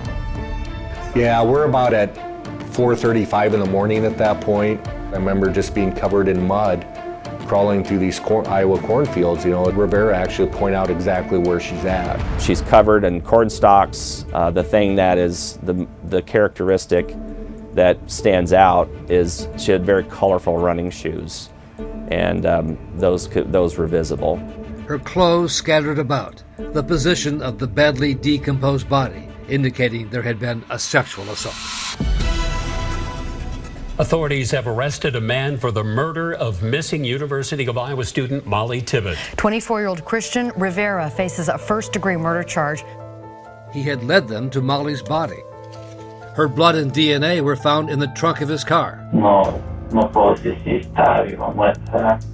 And he had essentially confessed. The case seemed ironclad until prosecutors learned there was a problem with the Miranda warning given to Bahena Rivera during the interrogation. Nothing on this tape could be used at trial.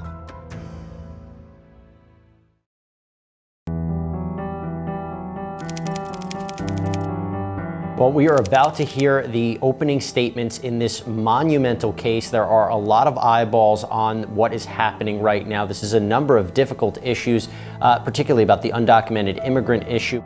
And that issue had brought even more attention to the case, as politicians across the country had used Christian Bahena Rivera's undocumented immigration status as a campaign talking point. You heard about today with the illegal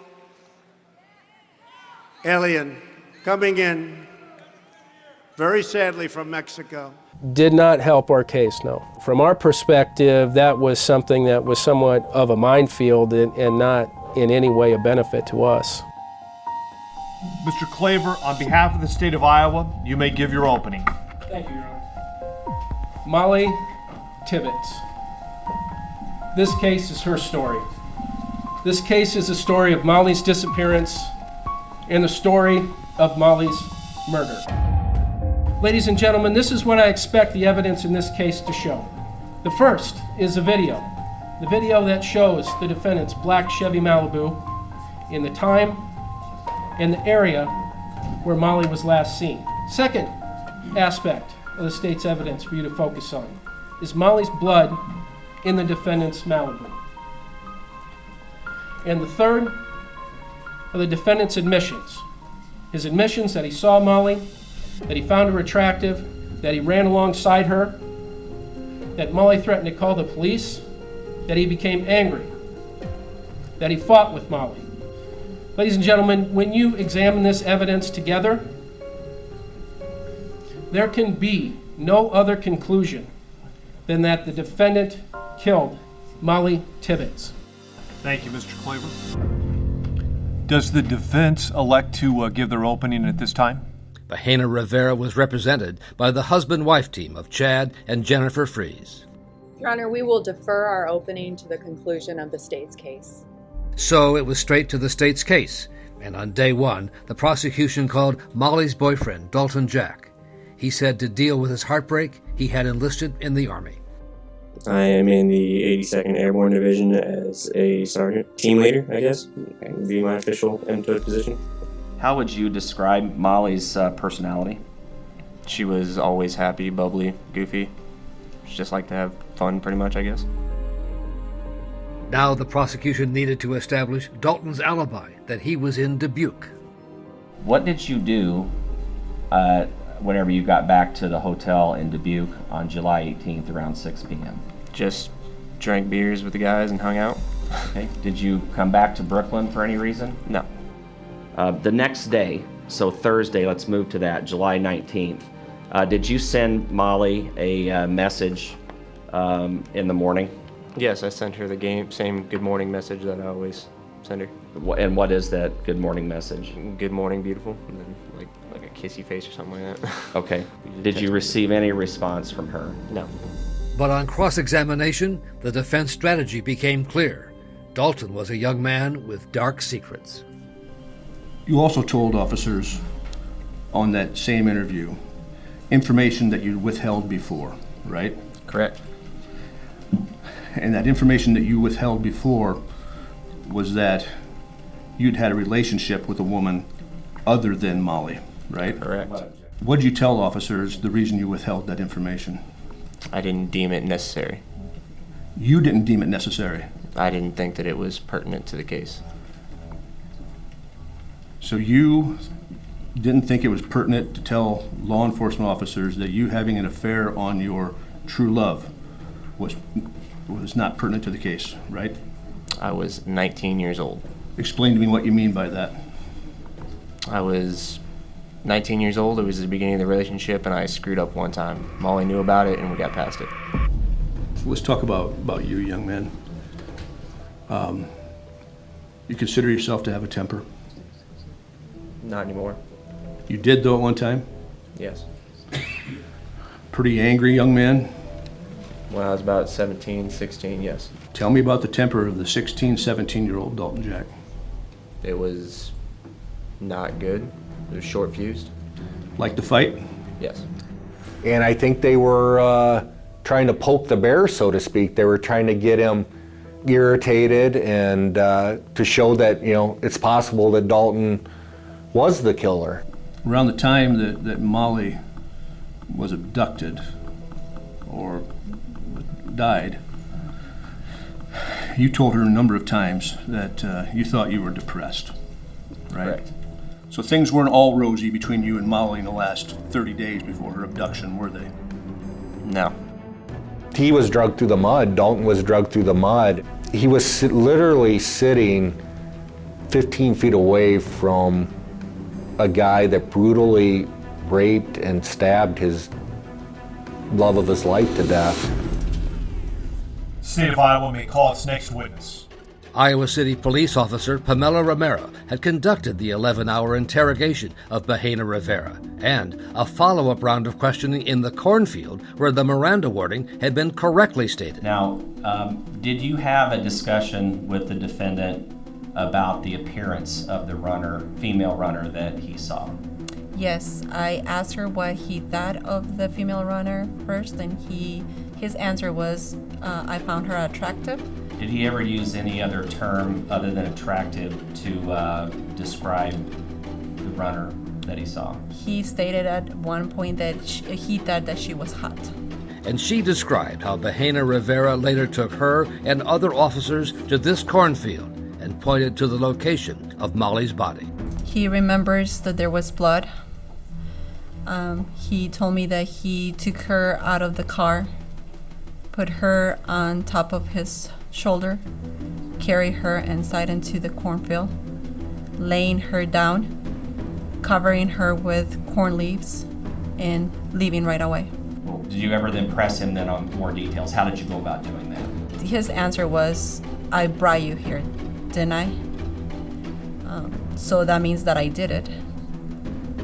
I don't remember how I did it. Pamela Romero, our officer, really hit a grand slam at trial. She did a phenomenally good job in recounting his interview, which is a difficult thing for a witness to do without a recording being played. But on cross-examination, the defense did play speeded-up stretches of the video with no audio, showing their client appearing to be asleep. He fell asleep multiple times during breaks of this interview, isn't that right? According to the recording, yes. During my presence, no. This man, he works a tough job for 12 hours a day, 12 out of the 14 days a week. Isn't that right? That is what he told me, yes. And then he's brought in and he is questioned from you on and off for 11 plus hours. Isn't that right? The interview went for 11 hours, yes. And it was not until the very end, the last couple of hours, that he was willing to give you really any information. Is that right? That's not the way that I took it. Now, ma'am, you testified that you don't know anything about a false confession. Is that right? Yes. You don't know what the definition of a false confession is? No, I do not. You don't understand that concept whatsoever? No, not at the moment, I do not. Having planted the seeds of doubt about a possible false confession, raising questions about Molly's boyfriend Dalton, the defense was now ready to play its final card. We have a shocker for you in Iowa in the Christian Bahena Rivera trial. The man accused of killing Molly Tibbetts. Defense calls Christian Bahena Rivera.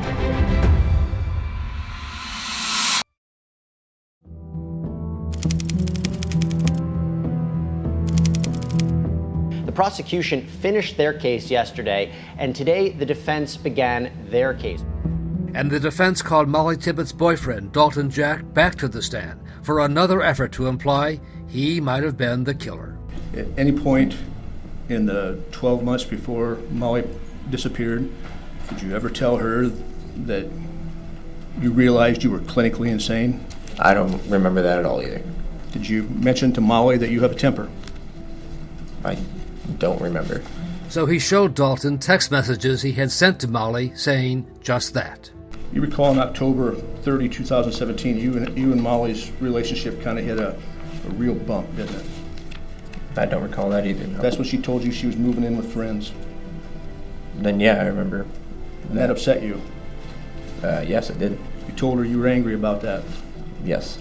She was ditching you? Yes. You don't recall telling Molly that you had a temper? No. You don't recall saying that's what makes you dangerous? No. After a break for lunch, the defense sprung the surprise they had planned all along. Defense calls Christian Bahena Rivera. The defense hid it from us, which they can do. Even in their opening statement, they made no mention that he was going to testify. Sir, I'm going to bring up on your screen, that is Defendant's Exhibit F. Photos of Bahena Rivera and his family. The jury was able to see the defendant. They were able to get photos in, actually are over our objection. So it personalized him to that point. So I think, that was one of the things I was concerned about. And then Bahena Rivera offered his version of what happened, showing where he said two men in ski masks and sweaters with weapons forced him to drive, and where they passed Molly Tibbetts as she was running. What happened next? One of them got out of the car. What happened next? I've heard them opening the trunk.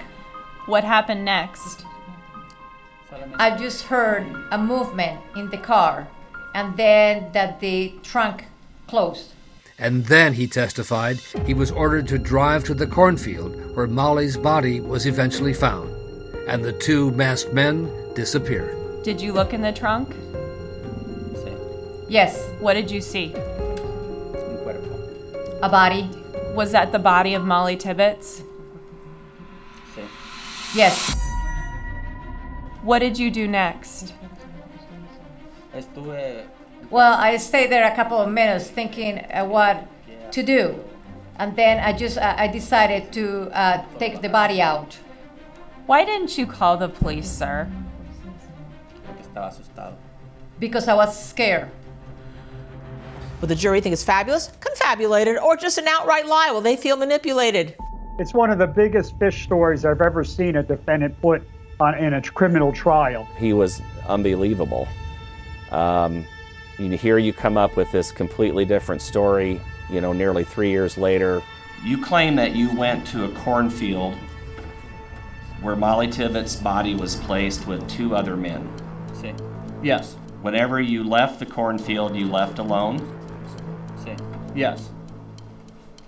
The other two men that were there, did they just walk back? They ran towards the road.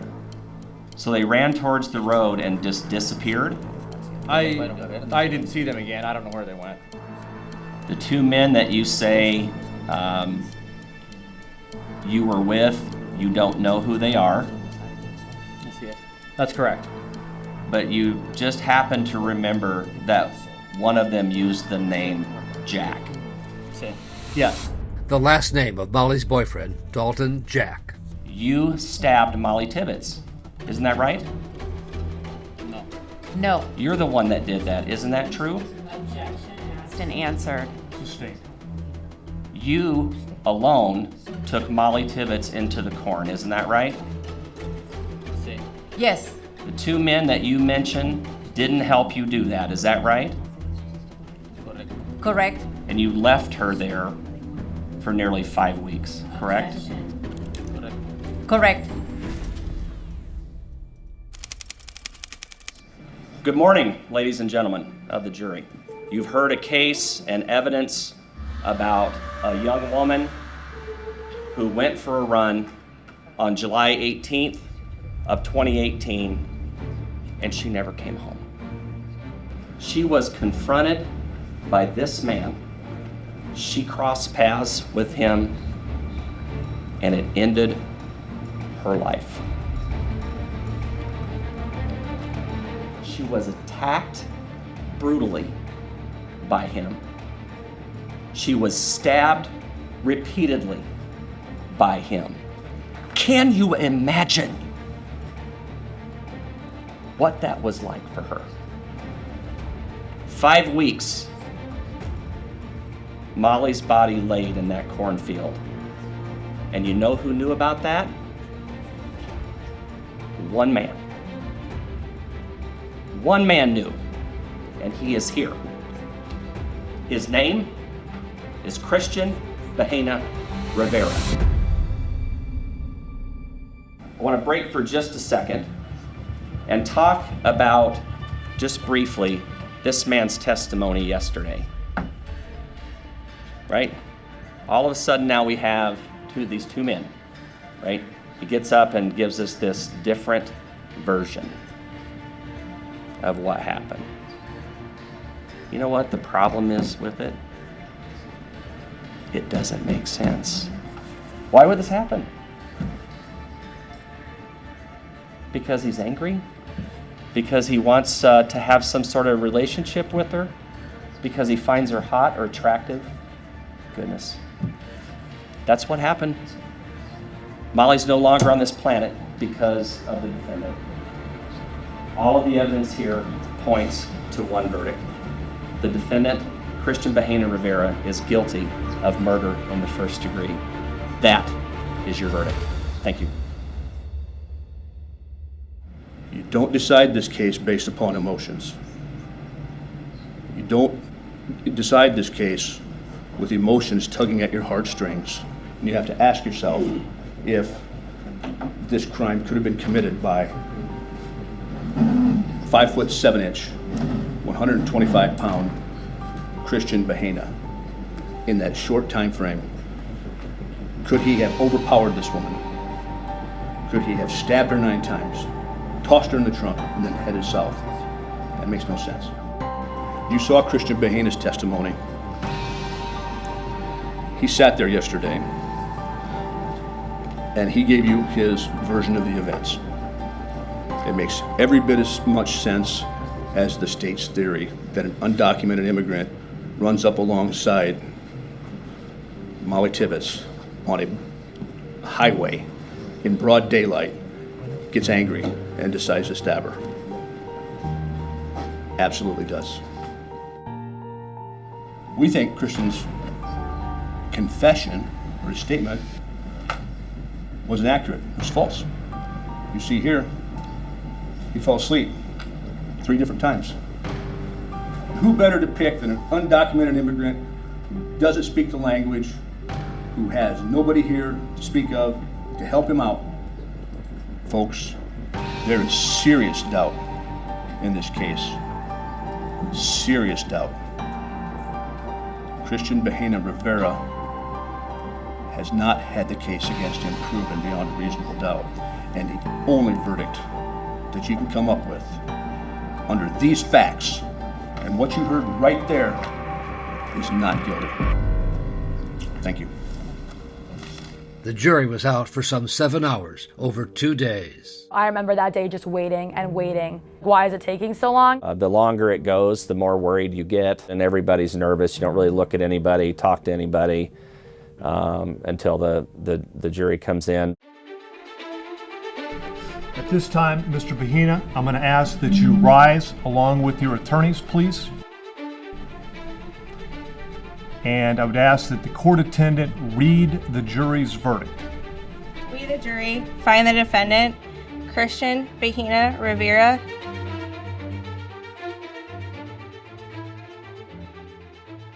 guilty of the crime of murder in the first degree.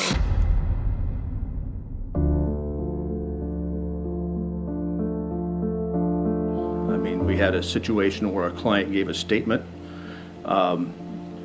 and he had her DNA in the trunk, and he led him to the body. That's all pretty incriminating evidence. Mr. Bahena Rivera, you and you alone forever changed the lives of those who love Molly Tibbetts. And for that, you and you alone will receive the following sentence. A lifetime sentence with no eligibility for parole.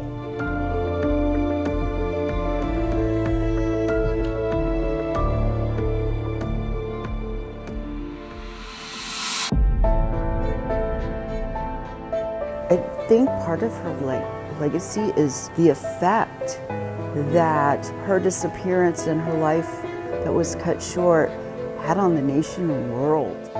A statue dedicated to Molly Tibbetts and the artwork of children she had hoped to one day work with are now on display near the place where she was killed.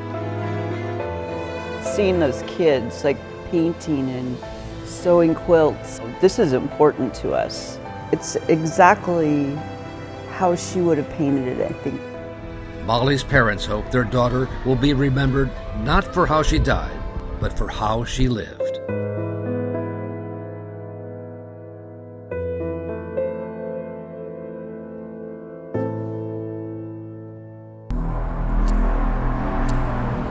There's a vehicle, but there's no Jolene. My God, where is my daughter? Search for the 34-year-old mother of 3, Jolene Cummings, was last seen at this Tangles hair salon. Jolene's clients have been with her for years. She loved being a stylist. We always talked about her kids. They were her heart. They were her heart. She was supposed to leave work at Tangles hair salon at about 5 p.m. You can see on the video a figure dressed in all dark clothing. The 34-year-old is going through a divorce and custody battle. And then she had a boyfriend that we discovered that there had been a recent domestic incident with him. Do me a favor, let me hold your hands up like that. You got some scratches on your wrist now. Kimberly Kessler has been known by 14 different aliases, and she would find these aliases from cemeteries or from obituaries. She could use the same electric carving knife and very quickly cut up a body. When I attempted to locate the resident, no such address even existed. Fake also to Jolene meant that you're not who you say you are. And that's why she was going to find out, who is this person? Right this minute, deputies in Nassau County are asking for your help finding this missing woman. This is a missing mom named Jolene Cummings. She hasn't been seen since Saturday and did not show up to pick up her kids from her ex-husband on Mother's Day. I really didn't know what to think. It wasn't like Jolene. Initially I thought, well, she's sleeping because she works so hard. You know, every Saturday that was her busiest day. Jolene Cummings worked at the Tangles hair salon in the town of Yulee, Florida. Nice people who worked there. Jolene's clients had been with her for years. People knew one another. Oh gosh, she loved being a stylist. She had a lot of loyal customers. Jolene was a free spirit. She was very kind. She was loving. We always talked about her kids. They were her heart. They were her heart. There was always a big celebration for Mother's Day, but this was extra special. And it was her birthday. It would have been the first Mother's Day she was able to celebrate with the 3 children, being Mother's Day and her birthday. I knew there was something wrong. Jolene would never, ever miss picking up those children. She didn't call her own mother, and she didn't post anything on social media. And so the day after Mother's Day, Jolene's mother called the sheriff's office to report her daughter missing. The case was assigned to Nassau County Sheriff's Detective Wayne Harrington. The last time we could determine that she was seen was Saturday around the time that she was supposed to leave work at Tangle's Hair Salon at about 5 p.m. First Coast News reporter Nick Perot has been digging to find out more about Cummings and has more tonight from Nassau County. The 34-year-old with her ex-husband and is going through a divorce and custody battle. He claims, however, she's probably on a bender somewhere. Everybody was a suspect, but certainly law enforcement looked at those people who were close to Jolene with scrutiny. And certainly, she did have a husband that she was in the process of a divorce with, and she had a boyfriend that we discovered that there had been a recent domestic incident with him. So those are going to be 2 of the first people that we wanted to speak to. All right, let me read these to you, okay? Yeah, the right remains silent. The husband was very cooperative from the start. He voluntarily showed up at the sheriff's office. Detective Harrington told the husband, Jason Cummings, that he was a person of interest. I'm here because Jolene's missing, okay? She hadn't been seen since she left work on Saturday. My hope is that she is going to turn up. I have no evidence right now that it's foul play. I have no evidence that it's not foul play, but it's concerning to me. Do they know where her boyfriend is? Her husband told the detective Jolene's new boyfriend was a junkie. I found out that she was hanging out with the wrong crowd. You use the word junkie and you're talking about drugs. What are you saying? She has some kind of drug habit? I don't know per se that she does. Okay. But I know the crowd she was hanging out with is known for being idiots. Okay. I've seen this happen a dozen times. What do you mean seeing what happened? She disappeared for a few days. Okay. And I got my hopes open that it is drug. I hope she's on drugs. I hope she's come back and I need help. That's what I think. He allowed for a search of his cellular phone. He allowed a search of his vehicle, and he gave a account of his activity for the weekend. And we did follow up and verify his alibi, and it was determined that he had nothing to do with Jolene going missing. So now Jolene's boyfriend, Jason G., emerged as a person of great interest, especially after police learned he was wanted on an outstanding warrant. We did locate him and arrested him on the unrelated warrant.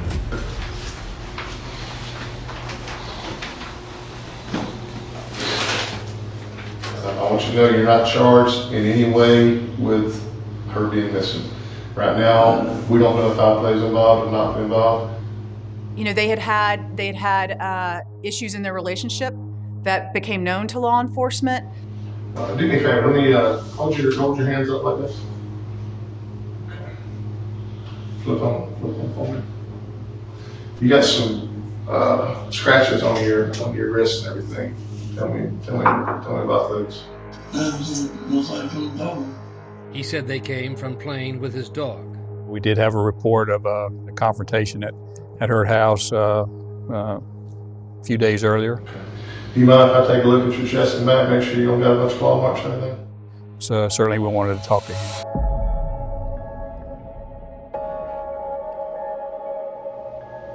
You didn't cause any harm to Joey? No, sir. None whatsoever? None whatsoever. Would you be willing to take a polygraph? Yes. I did not hurt Joey. I had no problem taking a polygraph. But G could not recall exactly where he had been over the last 2 days and said he had somehow lost his phone. If you could be sitting in our seats and listen to this interview like I told you these cameras are for real, your story's making no sense. Oh, well then I need to get a lawyer to help me out. It's time for you to come clean and tell us what you did with her. I didn't do nothing with it. Then where's your phone? This is your opportunity here to clear your name, and you're acting like a jack. Y'all are being to me. I had nothing to do with this. Remember this when you're looking at this in court 6 months from now, when you listen to this interview and you sit there lying. I ain't lying. But there was still no evidence of a crime, no sign of Jolene or of her car. You know, she's an adult. We didn't know if she just went off with somebody else for the weekend and didn't show. We didn't know.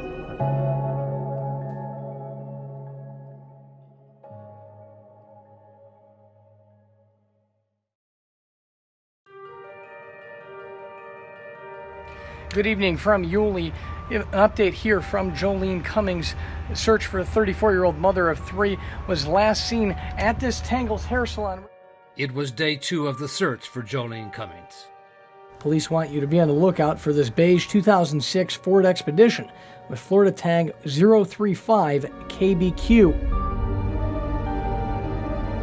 The day after the flyer was released, I had a gentleman call and said that he believed that he had seen the vehicle in a Home Depot parking lot in Yulee. There's a vehicle, but there's no Jolene. Oh my God, where is my daughter?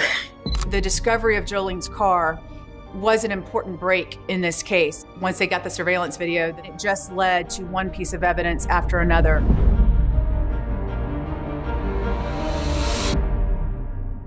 The video showed the vehicle being parked there about 1:17 a.m.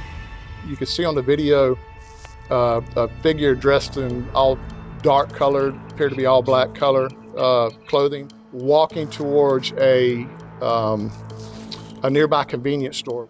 We knew she was a woman dressed in all black, but law enforcement did not know who she was. She eventually asked the clerk to use the phone to get a taxi cab. We started looking at it, this possibly foul play involved with this missing person. We may be working something here other than just a missing person. All of these things are happening at one time while detectives are at the salon, talking to the owner, finding out who was last with Jolene. The women at the salon said Jolene and another stylist, Jennifer Seibert, were scheduled to close up the salon on that Saturday. They were able to put 2 and 2 together and have one of Jolene's colleagues actually identify Jennifer Seibert from the video. Jennifer had already raised suspicions earlier in the day. She was actually physically pulling into the parking lot, and when the owner told her that the police were there, she immediately exited the parking lot and told the owner that she was not going to come into work. As a matter of fact, she was quitting and they could mail her final paycheck.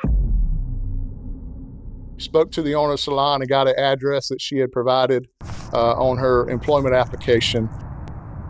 When I attempted to locate the residence, there's no such address even existed. She was crazy. She was never wanting to let anybody know any personal things about her at all. Where she came from, where she'd been, where she lived. She's just so weird. She's just so weird. And I remember telling my mom, I was like, I feel like that she killed somebody and she's on the run. I'd gotten my hair cut and Jolene and I were talking and she just kind of comes up and butts right in and she's really kind of nasty towards Jolene. And we kind of come to the conclusion that maybe she was living out of her vehicle. So, we began to search the area, both within Nassau County and surrounding counties. We eventually found her down in St. Johns County, and she was taken into custody for auto theft, for stealing Jolene's vehicle.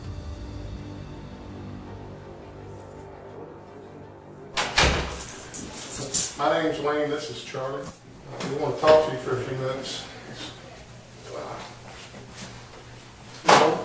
What name do you want me to call you? Because I was talking to the detective that drove you up, and he said I might have been calling you by the wrong name. When you run my fingerprints through, they come up as Kimberly Lee Kessler. I was born in May of 1968, May 9th. I am 50 years old. I've been living under this particular alias since 1999, so not quite 1999. This is 18, yeah, about 19 years. And that's about it. So I would prefer to be called Kim. She had gone by about 17 different names, lived in 33 cities and 14 states. She's obviously running or hiding from something. If you look at the series of her driver's license photos over the course of the last 2 decades, it's remarkable. Hairstyle, hair color, weight. She changes her appearance to fit whoever it is that she wants to be at that moment. And she would find and own these aliases from cemeteries or from obituaries. The name Jennifer Seibert is the name of a young woman who was killed in a car crash. She tried to make the reason that she had this alias was because she'd obtained an injunction against an abusive boyfriend. What we made of it, it was just more of her deception. Okay, I just want to make sure that I'm calling you by your right name. I was trying to build a rapport with her. You know, I noticed right away that she loved to talk about herself. I was working as a topless dancer, and that was before my truck driving debut. So, and I did that just for a little while. Just, I love to dance, and I'm ready to go back to being myself. I spent, you know, about 25 years running from the FBI, and thought I could build like a life for myself, and I've done nothing. I've been living, I've been trying. I've been living in my car for the last over 2 years. The interview took a different turn, and we started confronting her about the disappearance, and that we believed that she had done something with Jolene. Did an accident happen between you all? I mean, Hey, I think Jolene's dead, and I think you know where Jolene is. And then Detective Wayne Harrington told Kessler to think of Jolene's 2 little boys. I dread the point, but it's going to happen. I'm going to have to tell them that their mom is gone. Okay. And we need to know where but I need to at least let them be able to give her a proper. If she's out there somewhere. Her body's out there somewhere. We're going to find out what happened. I don't mean that in a threat. I don't mean that in a bad way.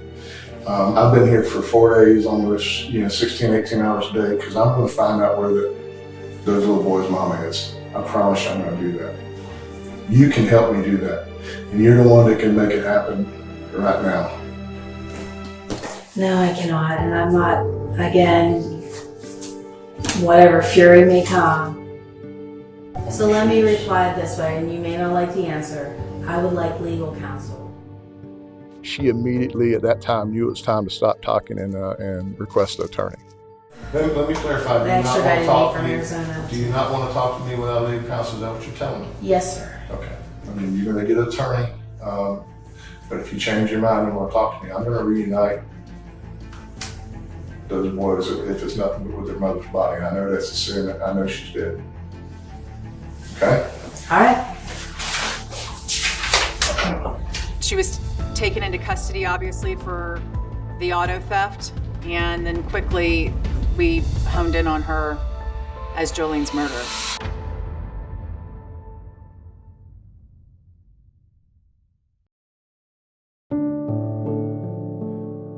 Now there's a growing memorial for the woman police believe to be dead.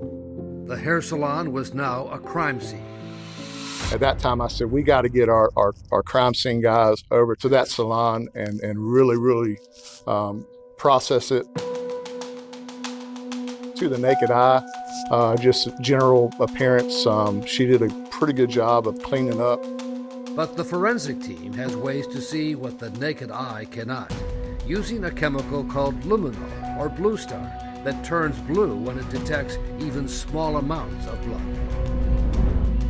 Basically, there were areas of the salon that literally lit up like a Christmas tree. It was very obvious that there had been a significant amount of blood throughout the salon. There was a mop that was located in the salon that had obviously been cleaned, but It also tested positive for blood, which indicated that, that was one of the items that was used to clean the salon. The focus was no longer on Jolene Cummings' boyfriend. Especially after the discovery of a new surveillance video of Kimberly Kessler. There were some dumpsters that were located behind the salon. We could see her emptying garbage bags into the dumpster, but you could tell they had some significant weight to them. As you watch the video, the way she had to throw them into the dumpster. So we did have the video of her disposing of something in the dumpster. She's also seen with a large blue plastic bin, and she's seen carrying that or dragging it out back and actually dumping some contents into the wood line behind the salon. We did recover that blue bin. It was left in the wood line. It did test positive for blood, and a portion of one of Jolene's fingernails was found inside that bin. The prosecutors wanted much more than just one fingernail. So we contacted the landfill to see where those trucks that emptied those dumpsters, where would they go and where would they dump. The search for the Nassau County mother of 3, it is now crossing state lines, leading investigators to a landfill in Georgia. It was in July. It was very hot. It was nasty. That's the last place you want to look for something, is a garbage landfill. Everything looks the same, because when they dump, they got these bulldozers pushing the trash in different areas. And so you may dump here, but it may wind up over there. We're obviously looking for human remains. We're looking for the type of clothing that Jolene was wearing. We did find a lot of bones in those areas. We had to call a professor, and she determined they were all animal bones. But in the search for Jolene, had no luck. No body found at all. We have successfully tried first-degree murder cases without bodies before, and under the law in Florida, we can do that. And the effort to find enough evidence to bring murder charges led to a warrant to go through Kessler's internet search history. She searched for female serial killers in Florida. She searched for no body, no crime. And detectives tracked down people around the country who had dealt with Kessler. A doctor at the Mayo Clinic in Minnesota who had rented her an apartment. Her lifestyle was bizarre. She had a significant amount of paranoia and delusional mental activity. A man in Texas who met her online. And then when she came up here, she offered to marry me. A classmate of Kessler's from high school whose brother had broken up with her. And she said, I'll get even with you. And she waited for him to fall asleep, and she hit him over the mouth with a baseball bat. Basically just blew all his teeth right out. An ex-boyfriend in Pennsylvania. He had a cat. And she's like, well, I couldn't take him with me, so I had to kill him. Did she say how she did that? She shot him with a shotgun. But in the case of Jolene Cummings, detectives believe Kessler took a much different approach. We actually had video surveillance and a receipt of her going to the Walmart store in Fernandina Beach. She purchased a gallon of ammonia, some glam gloves, rubber gloves, and what was shocking to me, she bought an electric knife. Now I'm thinking,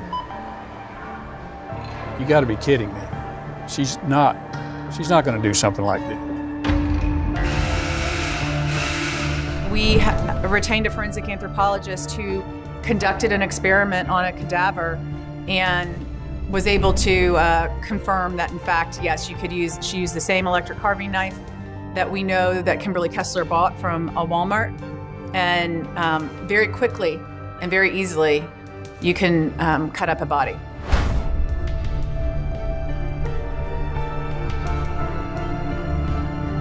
It's clear there was a fight in that salon. It's clear, even though we don't have Jolene's body, that she fought back. And it's clear to us that Kimberly Kessler cut up Jolene's body. It's horrifying. Tonight, Kimberly Kessler is charged with first-degree premeditated murder. There's still no body, but deputies say they have both physical and circumstantial evidence. Our Julia Janae is live at the state attorney's office tonight with the rest of the story. Julia. Today, the mother of Jolene Cummings, who said she's heartbroken, but also telling me that she's thankful at how the community has reacted to her daughter's missing persons case. Jolene's life was stolen from us. Not by the hands of God, but by evil itself, manifested in what I call a monster. She's a sociopath. Those hurting you? No, they feel great. You can put them on tighter if you want. Whatever you want to do. I'm at your mercy, so have as much fun as you'd like. And she's also a very narcissistic person. I think she was interested, weirdly, about what fame or attention this might even bring her. There's a prepaid call from Kim Kessler. Hello, Mom. It's kind of funny. They keep me in solitary confinement like it's a bad thing. It's heaven, girl. I love it. I don't know what happened. All I know is that I didn't do anything. I had nothing to do with it. I have no idea. They're just trying to make me look bad in front of the judge by keeping me in here and just making it so I stay in here. Because they don't have anything on me because it's all bull. I truly think that she thinks she's smarter than everybody else and that she didn't need anybody else, that she could get away with this, that she was going to get away with murder.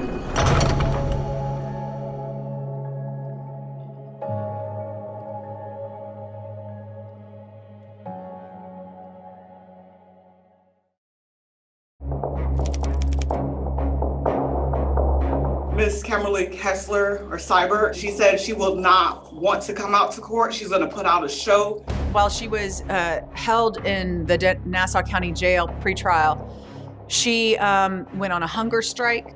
She got down to 70-something pounds. I did go over and talk to her one day. I asked her why she didn't eat. She said she's afraid she was going to be poisoned. She did terrible things in the jail.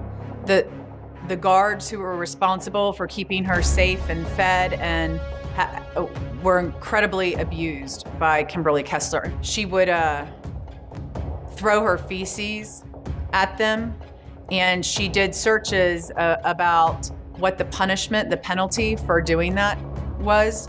She was playing crazy. She was acting crazy, but she wasn't crazy. But Kessler's defense lawyers saw an opening that they could prove she was not competent to stand trial. So her lawyers brought this incompetency issue before the court on multiple occasions.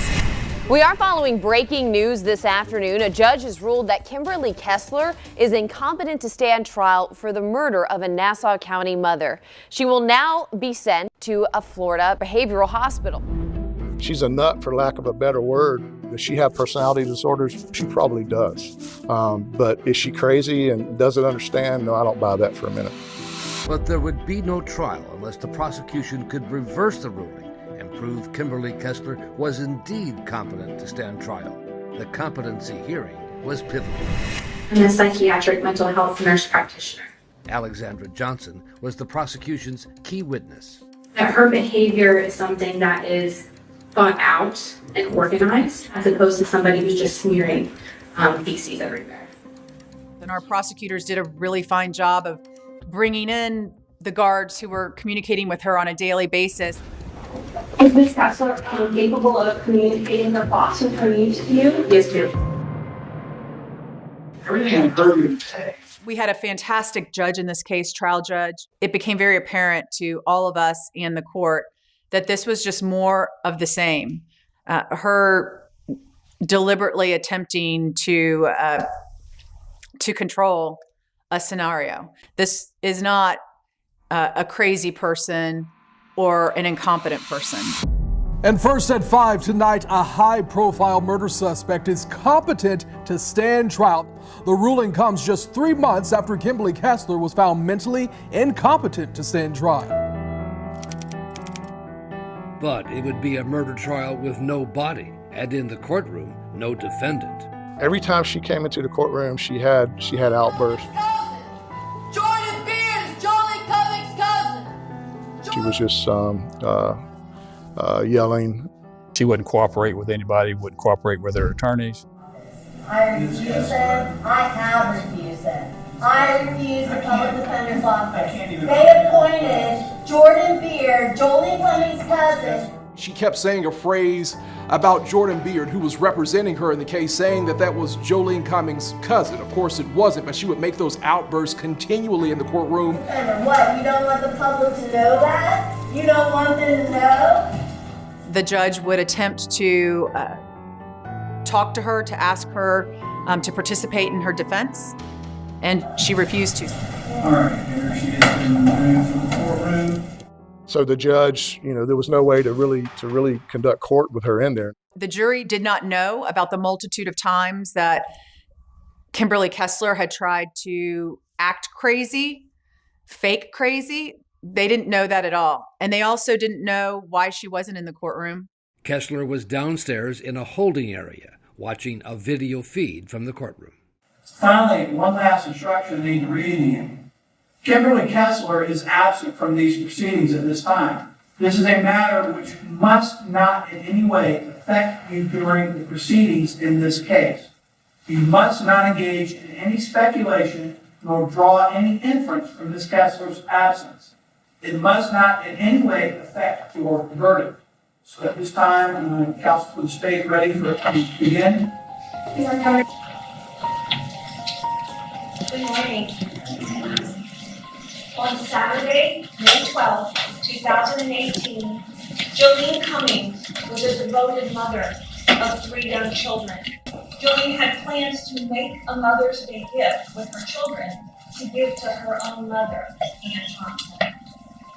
But as Jolene Cummings made plans for the next day of her life, the defendant had planned Jolene's death. And prosecutor Donna Thurston took the jury through the forensic evidence from the salon and the surveillance footage of Kessler. In addition to the physical evidence, we had the very compelling internet searches that Kessler had done. Her own searches, her own words, her own inquiry was incredibly damning evidence. It is this evidence that will convince you beyond a reasonable doubt that the defendant planned the murder of Jolene Cummings. All right, counsel for the defense. Okay. Morning, gentlemen. Kessler's other public defender, Thomas Townsend, who she had also tried to fire, did not dispute the basic facts of the case. Physical evidence in this case that you're going to see is going to convince you very clearly the only thing the state can prove in this case is that there was some sort of fight, some violent physical altercation. It clearly happened.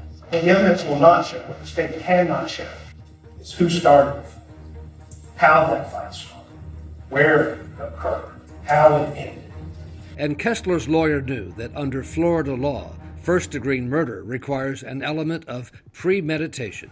There was simply no planning. This is after the fact, thinking on her feet, having to clean up a mess. She didn't plan this, and it does clearly show that there was simply no premeditation in this case. Ladies and gentlemen, at the end of this case, we will be convinced beyond a reasonable doubt of one thing. That is, the state cannot prove Ms. Kessler guilty of first-degree premeditated murder with a weapon. So, the women who worked at the Tangles hair salon would be key to the prosecution case to describe the bad blood between Kimberly and Jolene. Salon owner Vicki Simmons read text messages Jolene sent her about Kimberly. It's just real smart mouthy towards everyone. It's been a week. I'm just trying to avoid her. She has been real negative. There is some things little off about her. I can't put my finger on it. Jolene started to become suspicious of Jennifer Seibert. She, I think, doubted Jennifer Seibert's story of her life. Salon manager Ann Morgan testified by Zoom. She told defendant, go away, I don't like you.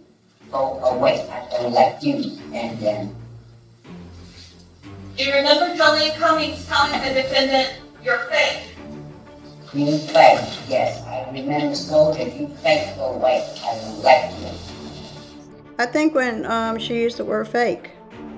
Fake also to Jolene meant that you're not who you say you are. Like, Jolene was good at her instincts about people. And that's why she was going to start Googling her to find out, who is this person? All right, are we ready to begin today? No.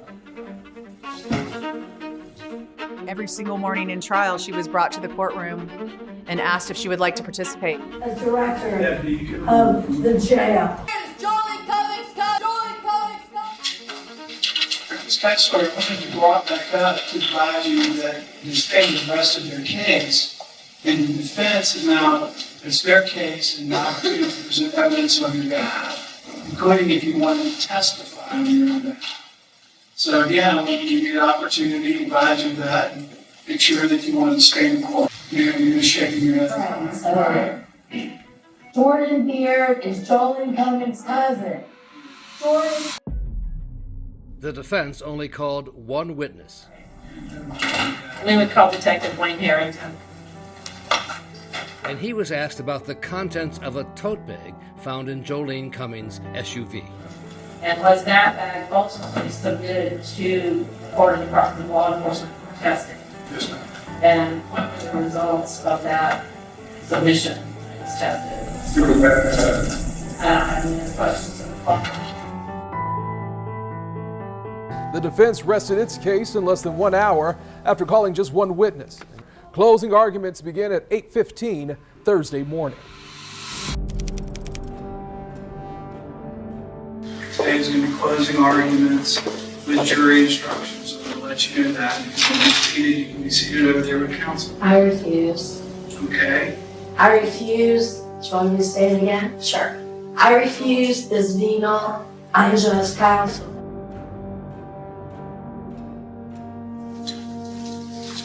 Jordan Beard is Jolene Cummings' cousin. Jordan Beard is Jolene Cummings' cousin. So at this point in time, I will proceed to counsel for the state.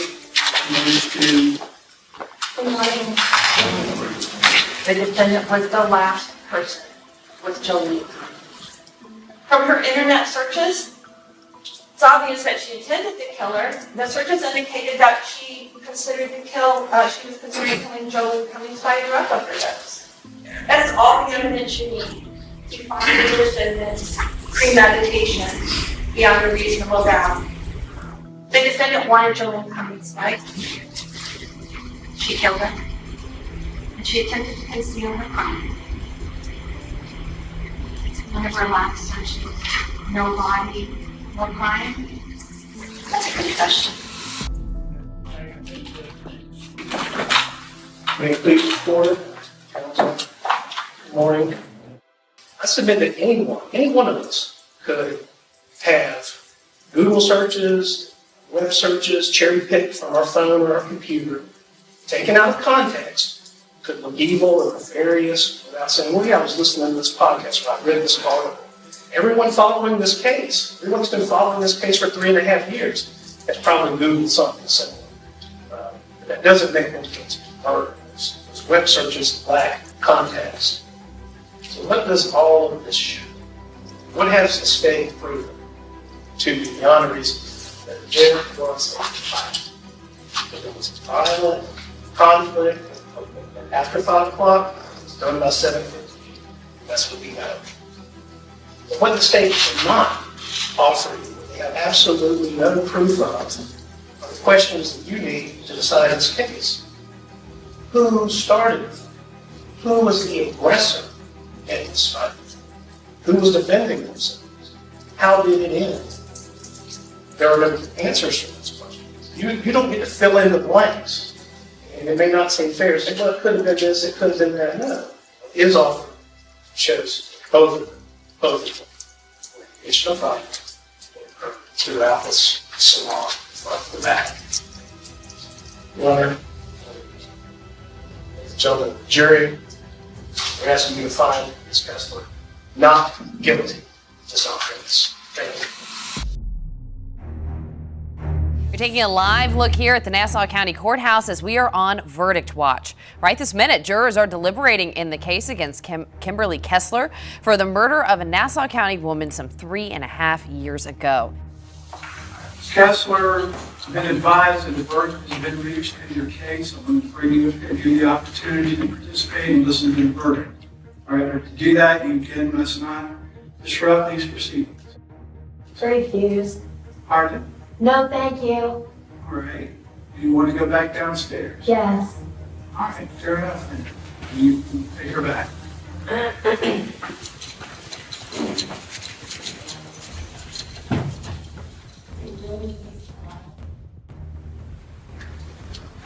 Madam Clerk, will you please publish the verdicts?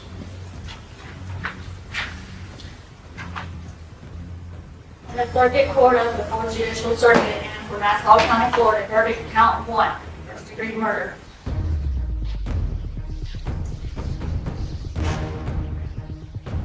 We, the jury, found the defendant guilty of first-degree murder as charged in the indictment.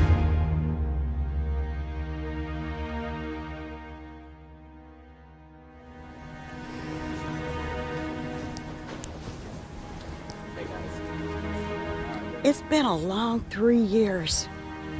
3 years, 7 months, and 9 days that my daughter Jolene was taken from us. Today we praise God. We praise God that we got the verdict and that it gives us some type of closure. I do have a message to Kimberly Kessler, as from one mother to another mother. If you could find it within your heart to tell us where the remains of my daughter, where are the remains of my daughter? Give us some closure. I'm asking you from one mother to another. All I have is this visual in my head of how my daughter was murdered. No body. So instead we have a bench that was dedicated by Jolene's friends, and I decorate that bench. But I'm tired of going to a bench. My daughter's not there. Kessler had one last opportunity to say what happened to Jolene's body.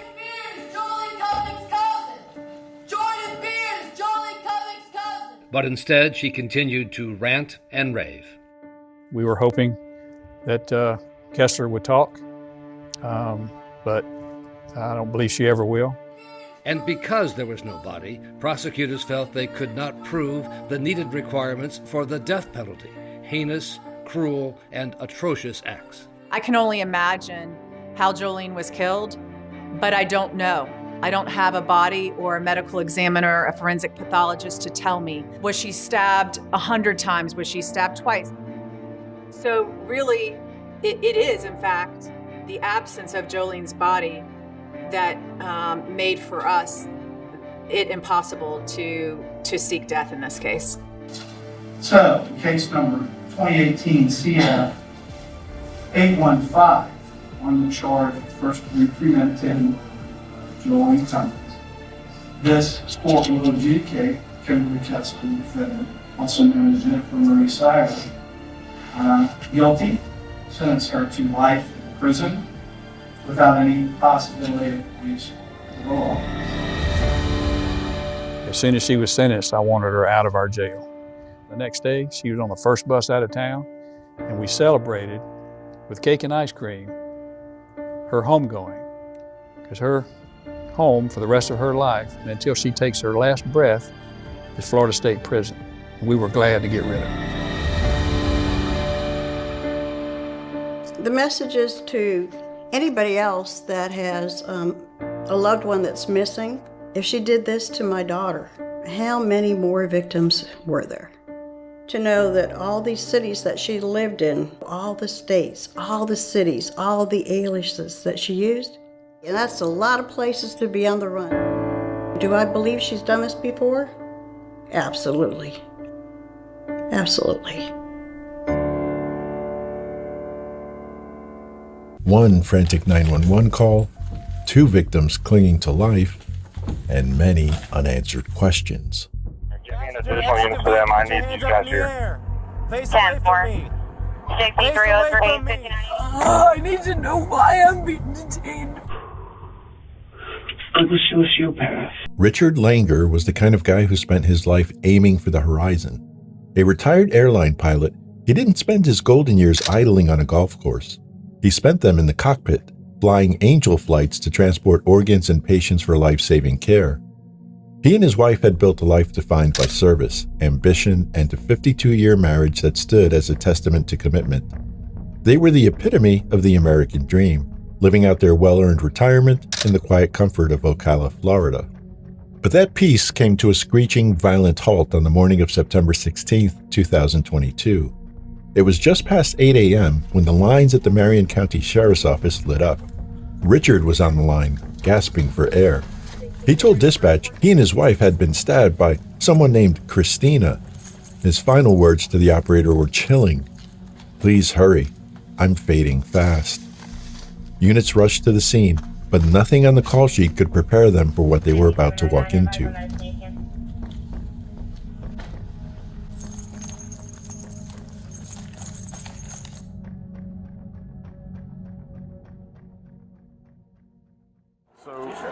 I think we're kind of getting it settled out. Basically, we have an older couple that live here in Leeward Air Ranch, typical Leeward Air Rancher house. They have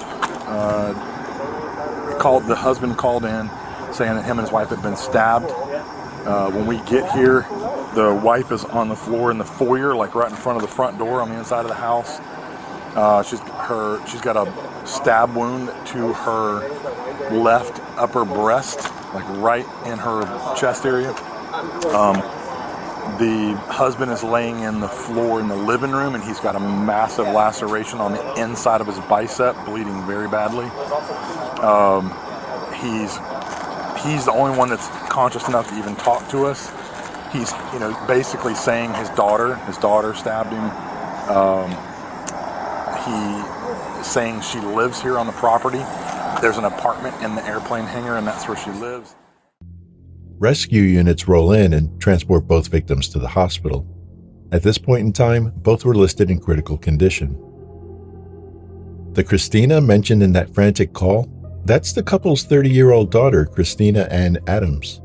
She didn't live far away. She had been staying in a converted hangar that doubled as a studio apartment right there in her parents' backyard. It's also worth noting that while she's married, she and her wife were actually maintaining separate residences at the time. With the ambulances gone and the crime scene locked down, the priority instantly shifted to finding Christina. We're talking about a suspect who just tried to brutally kill 2 people. Deputies needed to get her in cuffs before she could flee the county, hurt someone else, or destroy evidence. The only lead they had was her car, a gray 2017 Hyundai SUV. But luck was on their side. Less than 45 minutes after the violent assault on Southeast 70th Terrace, deputies spotted the car and initiated a traffic stop. Inside were 2 occupants.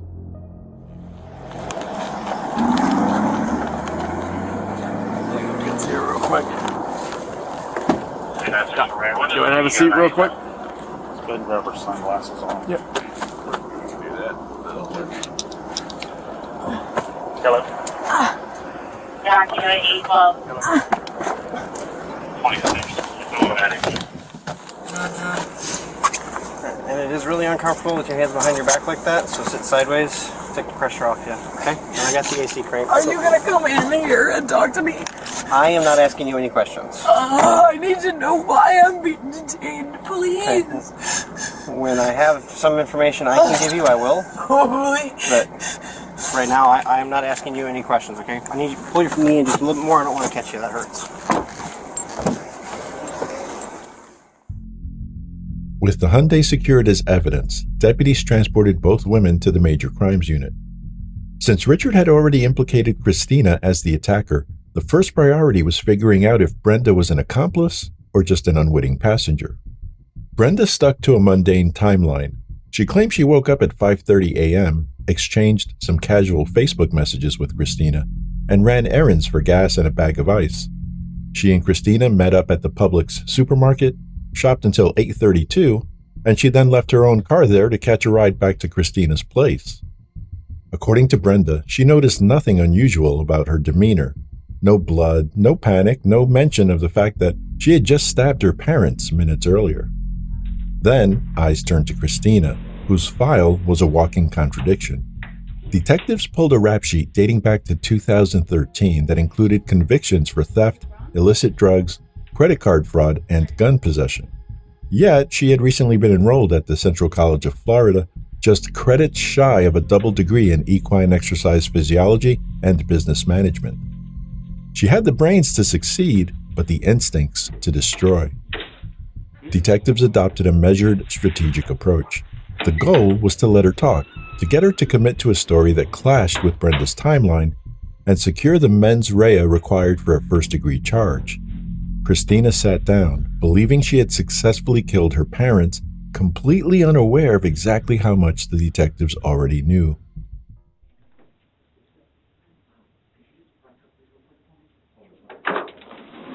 Hi, are you Christina? Yes. Christina, I'm Detective Pender with the Sheriff's Office. We're gonna get your handcuffs moved up to the front real quick here.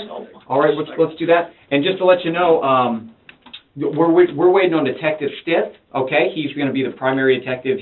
He's coming down here now, so that's why we're in a holding pattern until he gets here, and then we can talk some. So we'll try to get you a little bit more comfortable here. Thank you so much. Let's slide this around. Oh. That's right. It hurts, but feels so good. It's very good. Okay. Christina, here's the water for you. And if you need anything, like the bathrooms, then knock on the door. Okay, there's a deputy right outside. We'll be in as soon as we can. Thank you.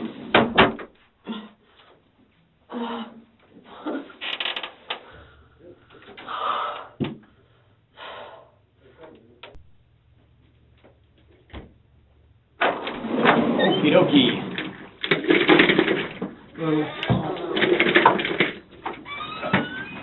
Christina? I'm Detective Stiff. I'm Detective Pender. Yeah, I brought you that water earlier. Yeah. Got your handcuffs sorted out. Thank you. Sorry to keep you in here, it's a little chilly in here. Yeah. All right, well, trying to get some information about what happened this morning, so I'd like to talk to you. We've talked to a bunch of people, you've been here for a while, so in that meantime, we haven't just been sitting around, we've been trying to put pieces together and get an idea of what happened this morning. So I'd like to ask you some questions and get some information from you.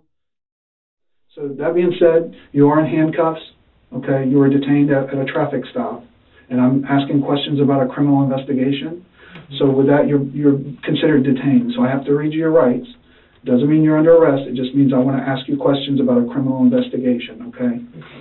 And I have to read this to you, all right? You have the right to remain silent. Anything you say can and will be used against you in a court of law. You have the right to talk to a lawyer and have him present with you while you're being questioned. If you cannot afford to hire a lawyer, one will be appointed to represent you before any question if you wish. You can decide at any time to execute these rights, not answer any questions, or make any statements. You understand each of those rights? Okay. So you said that you live at, is it like a studio apartment built up in the hangar at the house or at the property? Yeah, it's like, okay, so there's the main house, and that's connected to the hangar, and then my apartment is connected to the hangar in the very back. Okay, so it's all one building, it's just kind of separated from what's inside? Yeah. Okay, perfect.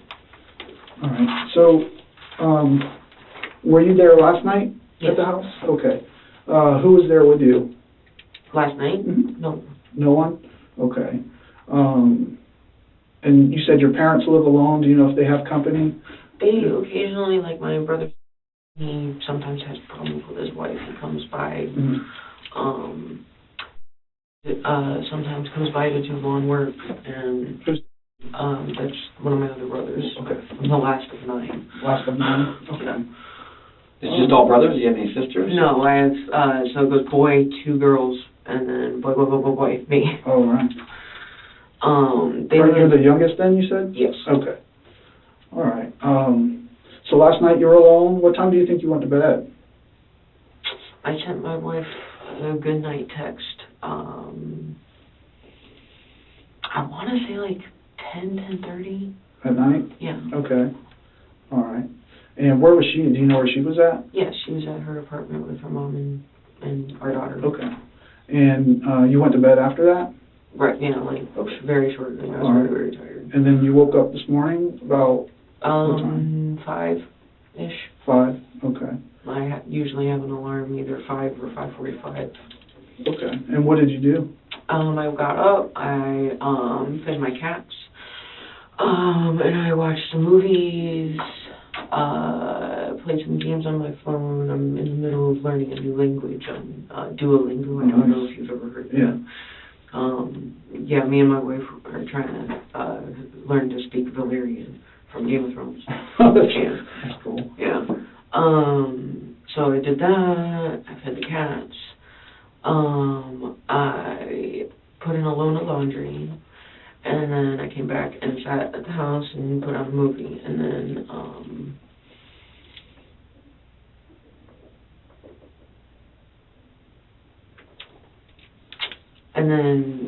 Brenda was dropping off to school, and she said that she had to get ice and go to Publix. And so I really wanted to see her, and we usually, she usually stays like Monday through Friday and then goes back to her mom's house for the weekend. And we haven't had that in a long time. It's been only we can only see each other for little bits and pieces during the day. Why is that? Because one of the weeks, it was very shortly ago, her mom really wanted her to come home earlier in the week, and then she got stuck there, and we have this whole thing, and so her mom wanted to stay there, and just things kept getting put off. So the next time that we were going to be, she being at my place, was this coming Monday. Okay. And so this morning, were you communicating with Brenda, through text or Yeah. Facebook Yeah, Messenger or something? Messenger. Okay. And you made arrangements to go to Publix? I was going to meet her at Publix. Okay. And did she come over to the house and you guys went there together, or how did you meet up?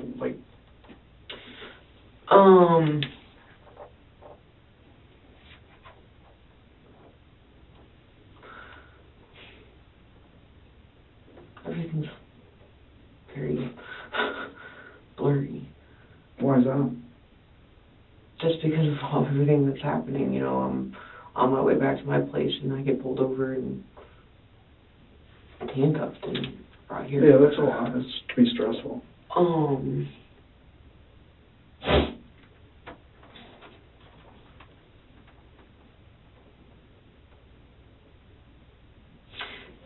Okay.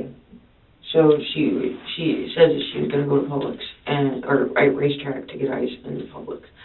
And then after she left and dropped the kid off, she was like, why don't I just come over there? And so she came over, and I was in one of my depressions because, my record rate makes it very hard to get employed. And all I really want to be is a productive member of society and have a job, work Monday through Friday, 8 to 5, and come home to my wife and kid. And it gets me down a lot like that. I can't do that. And so Brenda came over before Publix? Or yes, after? before Publix. Okay. And do you remember about what time that would have been? A little before 8. A little before 8?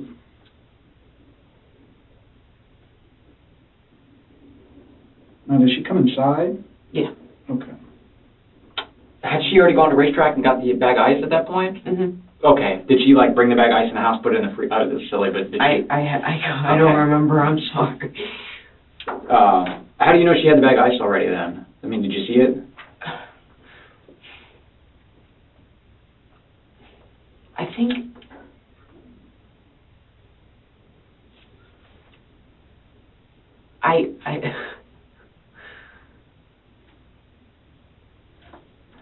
all I know is that she came over after she dropped the kid off. Okay. I don't know if she did the ice or the Publix Sure. yet. Okay. All right. You don't know if she did the ice or the Publix yet? Yeah. So, but did you go to Publix with her? Yeah. Okay. Yeah. So then she wouldn't have made 2 trips to Publix? No, Probably. obviously, Okay. yes. All right, so she came over prior to the Publix trip that you made with her? Yes. Okay, and how did she get to your house? When? In her red car. Okay, so she came over this morning. That's the first time that you saw her this morning? Yes. Okay, she came there in her red Nissan, I think it was? Yeah, Nissan. Okay, all right. And from there, did you drive your car to the Publix, or? Well, the plan was to go over to her house, because she was like, why don't you get up, get out of the house, get ready, come over to my place, have some fun with me and the kid and my mom, and have some shepherd's pie that she made, and, get out of your little funk. Because she knows, I get in these funks, and I basically have to be dragged out of the house to snap out of it. And so, so then we left in our separate cars, because, at the end of everything, she was going to stay at her place. So we went in our separate cars to Publix. Okay. And if she came over a little before 8, what time do you think you got to the Publix?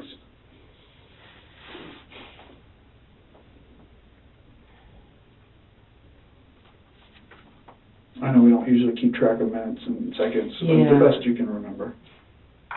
I don't know, but for some reason, I remember it saying like 8:35 on the clock when I was getting pulled over. Okay. So, between then and then. Okay. How long do you think you were at the Publix? Not very long. She just needed to get some olive loaf and kitten food. Was there anything else?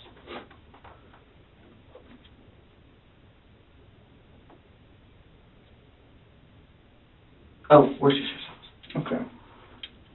And this was the Bellevue Publix? Yeah. I guess that's probably the closest one. Mm-hmm. Okay. Do you know where that ice, you said she stopped at the racetrack and got ice. Do you know where that went to? Where that would be? It was in her car.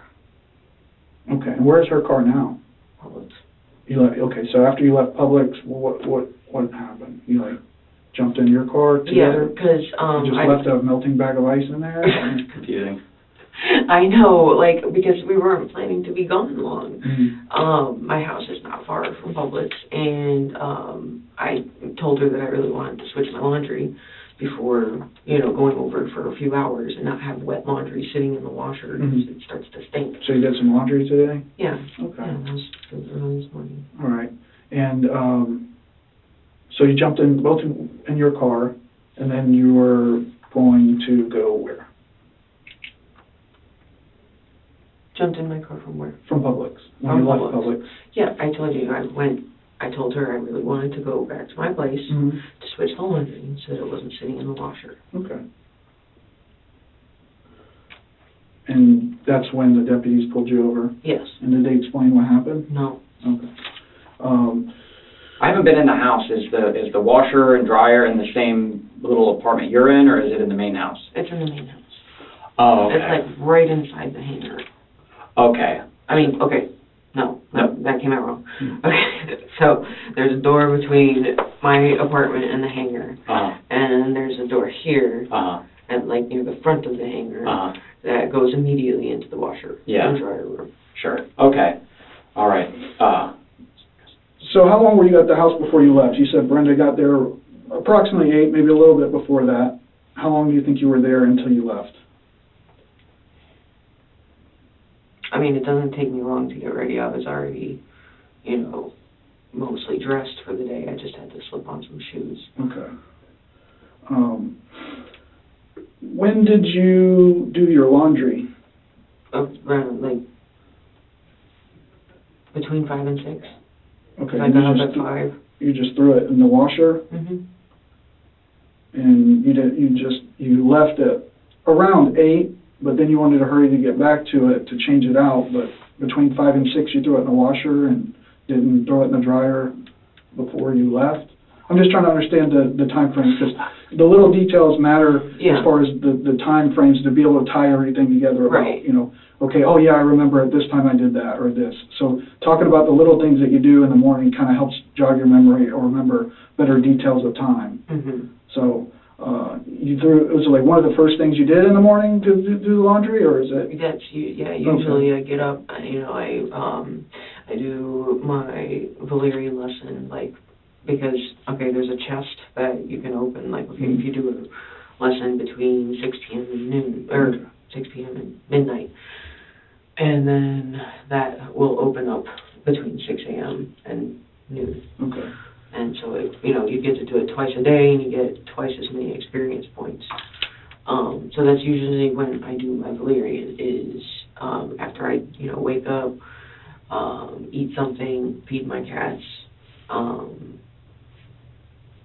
So what were your plans when you came back from Publix, when you were headed home? What were you going to do then? Just switch the laundry. Switch the laundry? And go to her place. Well, go back to the car and then to her. Okay.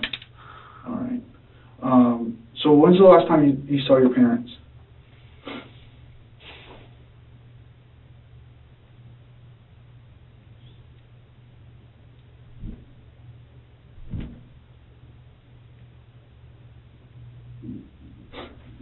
I mean, we were supposed to... It's been a few days. It's been a few days. So I might have misheard when he asked you about specifically where how the washer and dryer setup was. Is it actually in the main house, or is it a... It's in the main house. Okay, so you'd have to go into the main house where your parents live. You didn't see them then or anything? No. You went in the kitchen to get some food, you said, to eat in the morning, right? No, that's my kitchen, not their kitchen. Okay, got it. So it's just separate kitchens. Yeah, Okay. yeah. But the main house has the washer and dryer. Yes. Got it. Okay. So a few days, like, can you kind of give us an idea of like when and where it was more specifically you saw them? I mean, I'm usually running around doing stuff. I'll usually wave to them if I see them out, like when I'm pulling in or leaving. But I mean, have they called you, texted you, knocked on your door in the last couple days? Mhm. When was the last communication they made to you then? This morning I called my mom to ask her to open the door for the laundry. Oh, okay. So about what time was that you called her, you think? But would it be on your cell phone? Yeah. And what was your cell phone number again? 3957. Got it. Okay. And how long have you had that phone number? Years. Perfect. What was the number again? What was the number, please? 3957. And you had that for years. And what's the phone provider? Xfinity Mobile. Okay, Xfinity Mobile. And then you said you talked to your mom this morning at one time to tell her to open up that door. Did they have to like unlock it so you can go in to do the wash? Yeah. Okay. And about what time was that? I really don't know. Okay. Was the sun up or down? I believe it was like the beginning of daylight. Sure. Break. Okay. Was it a long conversation, short conversation? Very short, like maybe a minute, two. Describe to us what your mom said. I said, good morning, and she said, hey, good morning. And yesterday there was a little bit of, miscommunication. I was headed out, and they were trying to get a hold of me, and I had groceries to get at Publix and Walmart, and so I was on a little frazzle trying to leave the house. And they were saying, please call me, please call me. Well, my mom was. And so then she said, oh, good morning, finally. And I said, yeah, good morning, how are you? And she said, good, how are you? I said, could you open the door so I could do some laundry? And she said, yeah, sure, come on over. And so I went over there and put my laundry in, and I heard Gunsmoke on the TV. That's what she usually watches. And that was it. When she's watching Gunsmoke on TV, which is normal, what room is that she's in? A living room, Okay. entertainment center place. Okay. So you could hear that through the door. And when you did this load of wash, it sounds like it might have been in there for a little bit. I'm not sure what settings you used. Was it like a big load of wash? What were you washing? Just some clothes, shorts, towels. I don't really sort laundry. I just throw it all in. So it's going to be shorts and towels that are in the washing machine? A jacket,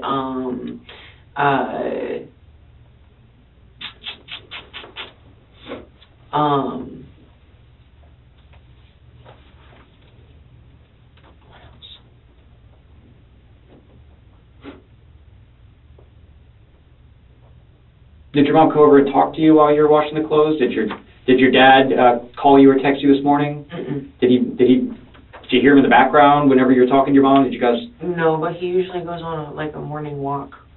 Like What right time does around. he usually do that? I assume sun up, like or shortly before. What else was in that laundry basket? Bras, shirts, shorts, towels. There was a pair of work gloves and some shoe covers. You said work gloves and shoe covers? Mm-hmm. Okay. You, if I remember correctly, though, you're not working right now, though? No. Okay. When was all that? When were the work gloves? I was doing some cleaning over at Brenda's house, and we were using bleach, and I'm clumsy when it comes to bleach, and so I always. Okay. Maybe I missed that. When were you guys doing some cleaning? Yesterday. Okay. Or not yesterday. Christina. So many days going together. What? This is the point where Detective Stith has had enough of the lies, the deflections, and the half-truths. He decides it's time to stop playing the active listener and start applying the pressure. Christina. So many days going together. What? I don't want you to dig yourself into a deeper hole. When I came in here and asked you to get your side of the story, it's because I think there's more to this story than what I have so far. But I'll be honest with you. I've talked to your parents. Okay, I've talked to other people. We're in the process of getting a search warrant for the house, for your vehicle, for phones, and there's things that we're going to find that are going to contradict what you're telling me because I don't believe what you're telling me, okay? And I want you to give yourself the opportunity to be honest because there has to be more side of the story. And what I want you to do is to give me, some understanding that you're not this cold-blooded person that would do things to their parents without a good reason. There has to be more to it. Now, you told me you've been in a depression. I've talked to your wife. She said you've been going through some things as well, frustrated with school and with work, and the way things are. You want to be independent, but unfortunately, sometimes we have to rely on our parents, and that can cause stress between, kids and their parents and for them as well. Mm-hmm. So something happened this morning, which you have been not even interested in knowing about. You haven't asked me once about what happened. Your wife has been more interested about what happened. And that tells me you already know what happened. No, Let's asking stop the now. Hold officers. on. Let's just skip the part where you do that, okay? Because I wouldn't come in here and give you this opportunity if I didn't think there was more to the story, okay? I don't think you're that person that's cold-blooded that's going to do this and that you would just harm somebody of your family if there wasn't more going on. I don't know if there's, issues where you're going through more severe depression than what you're letting on and you're not letting your family members in on this and something triggered you. But you've got to be honest with yourself right now. You've got to be honest with us because at the end of the day, when all our investigation is complete, you're either going to be the person who was honest and took responsibility and told us what's going on that would cause somebody to do something out of their character like this, or you're going to be the person that's going to be looked at as a liar and a cold-blooded person that would harm their parents. So you need to decide right now which person you're going to be. If it's something more severe than depression, that's something else we can talk about. Because I've sat down and I've talked to people in this room that have things that are going on with them, and they haven't even been diagnosed by a doctor. But everything that Detective Stith is talking to you about is 100% the truth. That there was a call from your parents' house. There was statements provided. There's things that you haven't talked to us about yet, and he's right. We should just hit the reset button and start over and try to get back on track here regarding with what we know happened at the house to some extent, but we have to try to figure out where what really happened. And he's right because we haven't been talking about all of the truth. We've been leaving some stuff out, and which I get. I get it because it might be embarrassing or shameful or whatever it may be. But he's right that there's, and I'm interested as to why you were leaving some of the stuff out. You know, is it something worse than depression? Do you have like bipolar disorder or anything like that you've been diagnosed with? Okay, can we time out? Sure. What happened to my parents? Your parents are at the hospital right now. They're being treated for some injuries, very severe injuries, and we're trying to sort through that. Without giving you everything that we know, because obviously we want to give you an opportunity to tell us what you know, and that's what we're working through.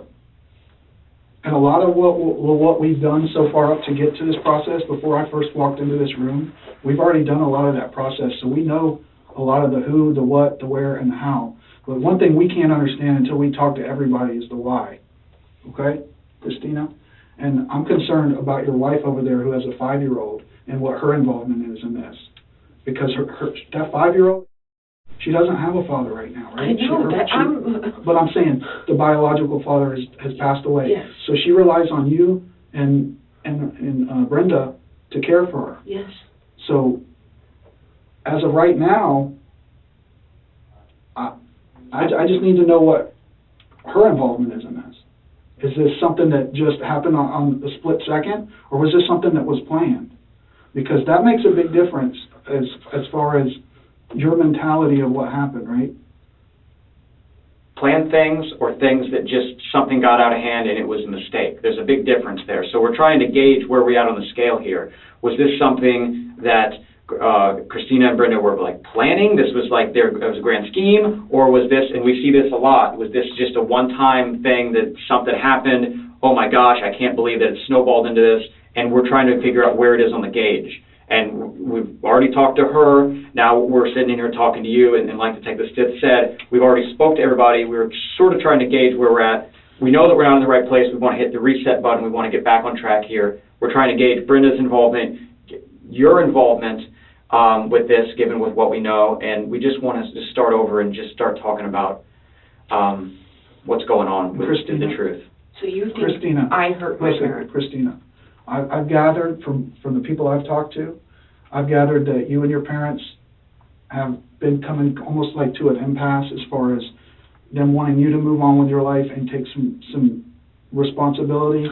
Responsibility. As far as, you know, they've helped you out in the past, right? That's what they want to fucking call it. But that's what I'm saying. There's two sides to every story, right? And that's what I'm trying to understand. Okay? Because, like he mentioned, we're not going to tell you everything we know, because then that goes back to what I was saying about me asking you questions I know the answer to. If I just tell you everything, you can either say yes or no, but that doesn't really confirm the facts and the truths that we need to get to. And one of those big things is why would this happen?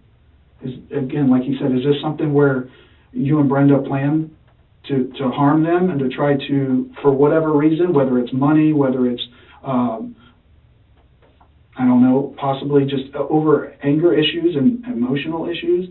But we need to, that's the main thing we need to figure out, because the what happened, we already know. The who, we already know because of the evidence and the people that we've already talked to. And the evidence that I'm sure we're going to find when we continue this investigation from here, because it's still early on. And this is your opportunity to get in front of this and be honest, and don't be that person, because you're one of two people at this point, okay? You're either a person who got into a situation with family, and we all know how families can get, and you did something out of emotion, raw emotion, or you're a cold-blooded person who harmed your parents and planned this. And I don't think that's the type of person you are.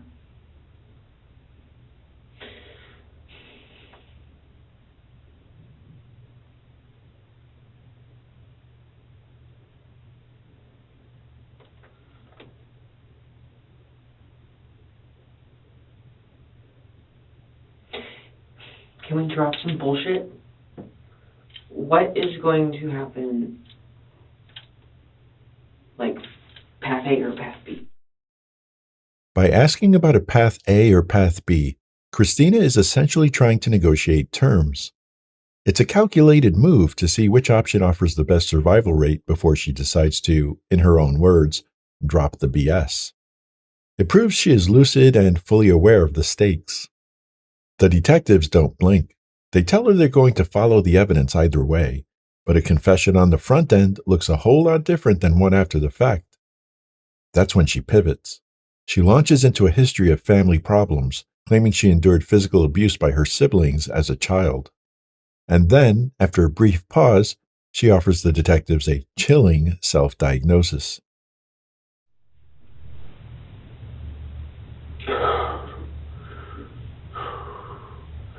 I'm a sociopath, and I have a mild case of DID.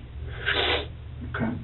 And under extreme stress and emotion, other forces control my actions. And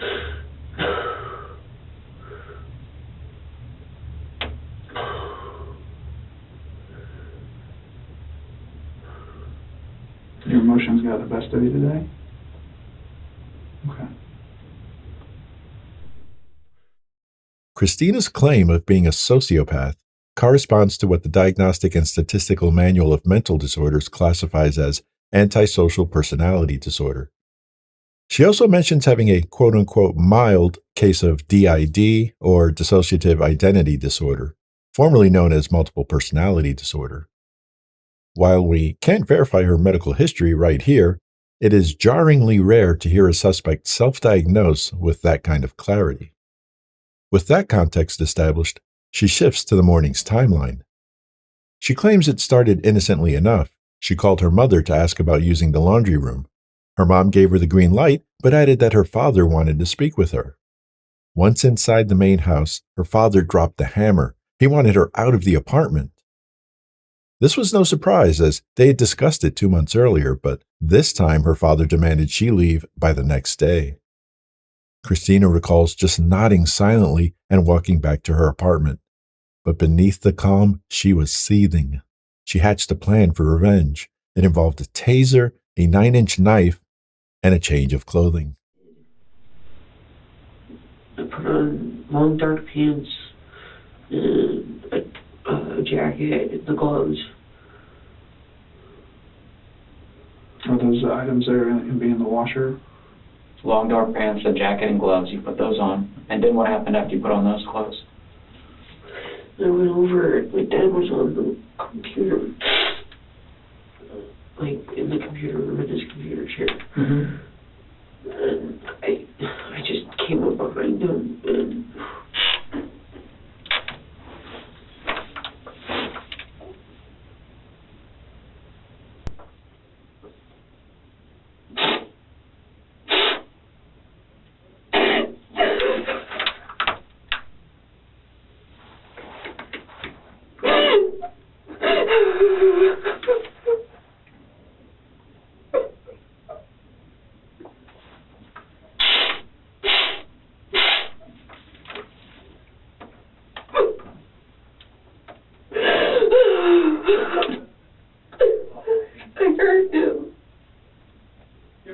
Describe this how you heard it. Okay. Tell us what you stabbed him with. A knife? Where did you get the knife from? I had one for self-defense. Okay. In the apartment. In the apartment? You got it from your apartment? When we go and look for the knife, describe to us what color it is and how big it is. It's like 9 inches long, like total. Okay. Like, Does it have a color handle? I believe it's black. Okay.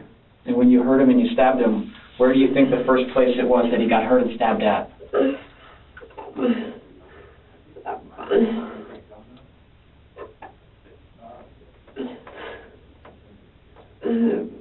Left arm. His left arm? Okay. I know it's hard. Tell us what happened after that.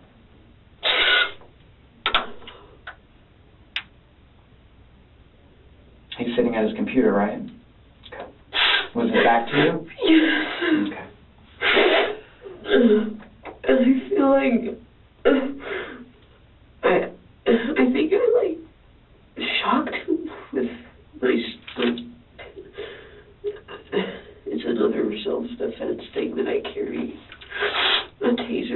Okay. A little handheld. A handheld taser? Yeah, and like wood. Okay. All right. And then so I shot him and turned around. And then I tapped him. Did you shock him first before the left arm? Yeah, before. Okay.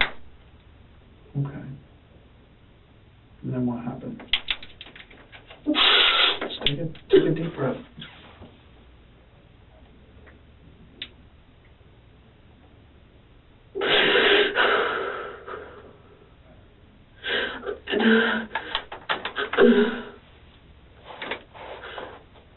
I can't remember where the next one landed. You said he turned towards you at that point? Yeah, after the shock. I don't know where it happened next. Okay. But I think it was like two. One my dad, one in my mom, and then the last one in my dad. I'm sorry, what? Two. Mm-hmm. Two stabs. To your dad, and then you said one to your mom? Yeah. Describe to us the transition from your dad to your mom. Your dad was over by the computer. We already talked about that. How did you get over to your mom? She heard the commotion. She came over and she's like, "What are you doing?" I don't know what.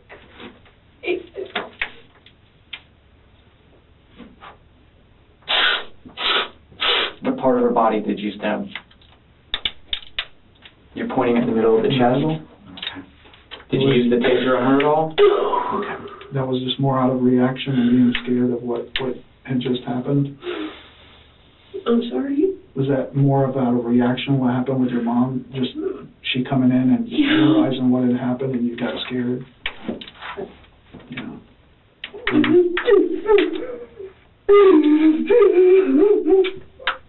Tell us how you went back to your dad for another stab. He got mad. I had my mom. He started crawling. And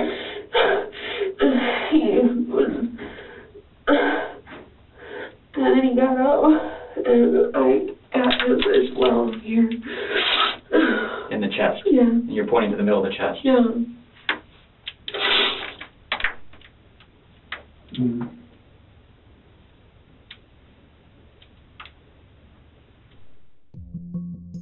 Christina was taken from the interview room directly to booking at the Marion County Jail. She was initially charged with 2 counts of attempted first-degree murder and 1 count of tampering with evidence. Bond was denied. Meanwhile, her wife, Brenda, was released. Since her timeline held up and police determined she wasn't involved, she walked away as a witness for the state, not a co-defendant. Sadly, 2 days after the attack, 74-year-old Richard Langer succumbed to his injuries. With his passing, the charges against Christina were instantly upgraded to first-degree murder. Fast forward to April 16, 2025. The trial left little room for doubt.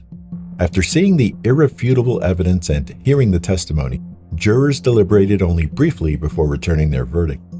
They found 33-year-old Christine Ann Adams guilty of premeditated murder in the first degree and attempted first-degree murder with a deadly weapon.